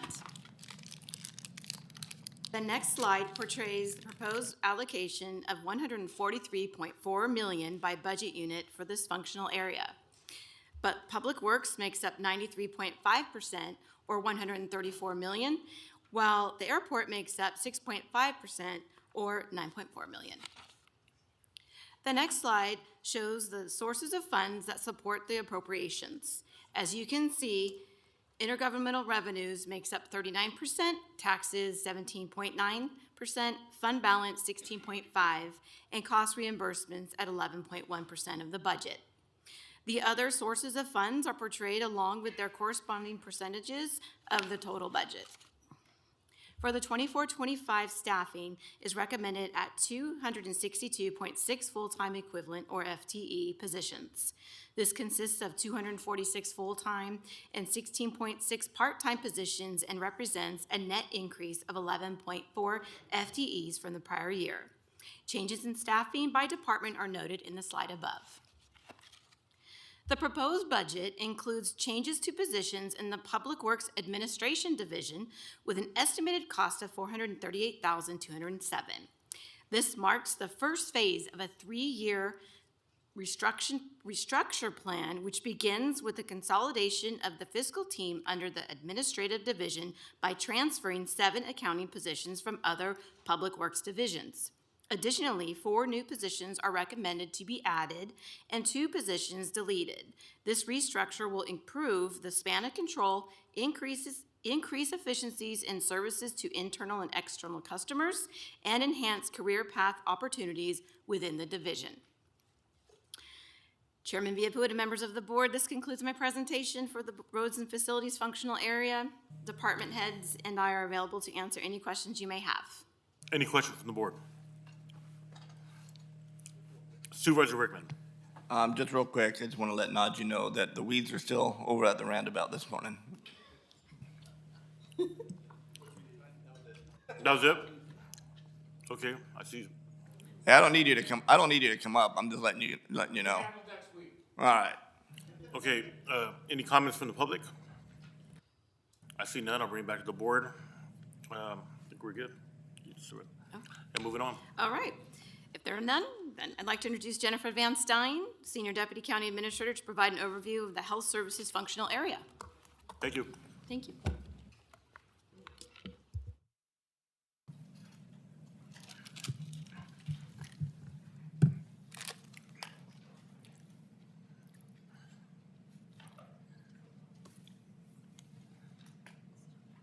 Thank you, Susie. Good afternoon, Chairman, members of the board. Jennifer Van Stein, Senior Deputy County Administrator, here to present the Health Services functional area of the proposed budget. The Health Services functional area consists of the Healthcare Services Agency, with the exception of Correctional Health and the Veteran Services Office, the hospital, San Joaquin Health Centers, 3 budgets under Public Works, the first 5 program budget under Human Services Agency, Environmental Health, and operating transfers to healthcare. The recommended budget for health services totals $1.1 billion an increase of $41.4 million or 4% from the prior year. This slide illustrates how the $1.1 billion is allocated to the various budget units in our health services departments, with the hospital at 46%, behavioral health at 31%, and public health at 5%. The $1.1 billion recommended budget for health services is funded by hospital special revenues at 39%, intergovernmental revenues at 18.6%, and charges for service at 12.5%, among other sources. General purpose revenue, or net county cost, funds 3.6%. For 24-25, staffing is recommended at 3,532.7 full-time equivalent, or FTE, positions. This consists of 3,030 full-time and 502.7 part-time positions, and represents a net increase of 31.2 FTEs from the prior year, or less than 1%. Changes in staffing by department are noted in the slide you see before you. One supplemental request was received and is recommended for the health services functional area. This request consists of $235,000 to continue to operate environmental health small public water systems program. One-time state grant funds of $760,000 were exhausted in 22-23. Supplemental funds provided last year and proposed for 24-25 will allow for continued operation of the program during implementation of a 5-year plan to modify fees to obtain full cost recovery. As of May 31st, the county has received settlement funding and associated accrued interest for a balance of nearly $7 million in the opioid settlement funds. $238,641 is programmed for use in 24-25, consisting of expenses in the Public Health Division for a supervising public health educator and Opioid Coalition program expenses. The remaining balance of the opioid fund is unbudgeted right now, with the majority reserved for the S.J. Bewell campus as identified in the Opioid Settlements Strategic Abatement Plan. In February 2024, the board adopted $202,000 over 2 years to fund a youth cannabis use prevention program. The 24-25 budget of $134,948 will continue to fund a portion of a public health educator, as well as continue education and awareness campaigns, social marketing activities, and advertising. PHS intends to explore options to engage the County Office of Education Services in the upcoming fiscal year. The 24-25 budget for San Joaquin Health Centers includes a net increase of 37.3 full-time equivalent positions. This consists of 41 new full-time positions, offset by a decrease in part-time of 3.7 FTEs. Approval of the recommendation will significantly increase staffing from 214 to 251.3 positions, or 17.4%. These positions are primarily to reduce contracted labor, expand the offering of clinic services, and increase the number of patients served. This concludes the presentation for the health services functional area. Department heads and I are available to answer any questions you may have. Supervisor Patty. Thank you, Chairman. Just stepping back a couple slides for the cannabis prevention campaign. It was staffing and going back further, I think. One more back.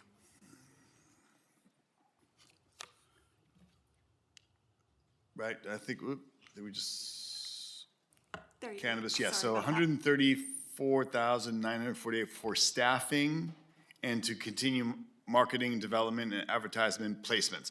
How much of that 134 is for staffing? It funds a part-time staff, I believe. Let me pull up that page.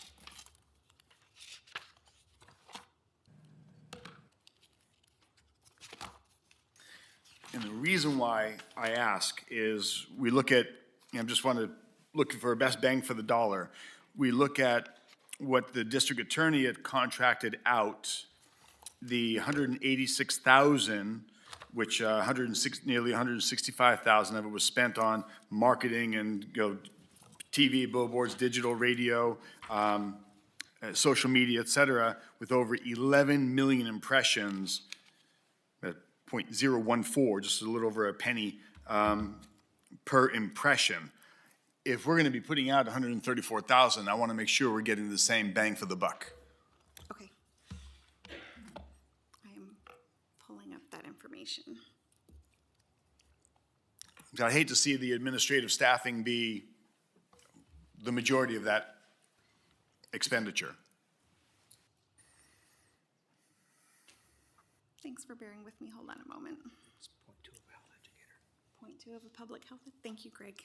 So Mr. Dietrich has just responded that it's 0.2 FTEs for a part-time public health educator, which would be less than 50,000 is my guess, but I can still continue to find the spreadsheet. The remaining amount would be for their marketing development and advertising type activities. So 50,000 of the 134, leaving 80-something thousand? That's my guess, just without having the spreadsheet in front of me, but I'm pulling it up. Okay, well, I'm looking at a one pill kills at roughly, again, 186,000 and 164, so only roughly 18,000 went to the administrative costs, and the majority of it went to marketing and advertisement and messaging. So we might be better served doing this outside of our own agency if we're going to do $50,000. I cannot imagine $50,000. That's a half a year of salary for somebody's staff to do what? I think we can spend those dollars better. This is a very important issue. This, for myself, the board, we see whether it be opioids or cannabis, we know scientifically the brain is fully developed at 25. Early use of these dollars is detrimental. Early use of of cannabis is not only it's exceptionally strong these days, but there's different strains of it, but it's detrimental to a child's, a young adult's development. Mr. Dietrich, did Somebody? Supervisor Patty, through the chair, Greg Dietrich, Healthcare Services. The 0.2 of a public health educator, that individual will partner and go with school sites and other CBOs to provide educational materials and programs at those school sites. So the spend here is not solely on marketing, but a public health educator, 0.2 of one of those positions specifically dedicated to the cannabis campaign and our primarily our educational partners. All right, well, again, we see a fentanyl campaign that I don't know if we looked at the total dollar for dollar, but we see community outreach from the district attorney's office, and we know that the money that was spent, so it might be, apples and oranges. One is personnel going out, and that has to have an inherent cost. But I just would encourage us to really be careful. That's not a lot of dollars, looking at our overall budget, but what are we doing with the dollars that we have so we have the most amount of impression and impact and reach on that message, because there is a risk here. So that's, I would just ask of that and as we proceed forward. Thank you. Thank you. Thank you, Chair. Any other questions for me, Supervisor? I see none. Any public comment? Oh, Supervisor Rickman. And this is, thank you, Chairman, I appreciate it. Just have one quick question. For the Human Service Agency,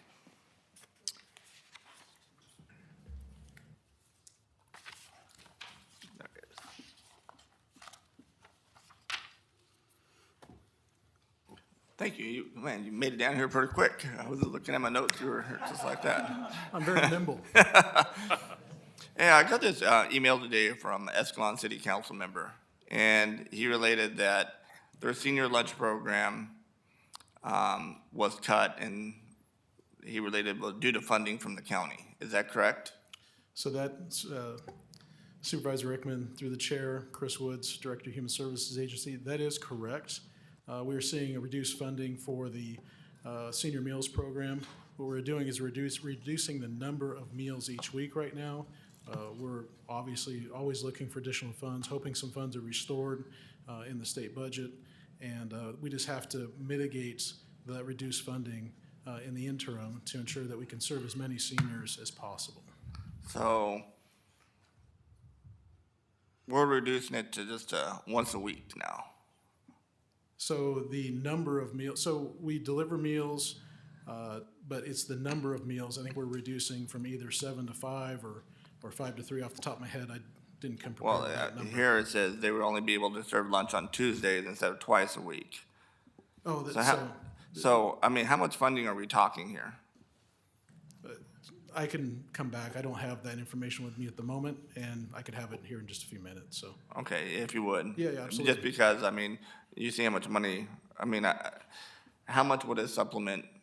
I mean, because what I was gonna do, I mean, if we can't take care of the budget, I'll just take it out of my discretionary funds to fund it myself. I mean, you're looking at probably $15,000-$20,000 for the year, I'd imagine. It's not a significant number in total, and I will have that number back to you, perhaps when HSA comes back up for that portion of our budget. All right, thank you. Yep. Thank you, Chairman. Thank you. I see anyone else? I think we're done here. Moving on. Thank you.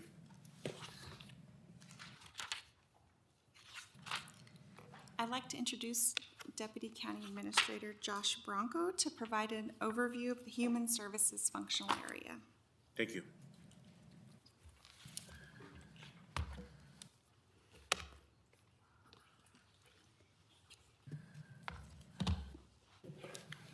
Good afternoon, Josh. All right. Thank you very much, Chairman Villapudua, members of the board. I'm Josh Bronco, Deputy County Administrator. I am here to present the staff report for the Human Services functional area, which does include the departments listed on this slide. There we go. You'll see most of this functional area is part of the Human Services Agency under Director Chris Woods, who was just up here a moment ago. A couple of exceptions being the Veteran Services Office, which is part of the Healthcare Services Agency, the Employment and Economic Development Department, and also the Community Services Budget Unit. The 2024-2025 proposed budget for the Human Services functional area is $618.9 million, an increase of $35.6 million from the 2023-2024 adopted budget. This increase is mainly due to rising contract expenses for child welfare services, child care and adult protective services, salaries and benefits adjustments, and an increase in the cost of assistance programs due to higher caseloads. Human Services Administration represents the largest share of this functional area at nearly 45%, followed by CalWORKS Assistance at 19.2%, and foster care at 10.1%. Intergovernmental revenues comprised of state and federal funding provide 88.6% of the $618.9 million in the proposed budget. General purpose revenue, or net county cost, amounts to just 7.3% of the total funding for this functional area.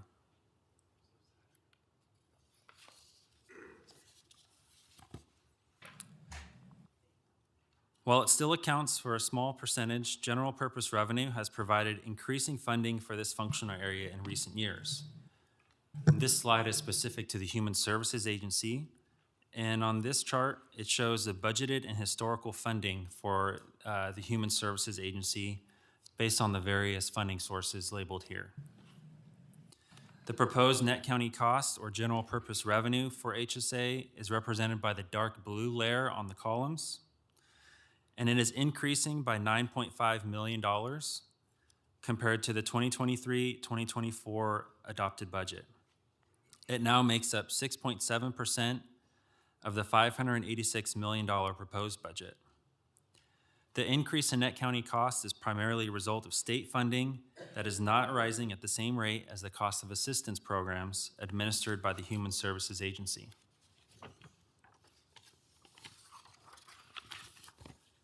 This functional area as a whole includes 1,544.4 full-time equivalent positions a net increase of just 0.9 positions from the 23-24 adopted budget.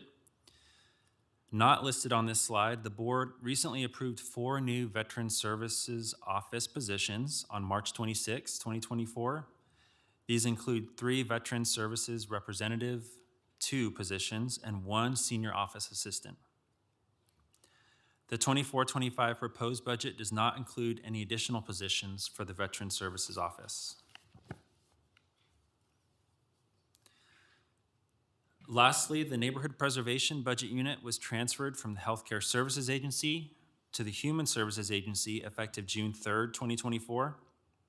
This budget unit administers, plans, coordinates, and implements the county's grant-funded housing and community development programs. The Healthcare Services Agency and Human Services Agency are working collaboratively to integrate neighborhood preservation into HSA, and HSA is working with neighborhood preservation staff and community stakeholders to identify what is working well and where improvements can be made. HSA will bring requests for additional resources to the board as they identify needs. This concludes the presentation for the Human Services Functional Area. Department heads and I are available to answer any questions you may have at this time. Any questions from the board? I see none. Any public comments? Any comments from the public? I see none. Thank you, Josh. Do you have a question? Okay. Since there are no questions, I would like to introduce Susie Sayers, Senior Deputy County Administrator, to provide an overview of the education functional area. Thank you.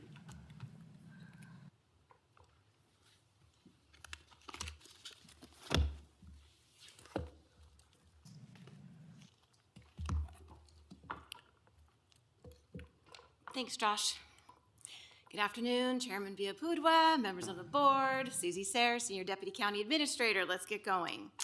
All right, I'll be presenting the proposed budget for the educational functional area, which includes the county library system and the University of California Cooperative Extension. The recommended appropriations for this functional area totals $11 million, which is an overall increase of $2.3 million from the 23-24 budget. Adopted budget, excuse me. The library represents 92.6% of this functional area, while the UC Cooperative Extension represents the remaining 7.4%. The majority of the increase is due to an increase in the county library administrative and operational costs. The next slide shows the sources of funds that support the $11 million in appropriations. As you can see, property taxes generate the majority of the revenue. The percentage for taxes is more than 100% because the total funding is more than total expenditures, which is resulting in a contribution of $2.4 million to the library's special revenue fund managed by the county. The total appropriations for the county library area are $10.2 million, which is an increase of $2.5 million from the 23-24 adopted budget. This is primarily due to $1.6 million in administrative and operating costs and $994,577 in one-time and ongoing costs as shown on the slide above. Next, I would like to introduce Chris Farrow, Director of Community Services from the City of Stockton, to present on the library.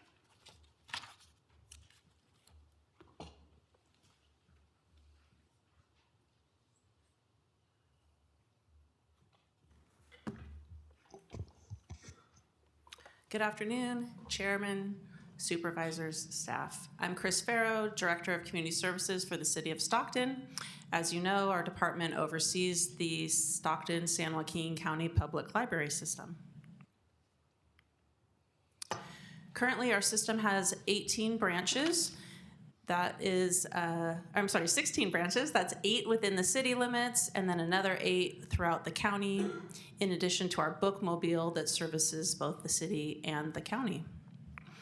On the county side, we service 30,000 unique users per year.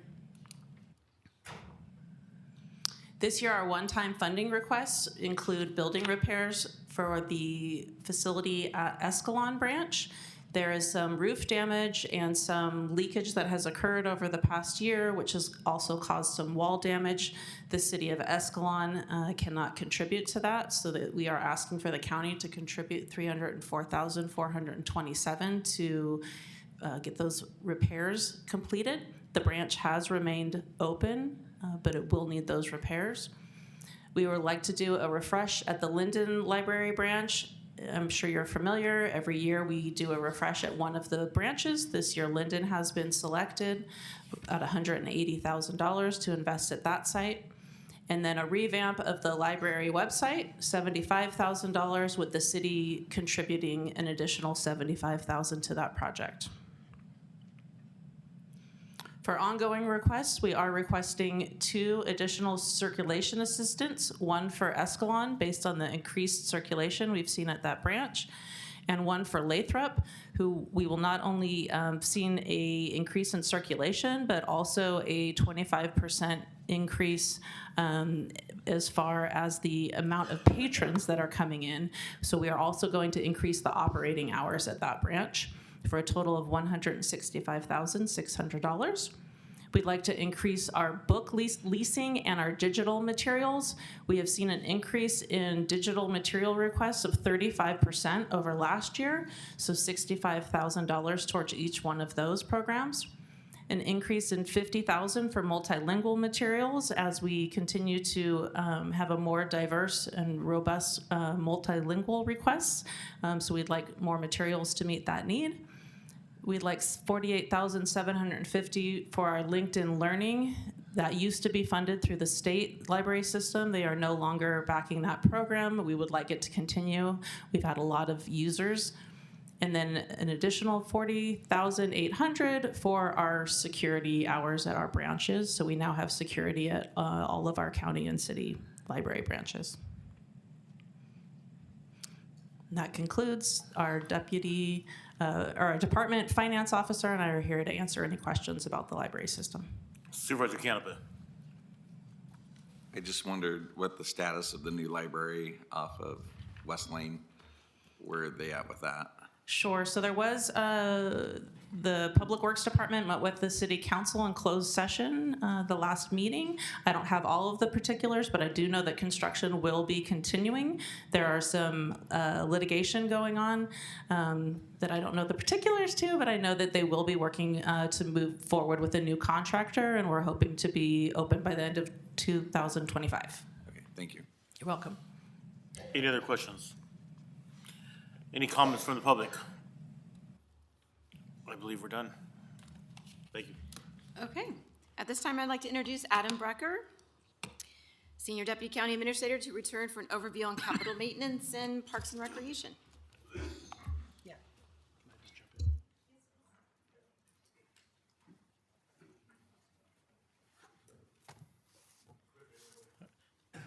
Hello again. Chair Villapuga, Supervisor Rickman. The total cost to restore the congregate meals at Escalon is $8,200. So that would go back to 2 days a week. So $8,200. All right, thank you. Thanks. Okay, hello again. Chairman Villapuga, members of the board, Adam Brucker, Senior Deputy County Administrator. At this time, I'm going to provide an overview of the capital maintenance and improvements functional area, which includes the budget units listed on this slide. Overall, the recommended budget for capital maintenance and improvements totals $158 million, a decrease of 2.2% from 23-24. This slide shows the percentage share of the overall functional area by budget unit, including public improvement at 53.5%, energy-related capital projects at 26.1%, facilities management at 18%, and the others. The $158 million recommended budget for capital maintenance and improvements functional area is funded by fund balance at 57.2%, transfers in at 18.2%, and cost reimbursements at 15.8%, among other sources. General purpose revenue, or net county cost, amounts to just 1.1% of total funding for this functional area. For 24-25, staffing is recommended at 85.3 full-time equivalent positions, This consists of 82 full-time and 3.3 part-time positions and represents a net increase of 15.8 FTEs from the prior year, or 22.7%. The recommended budget includes the addition of 15 new full-time positions and extra help in facilities management to address the increase in square footage managed by the division. In 24-25, the county is expected to increase its total commercial building square footprint by approximately 450,542 square feet, or a growth of 22%. The full cost of these positions is supported by new lease revenue from the 400 East Main Street property. For 24-25, a new budget unit, energy-related capital projects, has been added to improve the tracking and reporting for energy-related capital projects that were previously combined in the facilities management budget. Chairman Viapudua, this concludes the capital maintenance and improvements overview. Marcia Cunningham, Director of General Services, and I are here if you have any questions. Any questions from the board?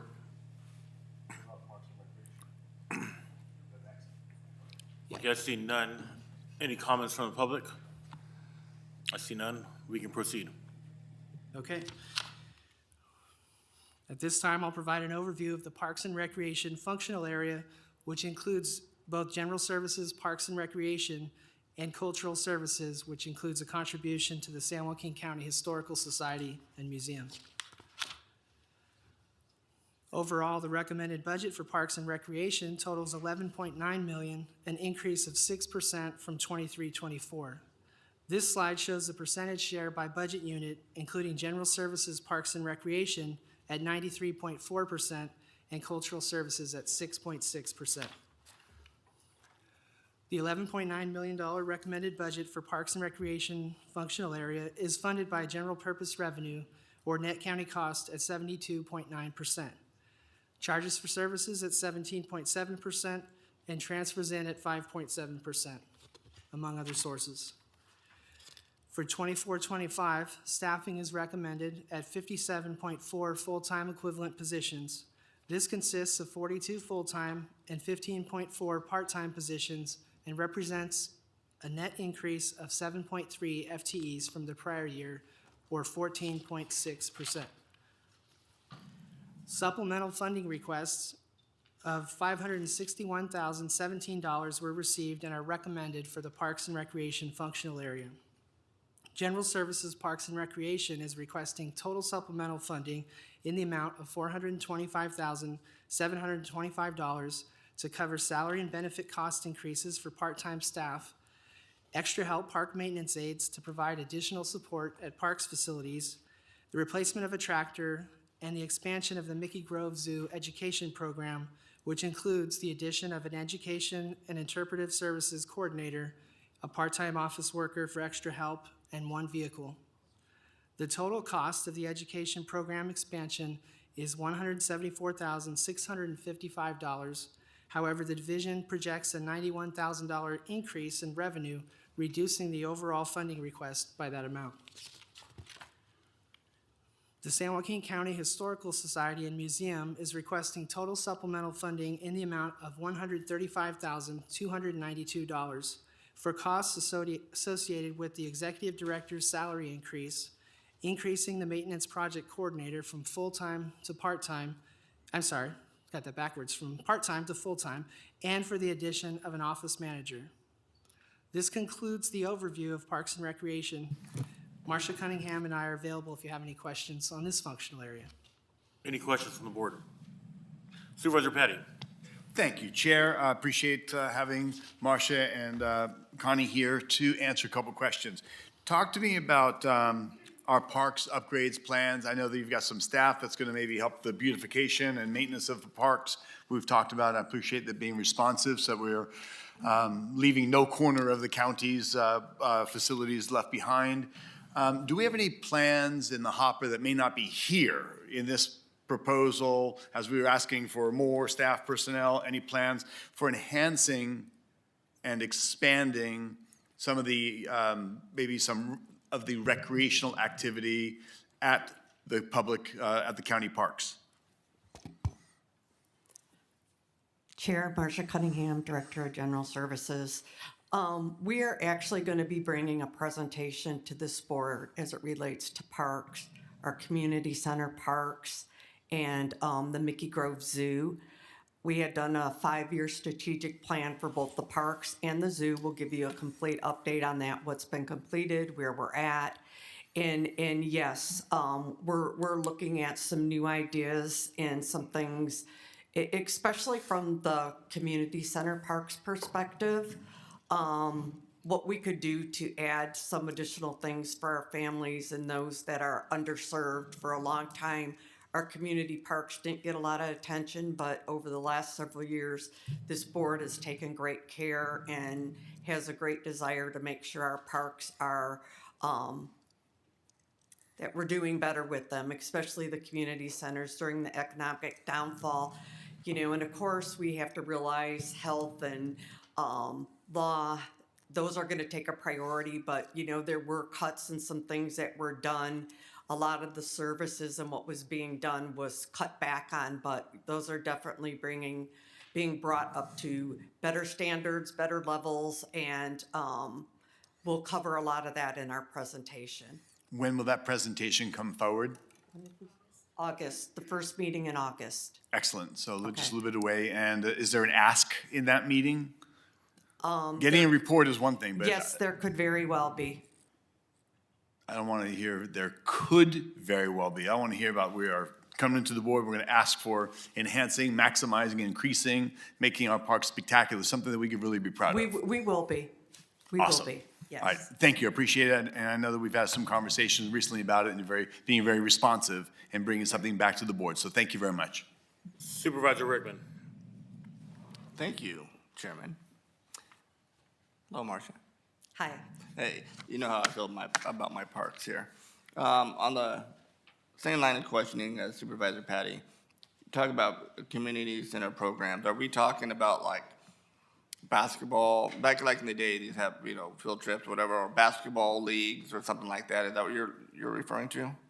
Not necessarily leagues, but things that possibly water type features at some of the community center parks. We need to spend a little bit more time. We've talked a little bit and we want to do some more research of maybe in the summer months bringing, and maybe we can partner with someone having a mobile van that goes and has even as simple as having coloring books and crayons and sidewalk chalk and games and activities that possibly families could, when they come into the park, they could, so like Right. recreational type things. I know in the past, when you talked about programs, I know we've had more extensive programs for our youth and stuff like that, you know, beyond, you know, coloring books and stuff like that. But, you know, mostly when they're out and for the summer, you know, you have leagues or some kind of educational sports programs or something at our community centers. That'd be something I would like to see. I guess you're gonna bring something back. So directly in the community center itself, that would be HSA more direct. Oh, okay. Yeah. We're talking more from the park's perspective, well, trying to then make it more attractive. What about? But I think Well, Chris. I see Chris hiding back there. But what about? He's quick. He's like a ninja, man. That guy. Exactly. Ooh, where did he come from? Supervisor Rickman, through the chair, if I could just volunteer real quickly. So for our summer youth enrichment program, which we fund through our CalWorks program, we have outings. So we just had kids go to Sky Zone. They're going to go to Monterey Bay Aquarium here shortly. We have a summer camp that we're really proud of. We have 60 youth that are going to go to Alliance Redwoods in Occidental. So it's that sort of science camp experience, summer camp. Really excited about that. That's next week. So we have 60 youth total, 34 girls, 26 boys. And we have kids from Thornton, Lodi, the other community centers, and we offer activities throughout the summer. So does that encompass all community centers, not just like Stockton's? Yes, that's 60 youth across the county. So Okay, we're cool. very excited about that. All right. No, I think I mean, I know back in the day, they used to have all these different programs, and hopefully we have the funding to expand some of these programs, because a lot of these community centers are in location where they're underserved. So Yeah, and this is a wonderful opportunity for some of these youth, I mean, really haven't been out of the county. Right. For them to get to go have just a full-on residential, science camp, summer camp experience in a great facility. We're excited about it. My team, our staff are the chaperones for it. They really enjoy doing this. And these kids, these are kids that are participating in the summer youth enrichment programs at the centers throughout the summer, and this is how they earn their participation, their good behavior, and they earn the right to go on this camp experience. So it's really wonderful, and it's a great culmination to the things that are going on.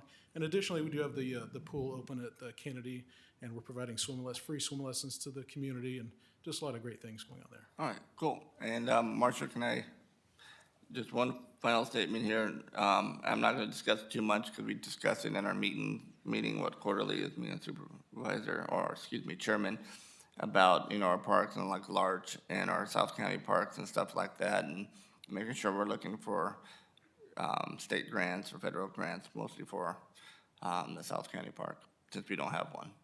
Correct, absolutely. So part of what got presented on the South County Regional Park in the last, I forget when it was, several months ago, part of what we have asked our consultant to do is actually do some of that research and go out and find us some of the opportunities and availability for funding for that park.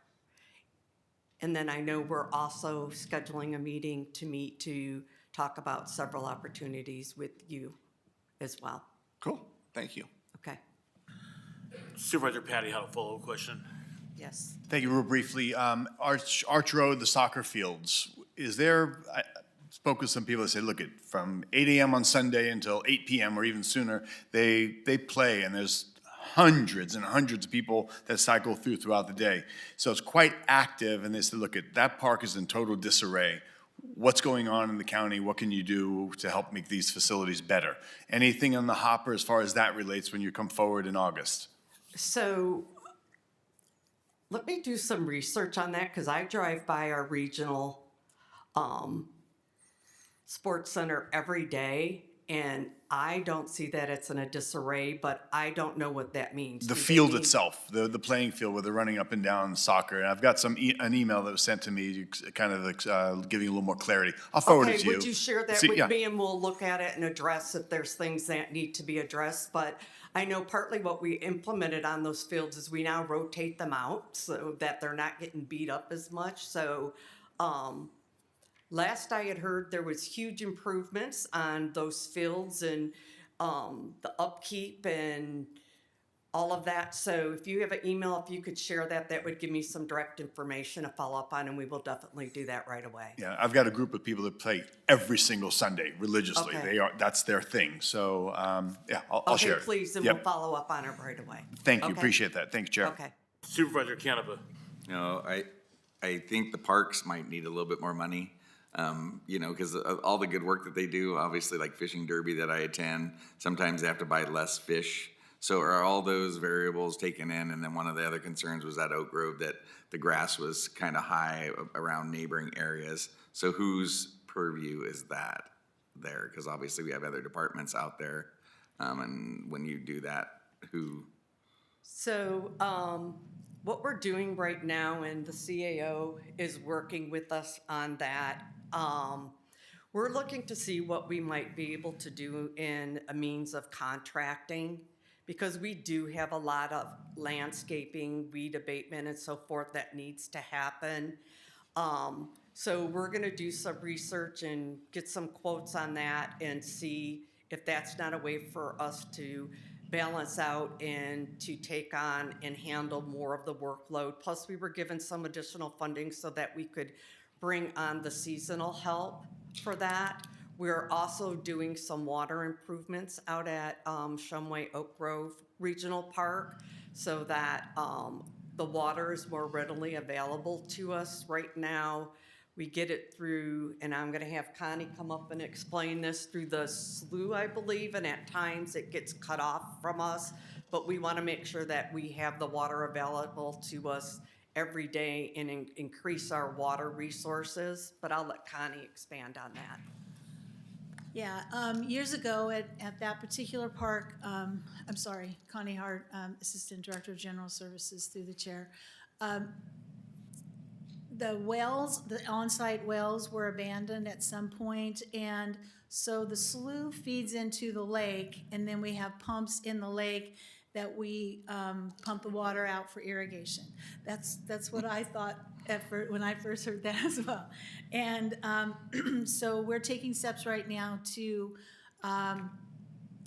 put in new wells with the ARPA funding that your board approved transferring from.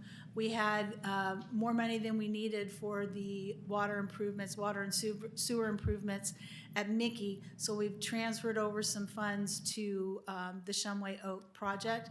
And our energy and water resources team is currently looking at increasing or replacing irrigation systems at all of the parks, but specifically in that park, 2 major projects. So we'll be sinking new wells or rehabbing the old wells so that we can provide both the primary source for irrigation, and then the system with the lake and the slough would be our backup, perhaps to only need to be used during the summer months, because what happens with that slough is that's overseen by Woodbridge Irrigation District, and they have the authority to shut it off, turn it up, that kind of thing, and then it's coming a long ways through a lot of farmland, and from time to time, farmers may tap into that. So sometimes we don't have any control over that flow.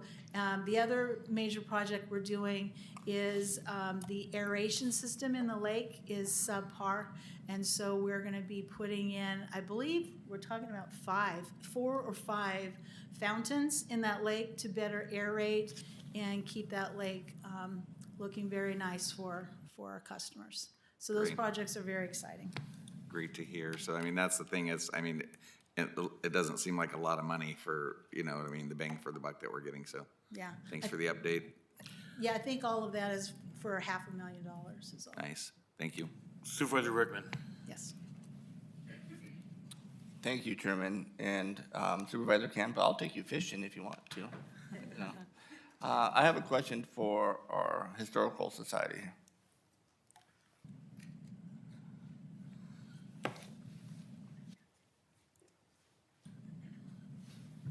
Just real quick. I'm here. No, I saw you over in Tracy, what, about 2 months ago? 3 months ago? Through the chair, yes, Supervisor Rickman. So, would you need like additional funding to take our San Joaquin County information and, you know, take them to our historical societies throughout the county? Is that something you regularly do? Yeah, so the San Joaquin County Historical Society Museum has a program called the San Joaquin County Historical Collaborative, where we work with the historical organizations in every city, along with the some of the smaller communities that are not incorporated, such as Lockford, Linden, a few others throughout the county. And we have partnerships through all of those where we help with consulting services on archival preservation, on exhibit development, on a variety of organizational and nonprofit and business management practices for cultural institutions. And for that particular lecture that I was giving, I was actually talking about the history of the cultural community in the West Side. So, and you're cool with, you have the funding and all that stuff for it, right? That is entirely funded through museum revenues, through through our donations. I mean, I think it's great. Again, I love our history, and you know, more people that can be engaged, especially our youth, make them more interested in our county, even better for us. And lastly, what about markers and stuff like that, like funding? Is that through your budget, or is that again some other revenue? You know, unfortunately, we don't have funding for that, and we do work with the California Landmarks Foundation when the opportunity arises to get markers put up. So, for example, at the historic San Joaquin City marker there on Casson Road, southeast of Tracy on the river, this probably about 3 years ago, we helped the California Landmarks Foundation fundraise for that. We've also done work with I'm blanking on the name, but a landmark in Clements. and a few others throughout the county. But it's not something that we necessarily have the funds to do. So more on a case-by-case basis. Yeah, and you know, I think that there isn't a cultural ordinance throughout the county. The county doesn't have like a cultural preservation ordinance, so there's nothing that we do particularly on that front other than helping the California state government. Would you recommend something like that? I would. You know, I think there's a lot of federal dollars out there for. All right, well, we don't have to get into it now, but contact, you know, actually, we have a meeting here, don't we, next week or week after? But that'd be something I'd be interested in possibly pursuing. Yeah, there are more federal and state historic sites in your district than in any other district, I think, so. Well, I we're would pretty advise much, that. you know, that's why we call it the best district, the 5th district. I mean, it's just. No comment. But, no, hey, when we meet, remind me. That'd be something I'd like to bring to this board, and maybe something we can pursue. Very good. All right, thank you, sir. Thank you.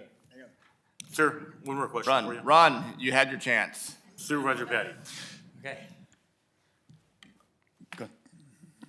Good. Oh, I'm sorry. Thank you. So, Mr. Merlot, Mr. Young Mr. Merlot, seniors in the back of the room there. So, just so everybody on the board is aware, just a few months back, I called you up and I told you about a timeline, a historical timeline at Hotel Harrington in Washington, D.C., which I thought was quite remarkable, like really cataloged so many monumental events throughout America's history, and in particular Washington, D.C. So I spoke with you, you jumped in right away and said, this is a fantastic idea, as all my ideas actually are. So I appreciate you springing into action on that. So the question is, what might you need as we're going through budgets right now, and to Supervisor Rickman's point, as you're maybe bringing out the narrative of San Joaquin County, our history, some of the important timelines, and creating, whether it be a mobile experience and something that's actually, you know, embedded on walls, whether it be at the Historical Society at Mickey Grove or beyond. So the County Historical Museum is currently putting an exhibit together. It's titled, and of course, next year the county turns 175 years old. So it's kind of an anniversary exhibit, but 175 years of growing greatness is the working title of the exhibit. And the thought would be that there'd be a permanent exhibition at the museum, and then a traveling exhibition that could go on the road for programs that the county would like to have next year for its 175th anniversary.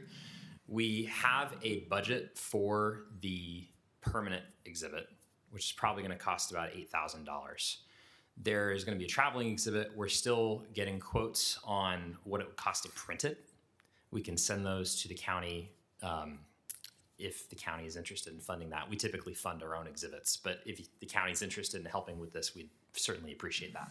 I was just asking if there was anything in the hopper for the known expenses that, against budget time, and do you want to ask, now's the time for that? That's a new project. Oh, man. Well, I think that it would be, I would imagine that the cost of the exhibit concerning 175 years of San Joaquin County is going to be total between the permanent and the temporary, about $15,000. I don't imagine that the traveling exhibit will cost more than $7,000. Who came up with the corny name Greatness Grows Here? Ooh, was it you? No, I actually think it's a great tagline. I think it's a great tagline. I no. Yeah. No, I think. All right, that'll be enough out of Mr. Merlot. Thank you very much. Oh my goodness. Well, it's not a large budget item, so feel free to bring back to the board. But I think it's going to be at a 175th marker. And I think we do have some really storied history that will be fantastic to share and catalog. So great job on it. Thank you. Thank you. And I do think Greatness Grows Here is a good logo. So, Any other questions? Any comments from the public? I see none. Go back to you. Thank you, Mr. Chairman. At this point, I'll turn it back over to Brenda Kiley, who's going to kick off the 24-25 Special Districts hearing. Okay. Okay. I'd like to open the public hearing for special districts. Chairman, are we done with the budget then? Not yet. No. Is this part of it? No, this is almost done. After this, then we're done. Oh, okay, all right. Yeah, just slow down, okay, buddy? I'm sorry, I missed that conversation. Yes, we'll do everything after the special districts. Okay, great. Yes. So what we do need to do is we need to open the public hearing for the special districts. Okay, at this time, I'll open the public hearing for Okay. special districts. I'll do it Okay, again. got it, okay. The 24-25 budget includes the special districts governed by your board, which provide funding for parks, maintenance, sorry, we've got to get our slides up. There we go.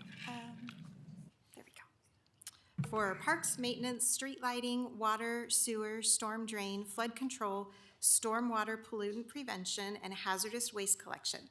Total appropriations are $61.5 million. The purpose of this public hearing is to adopt the budgets for the special districts for 24-25. Public notices were published in newspapers and posted within districts with copies of the budgets, assessments, and engineering reports available for review through the clerk of the board.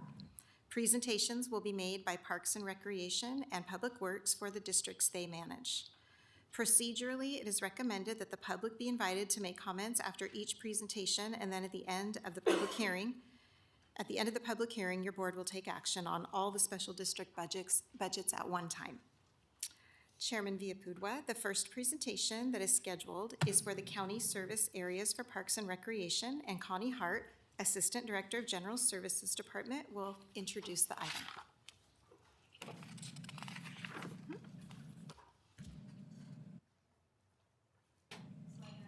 Here. Good afternoon, Chairman Villaputua, members of the board. Connie Hart, Assistant Director of General Services. Before you today are the budgets for the 8 county service areas managed by the Parks and Recreation Division. During fiscal year 24-25, 2 of the 8 parks, Madison and Woodbridge, will be utilizing fund reserves for continued operation in order to maintain the current level of service, with any remaining costs to be subvented through Parks and Recreation and funded by the general fund. Woodbridge Community Park, which is service area number 48, contains an engineer's report which proposes the annual assessment on property taxes, which have remained relatively consistent, with the exception of the 5% general benefit that must be funded from the general fund by law. As part of the Parks and Recreation 5-year strategic plan, additional projects will continue at the community service areas in 24-25 and will be managed through the Parks and Recreation and Facilities Management and Capital Projects divisions of General Services. Funding for these projects has been previously identified, with some projects completed and others currently in progress. Chairman Villaputua, this concludes my presentation of the Parks Managed CSAs. I'm available to answer any questions your board may have. Any questions from the board? I see none. Any public comment? None? Think we're good? That was easy. Yes. Yep. And for the board, for those of you who have binders, we have gray tabs that have the supporting documentation behind them. So this Parks and Recreation, it's up toward the front if you were interested in the additional information. Thank you. So we have Parks and Rec, Public Works. Okay.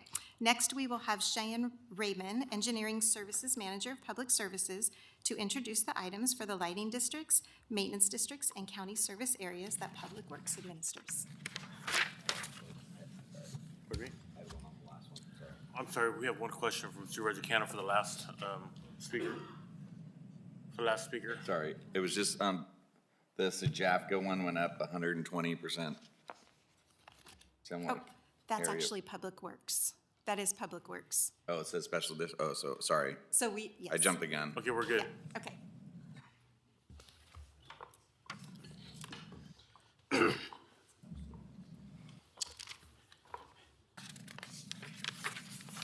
How you doing, buddy? Chair, Villaputua, and members of the board, I am Cheyenne Raymond, Engineering Service Manager with the Department of Public Works. The item currently before you is related to county service areas, maintenance districts, and lighting districts managed by Public Works and comprises considerations of more than 100 special districts. These districts provide services such as water, sewer, storm drainage, street lighting, household hazardous waste, and other special services to properties within their respective district boundaries. The proposed special district budget appropriations total $35 million, which is approximately $4.5 million or 15% lower than 2023-2024 fiscal year's budgets. This is primarily due to the completion of significant capital improvement projects. Each special district is funded through one or more service charges depending on the particular services provided, which are paid by the benefiting property owners. Property owners in districts previously approved multi-year rate increases or annual adjustment factors for 71 service charges. Of these 71 service charges, 15 of the service charges are a fixed schedule increase, 35 service charges are proposed to include a fraction of the maximum inflationary adjustment, and 21 service charges are proposed with no rate increase. The proposed rates were determined by evaluating projected operations and maintenance costs along with current reserve levels. Providing cost-effective service within small districts continues to be a challenge, due in large part to limited economies of scale.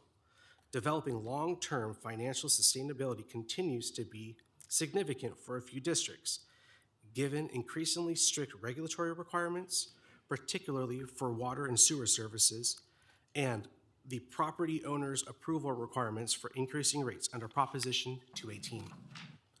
To help ensure viability, a number of districts are being considered for rate increases during the next several years, the timing of which will depend on the duration and outcome of outreach efforts to affected property owners. Note that due to the success we've had in recent years securing property owner consent for rate adjustments, rate increase proposals in coming years will be primarily inflationary adjustments only. Staff will work with board members regarding outreach strategies that are tailored to each district's demographic and the nature of the proposed rate increase. We anticipate completing the process for at least 6 additional districts in the upcoming fiscal year. Planned capital improvement projects are proposed within 26 districts, totaling approximately $12.4 million. These projects are listed in Attachment C to the board letter and include repair and replacements, enhancement to improve service and reduce costs, such as water meter installation. Funding for these capital improvement needs is provided from capital reserve within the respective district funds. Chair Villaputua and members of the board, this concludes my presentation. Staff are available to respond to any questions your board may have. Any questions from the board? Supervisor Canova? Any questions? No. Okay. You're on my list here. Any questions over here? I see none. Any comments from the public? I see none. Thank you. Thank you. We have one more. Oh, you do? Okay, go ahead. Next, we have Alex Chetley, Deputy Director of Development, to introduce the items for flood control and water conservation districts. So you do want to speak, right? Yeah. Okay. I was just curious. No problem.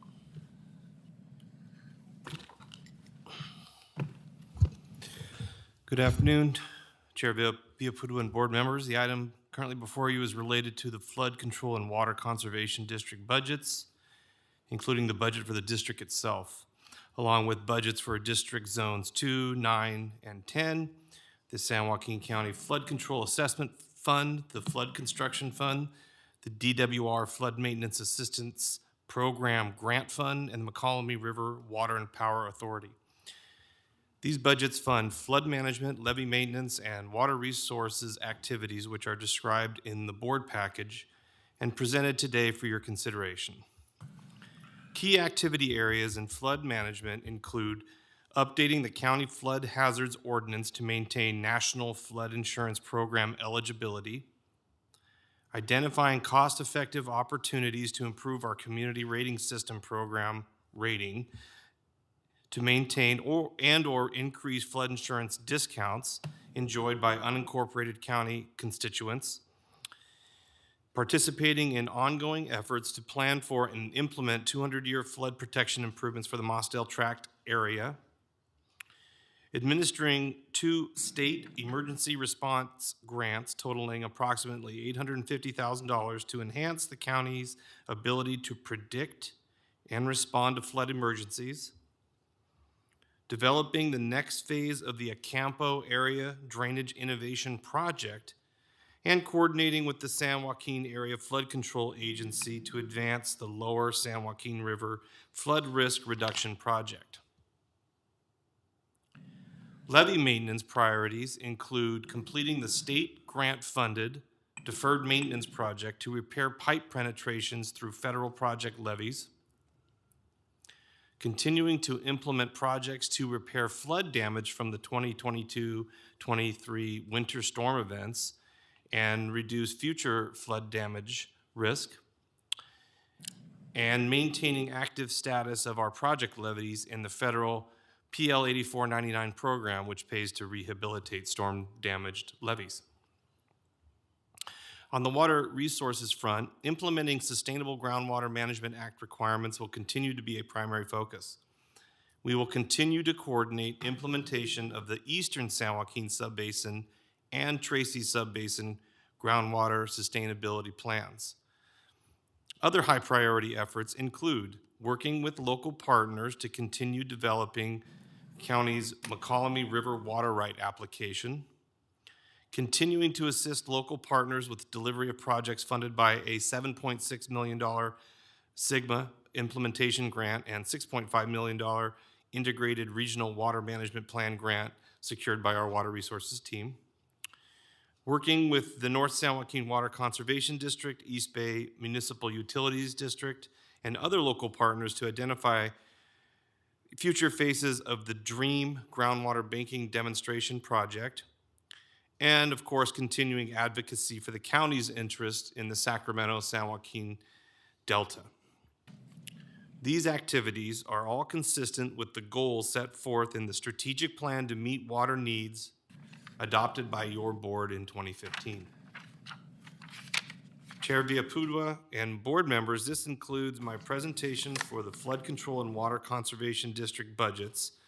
Staff and I are available to address any questions your board may have.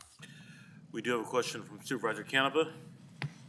No, yeah, I was just wondering, like on the Sajafka one, and then some of those when they spike, like one's 247%. Is there? I believe that is mostly due to, if you'll recall, Sajafka was successful in getting approval for their levee construction and maintenance assessment, or LCMA, middle part of last year. And some of that revenue that's coming from that assessment goes to Zone 9 for maintenance of levees. Oh, so when they pass, so the assessments go through different funds for different areas?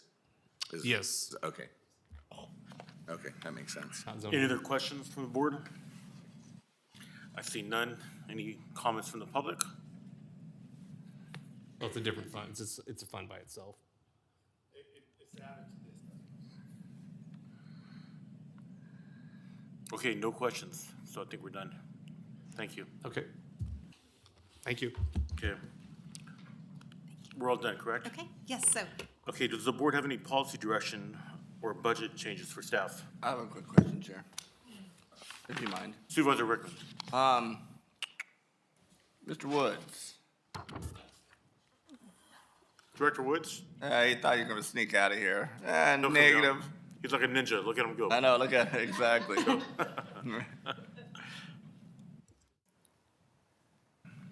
I'm just joking with you, I don't need you. No, I'm just joking, I do. But, when you're talking about cutting the lunch, was that a state or federal cut? So that's a state California Department of Aging cut. All right. Now, my question to you, CAO, it's $8,200, so I know our district funding is available once again. Can I take $8,200 out of that and just give it to put in HSA's budget, and so we can implement the Escalon?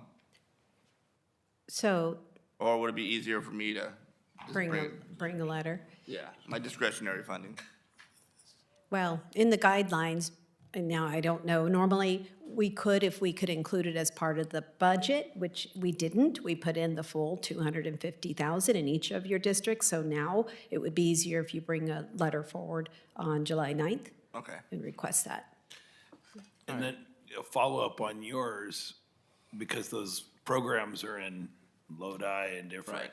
You have a dollar amount for the county for the lunch programs? So the total cut across the system for congregate meals is about $413,000. So it's not I insignificant. wanted a Toyota, not a Lincoln.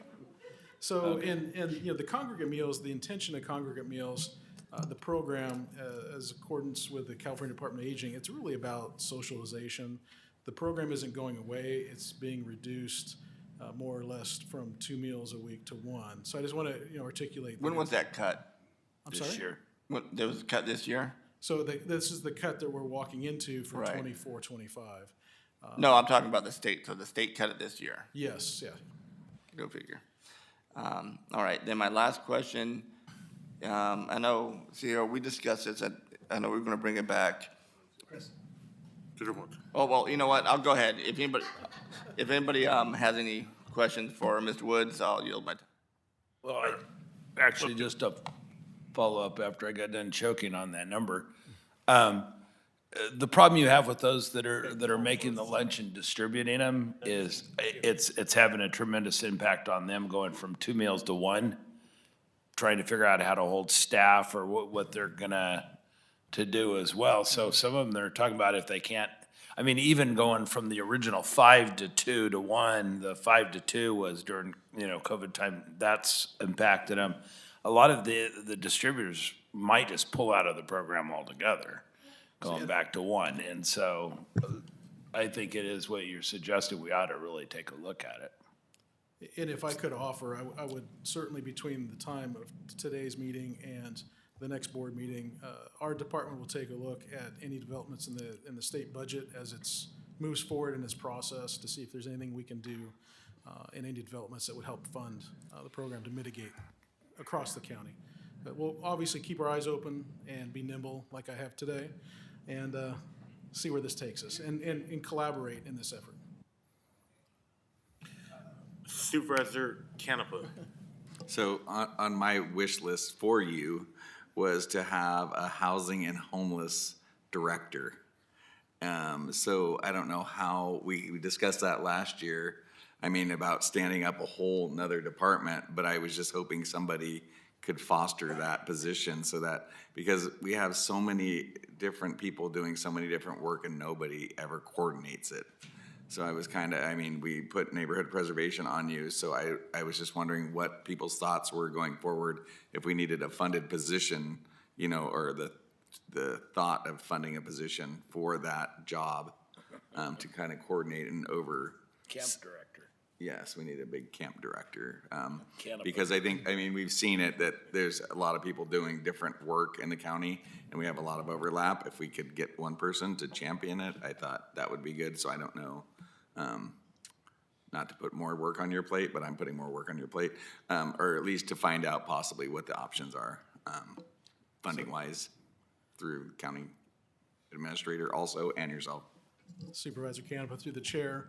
So in my robust 15 days of experience with neighborhood preservation, we're assessing right now, and I at the last board meeting, I articulated that I know regardless of where it resided, we need more resources in that shop.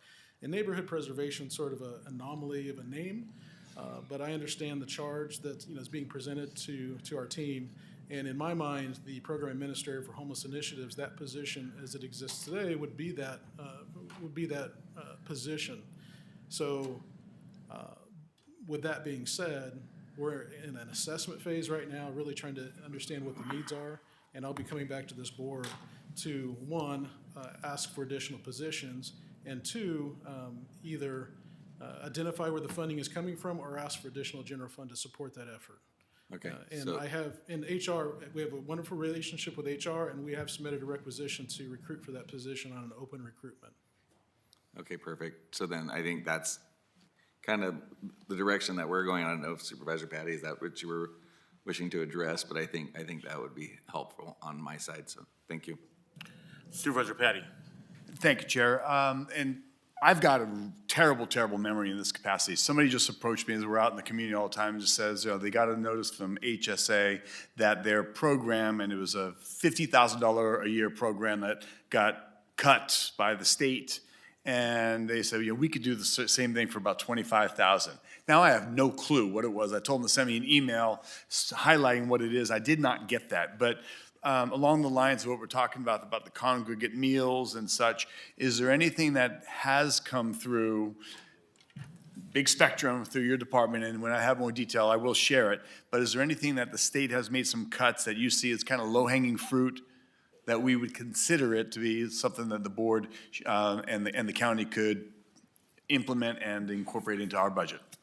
So I think the Supervisor Patty, through the chair, the largest cuts really are in our senior nutrition programs that we just discussed.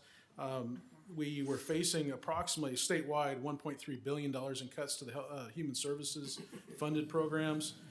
But with robust advocacy from our association, almost all of that has been restored in the current version that's sitting at the state level. So we're hopeful that when the budget is ultimately passed, we will not suffer significant cuts in those respects. So, and we do have some areas where, and I'm not sure again where the $50,000 might be, and if you do, that you do receive that email, be happy to look at it and see what we can do. But Okay, excellent. I appreciate the willingness always taking on. I know we call throughout the year, and you've got a tremendous department and very responsive in coordination with others and synchronized. So great job. Continue. Thank you. Appreciate that. Thank you, sir. Supervisor Ding.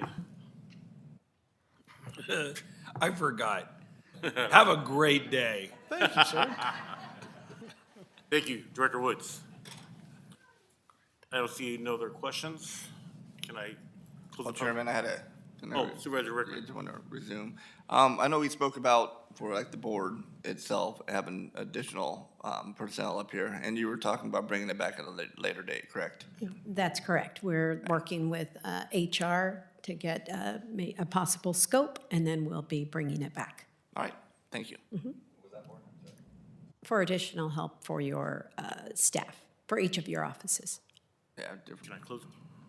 Okay, at this time, the county and the special districts 2024-2025 budget hearings are now closed. Any final comments from board members? Chair, I'm sorry, I didn't mean to pipe out there, but is this the time where we, are you pointing your finger at me, telling me to be quiet? I'm not. I was just, I was raising my hand. You're lucky it's not Supervisor Patty. No, I was trying to just raise my hand. No, hey, I'll yield, go ahead. Well, we get a report from Director, from CAO Regalo. Well, yes, and I think, and I'll hand it over to Brenda here in a second. She's going to ask if we, between the two of us, and I think we have because there wasn't very many, but she'll probably ask if there are any other further comments from the board or requests. But before we do, I just want to thank the board, obviously, for being patient with us, and I thought we went as fast as we could, and we got done pretty quick. And I'd like to thank our CAO staff, our department heads. As Brenda had indicated in the proposed budget, we're dealing with the new budget system, and so everything was brand new. And I will say I thought we did a great job. So I'm just really happy and proud to lead this team. So thank you for that. And I'll turn it over to Brenda.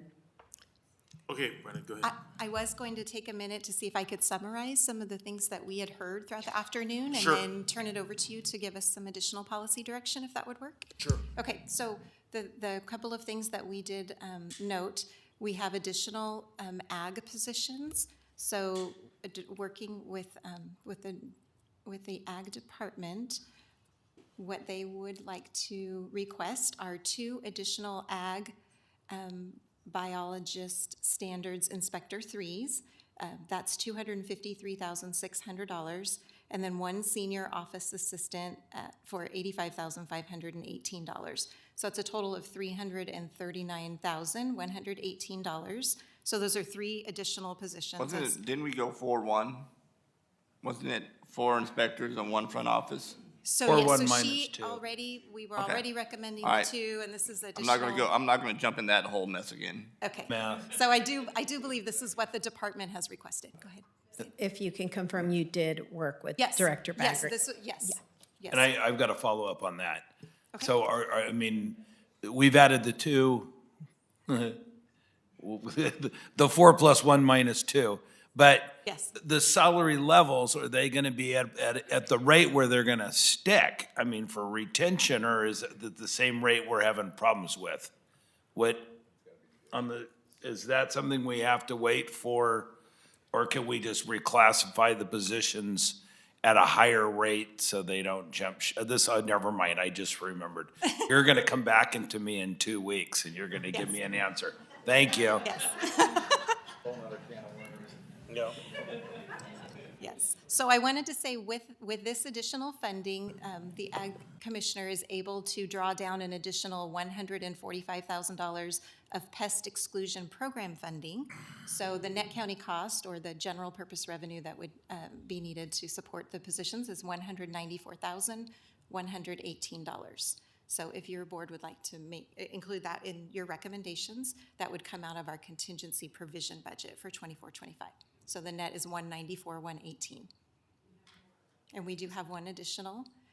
We do have the motorcycles. So the 4 motorcycles that were requested, the total for those motorcycles are $427,816 if you did choose to recommend those, again, coming out of contingency provision. Does that have the sidecar for our chair? I don't think so. Because it does include, that's what I was going to say. Yep. It does include the training and any other special It does. equipment. Training, special equipment, et cetera. Yes, so $106,954 per motorcycle, including the training equipment, et cetera. Pardon? Can you give us the total cost again, please? $427,816. We have some questions from Supervisors. Supervisor Canada. One of the things that caught my attention was the airport and possibly doing customs. And it's not my specialty, but I think that it would open up huge opportunity.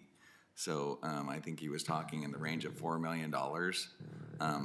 So, I mean, I don't know if that's something that's doable or something that we need, more permission from the customs folks, but I think that would be a huge win for the county if we could do that.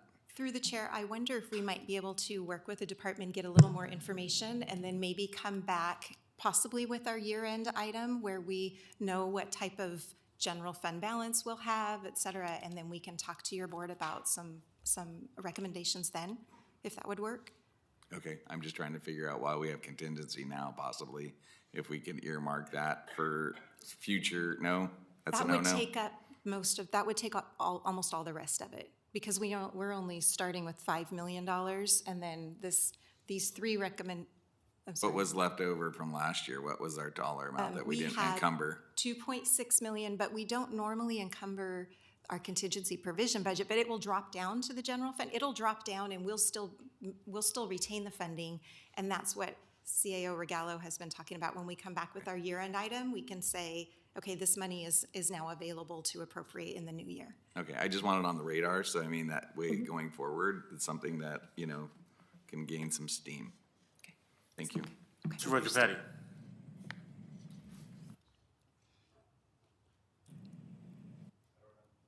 Okay, you passed? Well, guys, Supervisor Patty passed. Okay, go ahead. I'm going to give you guys a victory lap in a moment of praise here. This is the 8th budget myself and Supervisor Villapudua have been through.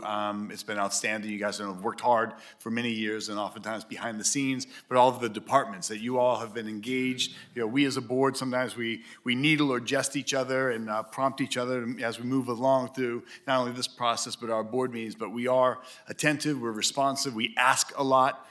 because we represent the constituents in the community that continue to ask from us. So we're those conveyors of what is being, what the needs are throughout our community and our respective districts. So I really want to compliment our CAO and Brenda, the entire staff, and everybody in the CAO's office. You all work diligent, very hard on this. You come forward, and I know that starting tomorrow, you'll be starting to gather what you're going to be doing next year, and there's constant reconciliations where we are at this point in time based on the anticipated tax revenues and such. There's a great formula that you've utilized. I'm looking forward to where we might be in October as we kind of reconcile all of it. So I look forward to that. But working with this board has been a true pleasure as we move forward, and we're very proactive looking at what the airport's got. Our chairman's being very attentive. Rickman does a fair job out of 5th District, but we carry the weight, whatever he's lacking. But working with all of us, and I appreciate Supervisor Ding's asks as we're constantly looking to push and do more, because this is a great county. And each and every one of you department heads, and the people, your staff, your personnel, each and every one of you make a difference, and we are here to be most responsive to you. So thank you, and our CAO, thank you for bringing this forward to us. Supervisor Ding. Two things, just very briefly. I also would like to say thank you for not just today, and the reason it's not 2 or 3 days, I guess, like you old people used to do it, but we got it done in one, is because you took the time to sit down with all of us and go section through section, so we were prepared up here today. Thank you.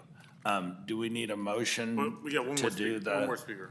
I'm just asking, but then we will. we do a motion and then, okay. We're almost there. Supervisor Rickman. Thank you. Naji, can you please pay attention now that I'm speaking? Appreciate it. No, just joking. Sandy, great job. I mean, been through, what is this, my 3rd budget now, whatever, and night and day. I mean, you've been, pleasant to work with, and, I know you're getting 5 different angles here and being able to hurt us, it's like herding cats. You did an excellent job. And to all the directors, thank you for being here. Thank you for what you put forward and working hard throughout the year, and we appreciate it. And Naji, don't forget about my weeds over there over 5th District. But no, you all do a great job. I mean, we're very fortunate, kind of like Supervisor Patty mentioned. You see how hard, like the board, for me, for example, I didn't hear a lot of you, because a lot of it, I was trying to help Supervisor Patty find stuff, and pretty much, even though he's older than I am, I'm like your big brother, so, but again, congratulations, and for a job well done, appreciate it. Okay, I think that's it. So real fast, I want to say thank you to our County Administrator, Sandy Rowe, for doing a great job this year, and all our department heads, everyone involved with the budget did a great job. I know the CEO's office worked really hard, and thank you for making us look good. We always call on you guys for answers and questions, and we have so many questions, and we get a lot of responses from everybody in the public, and you guys always come through and make us look good. So thank every single one of you. And then, Mr. Rowell, do you have one final comment? Just one point. I just want to give a special shout out, thank you to my Chief Deputy, Brenda Kiley, Yeah, because Brenda, great we job. work very closely together, but she has done the bulk of the Brenda, work. great job. Yeah. Okay, with that being said, can I ask for a motion for the final budget? I would make a motion to approve the budget minus 20% from all expenses. That's Is there a scratching second? that joke. Motion to approve with the changes with the Ag Commissioner's Office and motorcycles. So I'll second that motion. Okay, we have a first and a second, and we have a vote, please.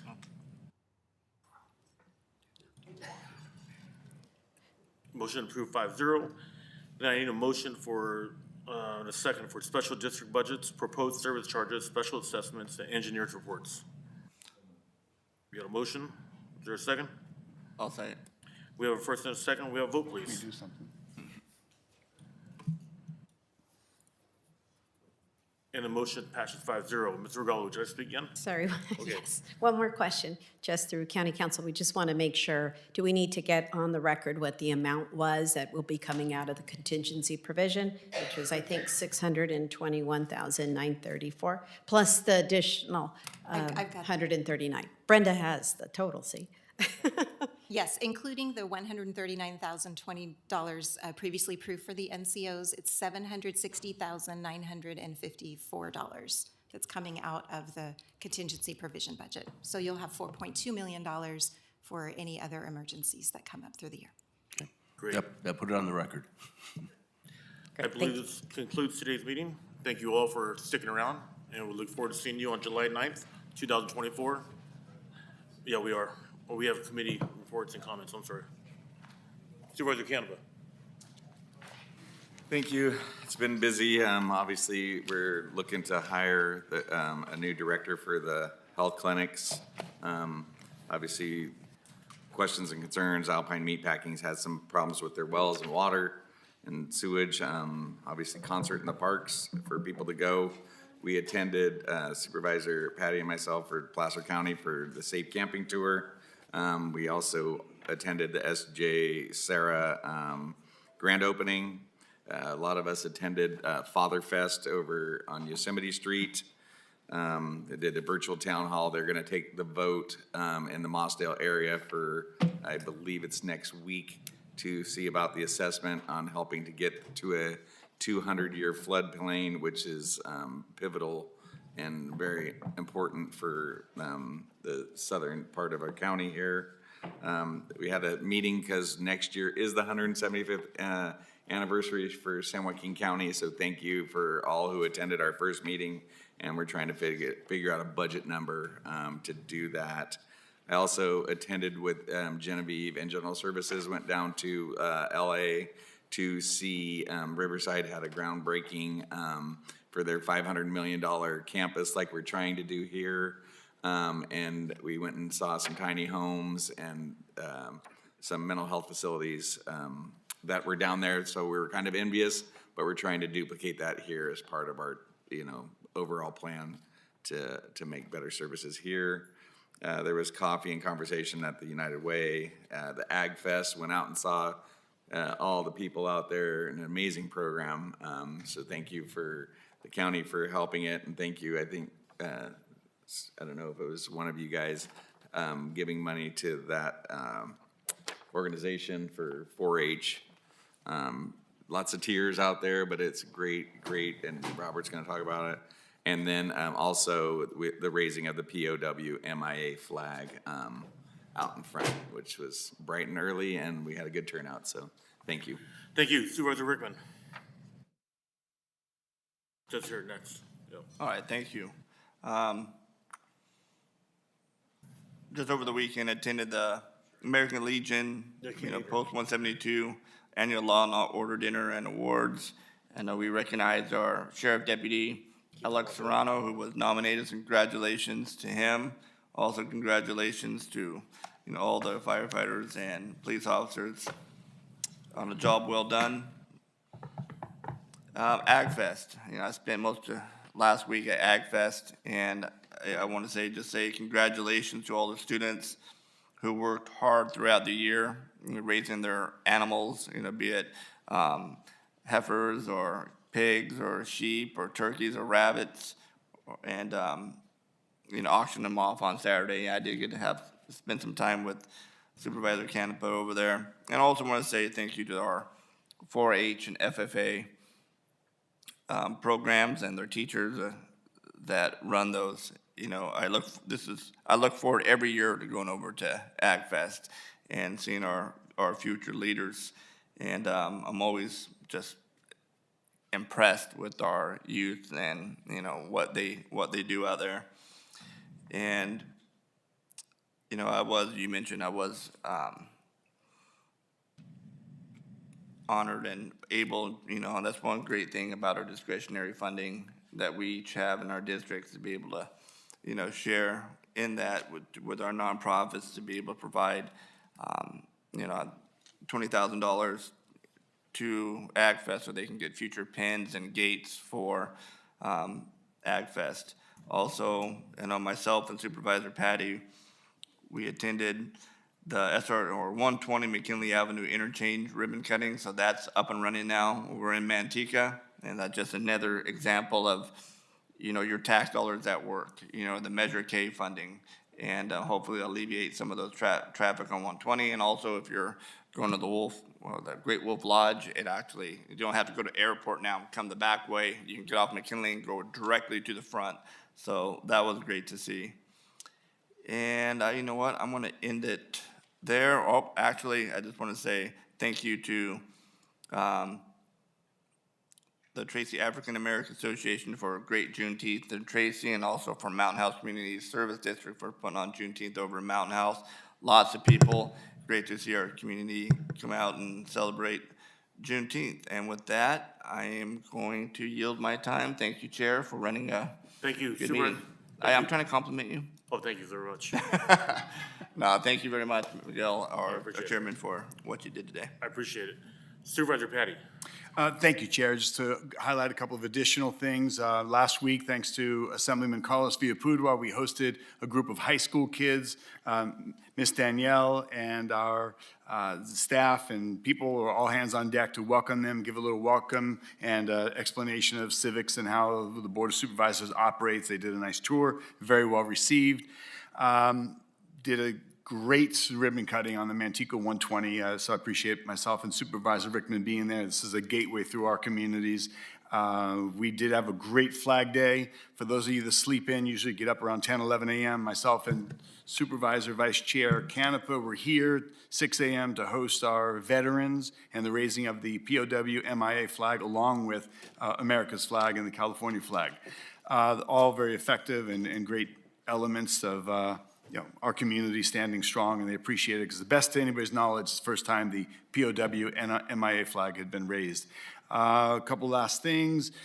Myself and Supervisor Villapudua went to the retirees' annual S.J. Sarah luncheon at Mickey's Grove. It was fantastic food, good turnout, a lot of senior staff and personnel and different directors from the county. They were all there, and they appreciated us being there. Lastly, I want to take a moment. Earlier during public comment, I spoke out, and I appreciate Supervisor Ding speaking out against my speaking out, but I want to be clear about my position. For the few years now, we've gone on and on. We have people coming in. They are literally asking us to break the law, state or federal law. We have no power. We have no control. I am 100% in favor of First Amendment rights. I believe that should be protected by the Second Amendment. I have no problem. I have no interest to silence anybody. What I am asking is for them to take stock of what they're saying and repent. It's their nature. They can say what they want. It's their freedom of choice to come in and say what they want. But I'm at the point of a little bit of frustration that was expressed earlier because they're coming in asking us to literally break the law, circumvent state or federal law. And that is not within our control. It is not selective. It is not random. We have very studiously stood up a voters commission that has monthly meetings. We have an ROV office that is responsive, that is attentive to all the concerns that are being raised, whether they're justifiable or not. But so when I spoke out, and again, I appreciate Supervisor Ding saying, that he feels I'm out of line, but I feel as though when they are asking us to violate state and federal law on a repetitive basis every 2 weeks, they're here to say it, which is their right. I'm at a point where it's like, really seriously, don't you have anything else to say? And that's what I had to share with them today. So that is all at this time. Thank you, Chairman. Thank you. Sir Ding, you want to speak or you good? No, I might as well. Okay. Yeah, it's coffee. I've had my coffee now.